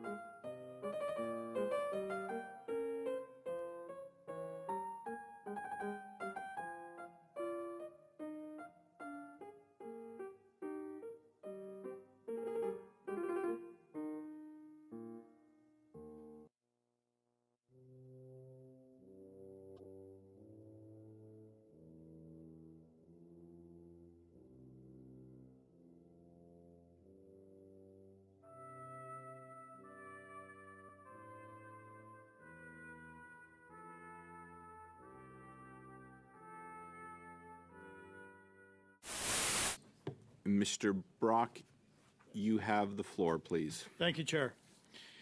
All right, so there is, in our respectful opinion, on the Conservative bench, great value and relevancy to this particular motion, and I'll break it down as follows. It was a pivotal moment for Minister Champagne to make the announcement that he did on June the 4th. As you know, for several months prior to that, there was a suspension of funding, which occurred in the fall of 2023. I have pulled the actual Government of Canada press release on that particular date, June the 4th. And his commentary, he was quoted actually in this particular document, and he indicates as follows, that effective immediately, so I read that to mean June the 4th of 2024, SDTC will also resume funding under a reinforced contribution agreement with ISED for eligible projects in a sector vital to our country's economy and clean growth transition. In line with the Auditor General's findings, my department will enhance oversight and monitoring of funding during the transition period. So we have a number of difficulties with that statement, and it requires clarification. I guess the first observation I would make in terms of resuming funding is I don't know if that's actually accurate. It may have occurred. There may be partial funding, but a full resumption of funding, I'm not so sure about that. And I raise these issues, Mr. Chair, because of an article that was produced yesterday, September the 4th, 2024, where a Peter MacArthur was quoted. And Peter MacArthur, for the record, is the chair of the Ontario Clean Technology Industry Association. And while he speaks about the impacts that the suspension had on the industry, what's quite noteworthy in this document, to this day, so effective September the 4th, 2024, to this day, MacArthur told the Toronto Star, the money has yet to start flowing again. Now, obviously, both versions of that statement can't be true at the same time. Is Mr. MacArthur in error? I don't think so, given his position in the industry.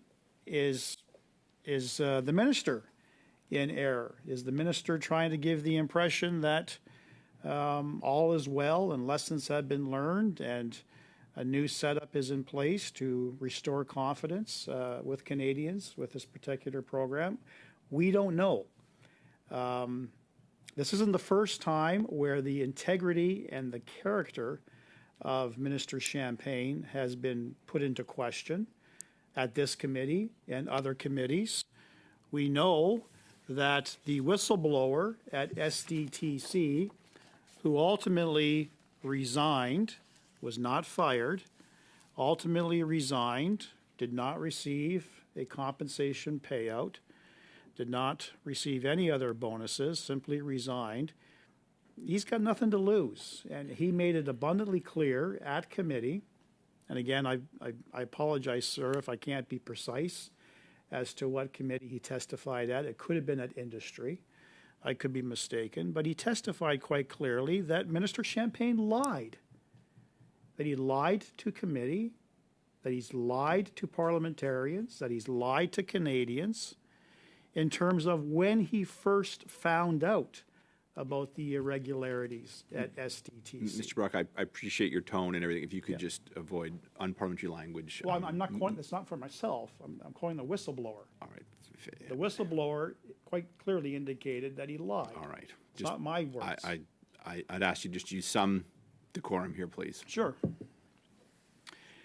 And we have evidence against this backdrop that has been produced in the last several weeks that an assistant deputy minister of Minister Champagne's department actually attended each and every board meeting at SDTC and clearly and should have brought all of these issues regarding the conflicts of interest to the attention of his deputy minister, who in turn reports directly to Minister Champagne. So to suggest that Minister Champagne only found out about the issues in the fall of 2023, I believe, is disingenuous. To further reinforce that point, Mr. Chair, we have the tape-recorded conversations of the Assistant Deputy Minister McConaughey, who didn't realize that he was recorded with the whistleblower. And McConaughey was very, very concerned, to the point, I'm just paraphrasing, to the point of simply saying, the minister's going to freak out. Minister Champagne is going to freak out when he hears about what's going on at SDTC. He's going to want to shut it all down.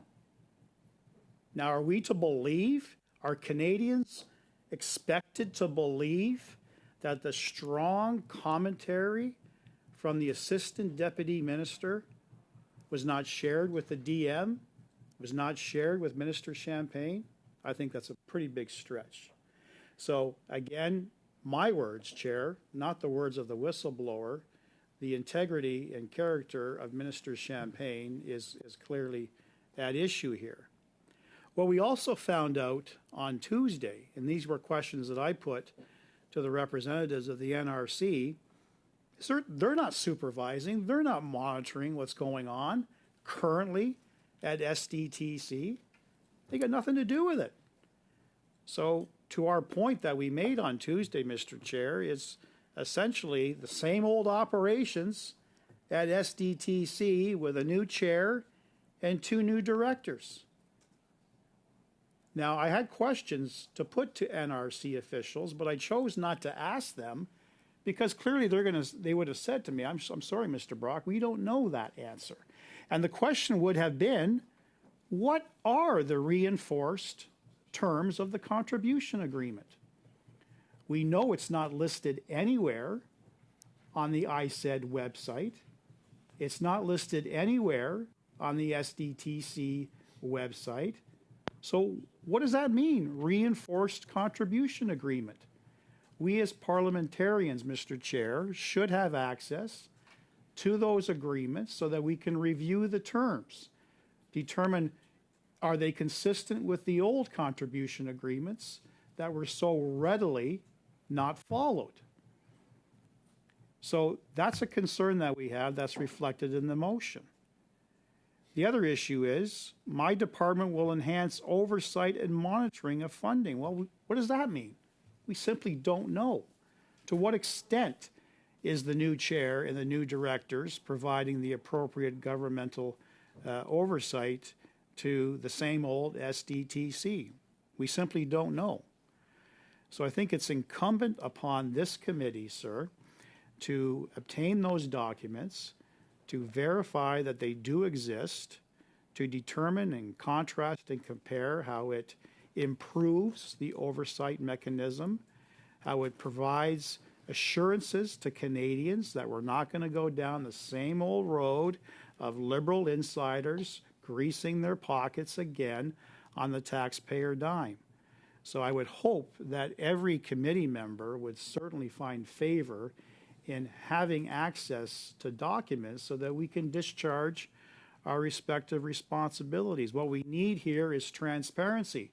What we need here is accountability. And we all know that sunshine is the best antidote for transparency. So that's why I think this motion has merit, and I would encourage all my colleagues to support. Thank you. Thank you very much. Yes, Ms. Khalid, I believe that's it. Sorry, Chair, I wasn't sure if there were any hands raised from our virtual colleagues that have joined us here today. I'm a little bit perplexed, Chair. You know, like, I mean, I would quote, my colleague and the number of times he said may. Well, may not. Whether it is one thing or the other. This seems a bit challenging for me. I'm not sure what the objective of this motion is. I'm not sure whether this is the right committee for this motion to be presented in. But what I do realize, and I read the motion right now, the press release issued by Minister Champagne announcing resumed funding to SDTC projects under reinforced contribution agreements signed with ISED. The committee orders the production of all such contribution agreements and that they be deposited with the clerk of the committee within 14 days following the adoption of this motion. That is probably one of the most vague motions that I've seen in a very long time, given the context of why we're here, what we're doing here. And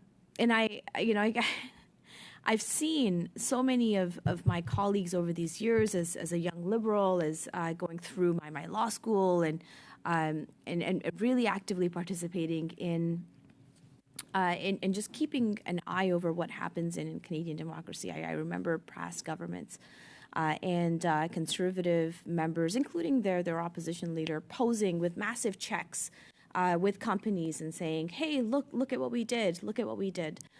And so I'm not sure if that's the angle that they're trying to get at. That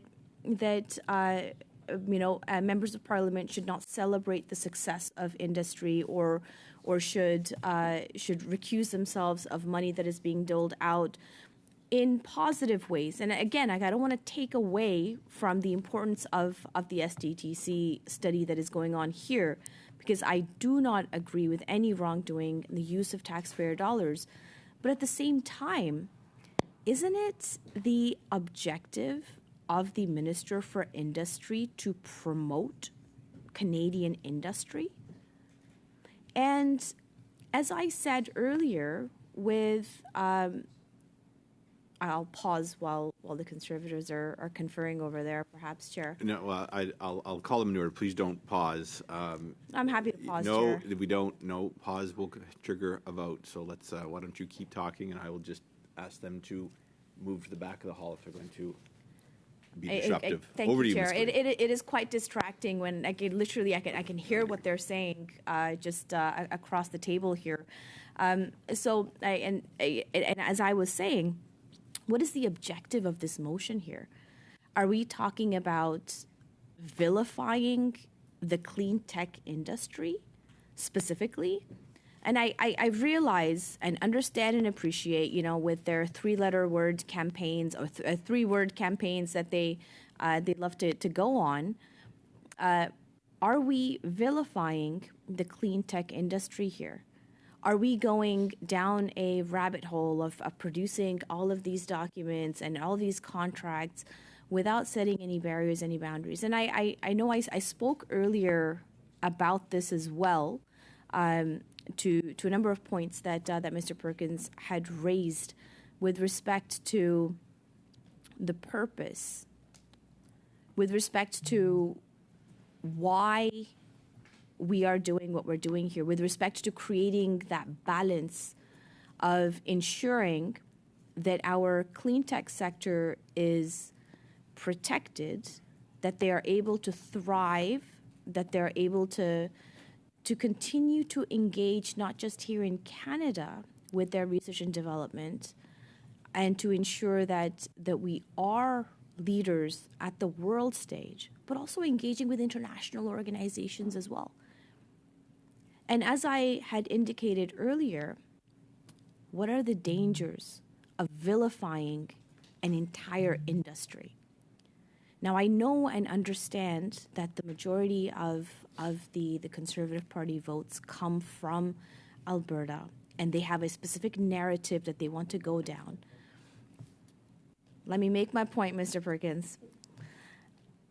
I really think that we need, in this instance, in this committee, to put partisan politics aside and say, look, folks, the clean tech industry is a growing one. We need to help it to grow. We need to make sure that small businesses, enterprises, entrepreneurial minds, and ideas are able to thrive, are able to grow, are able to ultimately help not only progress Canada's economy, but also deal with the climate change challenges that Canada has been facing, and not just Canada, because its implications are worldwide. So why are we picking on a minister who is trying to promote this industry here in Canada? Why are we trying to vilify an entire industry that is trying to thrive and set the stage for Canada?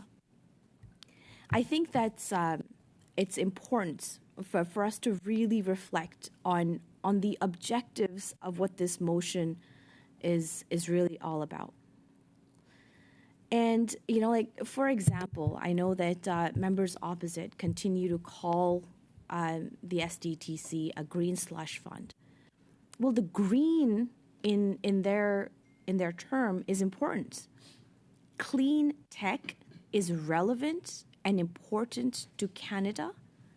It is relevant and important to the world. It is what our young people are innovating on and focusing on. And I think that we need to do justice to this growing industry. And that does not take away from the study that we've been conducting thus far. It does not take away from accountability, from transparency.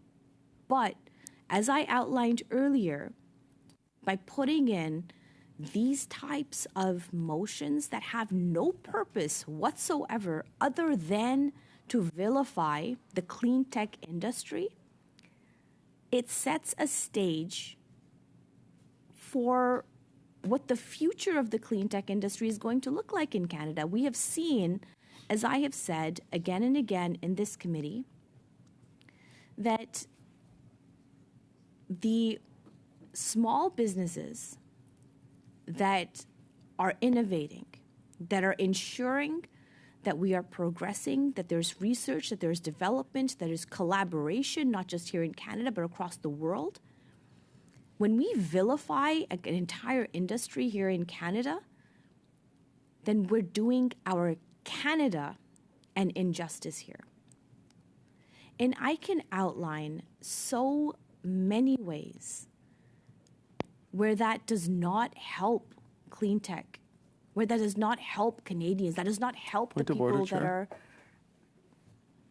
Excuse me, Ms. Khalid, I have a point of order for Mr. Perkins. I just would ask if the member could be relevant to the motion before us. And the motion before us is about releasing a contribution agreement. It isn't about anything to do with whether or not you support or don't support the green tech industry. It actually doesn't have anything to do with the Auditor General's report and the issue of the list of companies that inappropriately got money. Thank you. It's simply about the contribution agreement. Thank you, so Mr. she Perkins. can stick to the relevance of the contribution You will have an agreements. opportunity. Ms. Khalid is well within the universe of the motion, and I'll turn the floor back to Ms. Khalid. Thank you so much, Chair, and thank you for highlighting the universe of what this motion is, because I don't think that this has anything to do with the topic at hand. I think this has exactly what I was trying to say, the objective of the motion, as I, kind of try to put context together.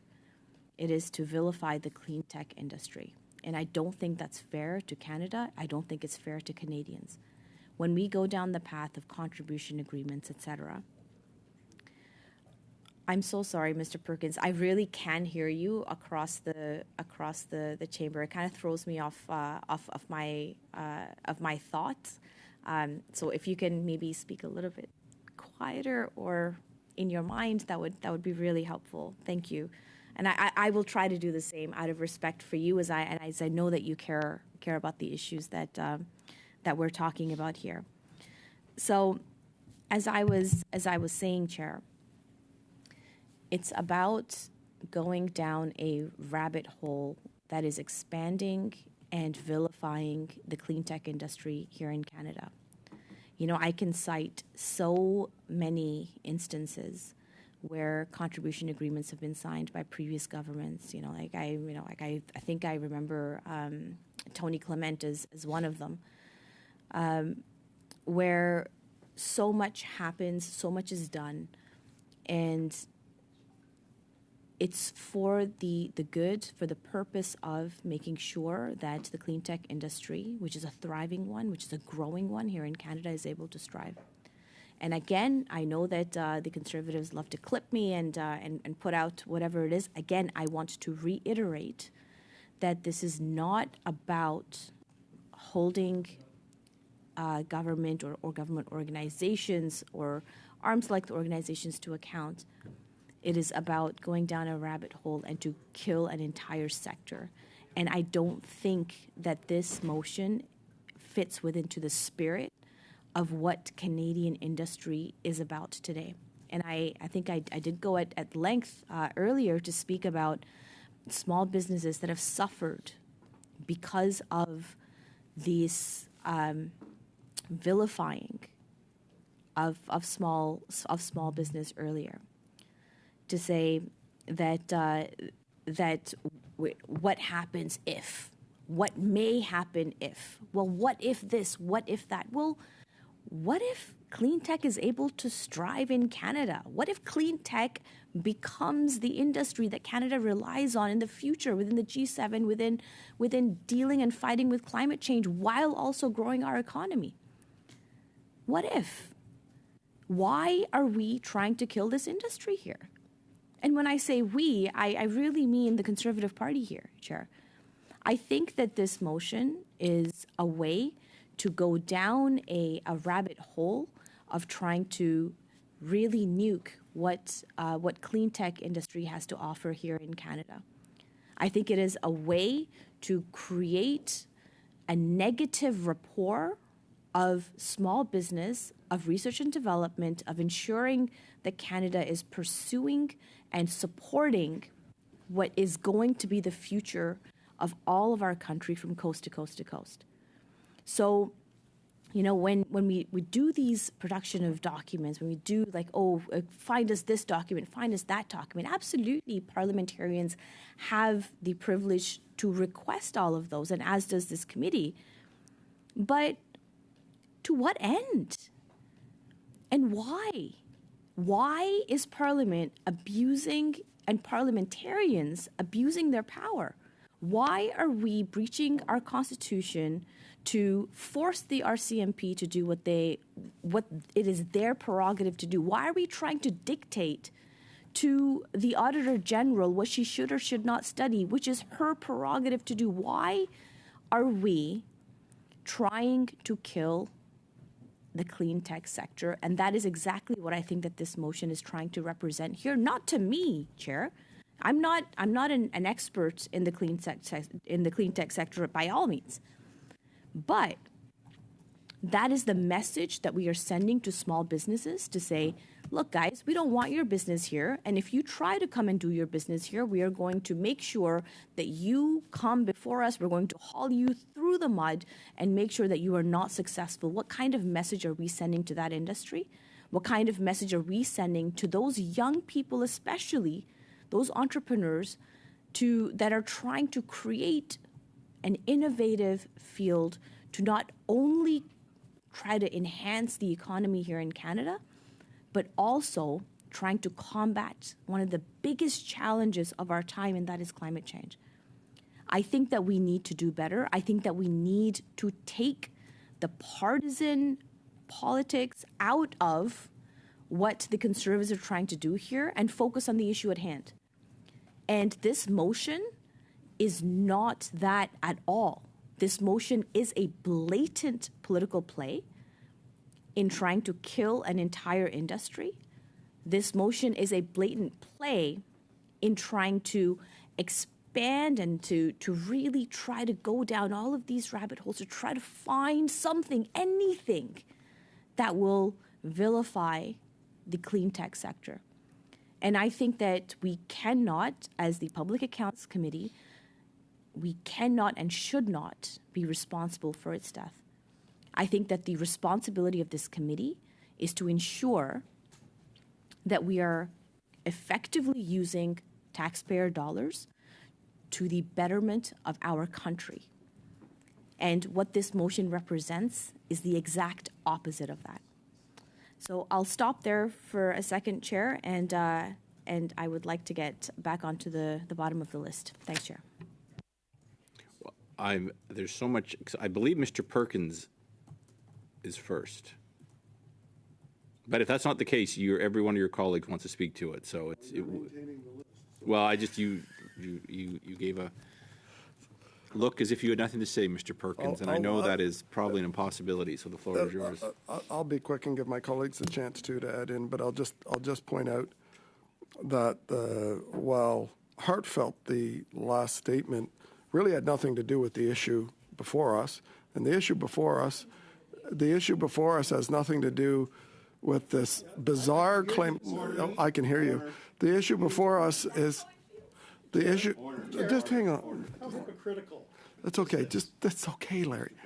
The issue before us is the question of the government releasing the secret documents of the contribution agreements that lay out where SDTC can and cannot spend money. It is those documents that are the basis of the Auditor General's report. They're what the Auditor General used to see whether or not $58 million out of the small sample was misspent or not. So that hasn't got to do with every clean tech company that exists in Canada. Every clean tech company in Canada has not applied for money through the Liberal Green Slush Fund. Only a few select ones that are attached to well-connected Liberals got the money. 82%, according to the Auditor General's report.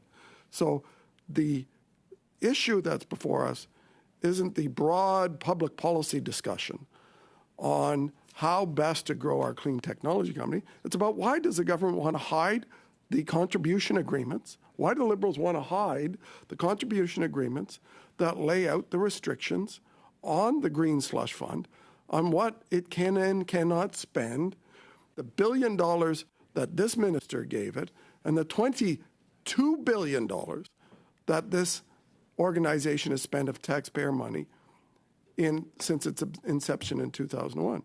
That's what this is about. It's about just simply saying, show us the documents. Show us the documents so that we can judge the report correctly that the Auditor General presented to this committee. I thought it would be incumbent upon this committee in its role of scrutinizing Auditor General reports to get access to the documents that the Auditor General report is based on. But the government seems intent on trying to hide that too. No, I do have a list running here, and first I have Mr. Brock. For my colleague, Mr. Cooper. Very good, Mr. Cooper. Well, thank you very much, Mr. Chair, and with the greatest respect to my colleague, Ms. Khalid, opposite, who repeatedly referenced going down rabbit holes. The only member going down rabbit holes is Ms. Khalid, because for 10, 15 minutes, she talked about everything under the sun other than the motion at hand. I think she even went so far as to say that she disagreed with the findings of the Auditor General with respect to the misuse of taxpayer dollars. $390 million that went out the door improperly, including $330 million that were funneled directly into companies in which SDTC board members have contribution agreements with.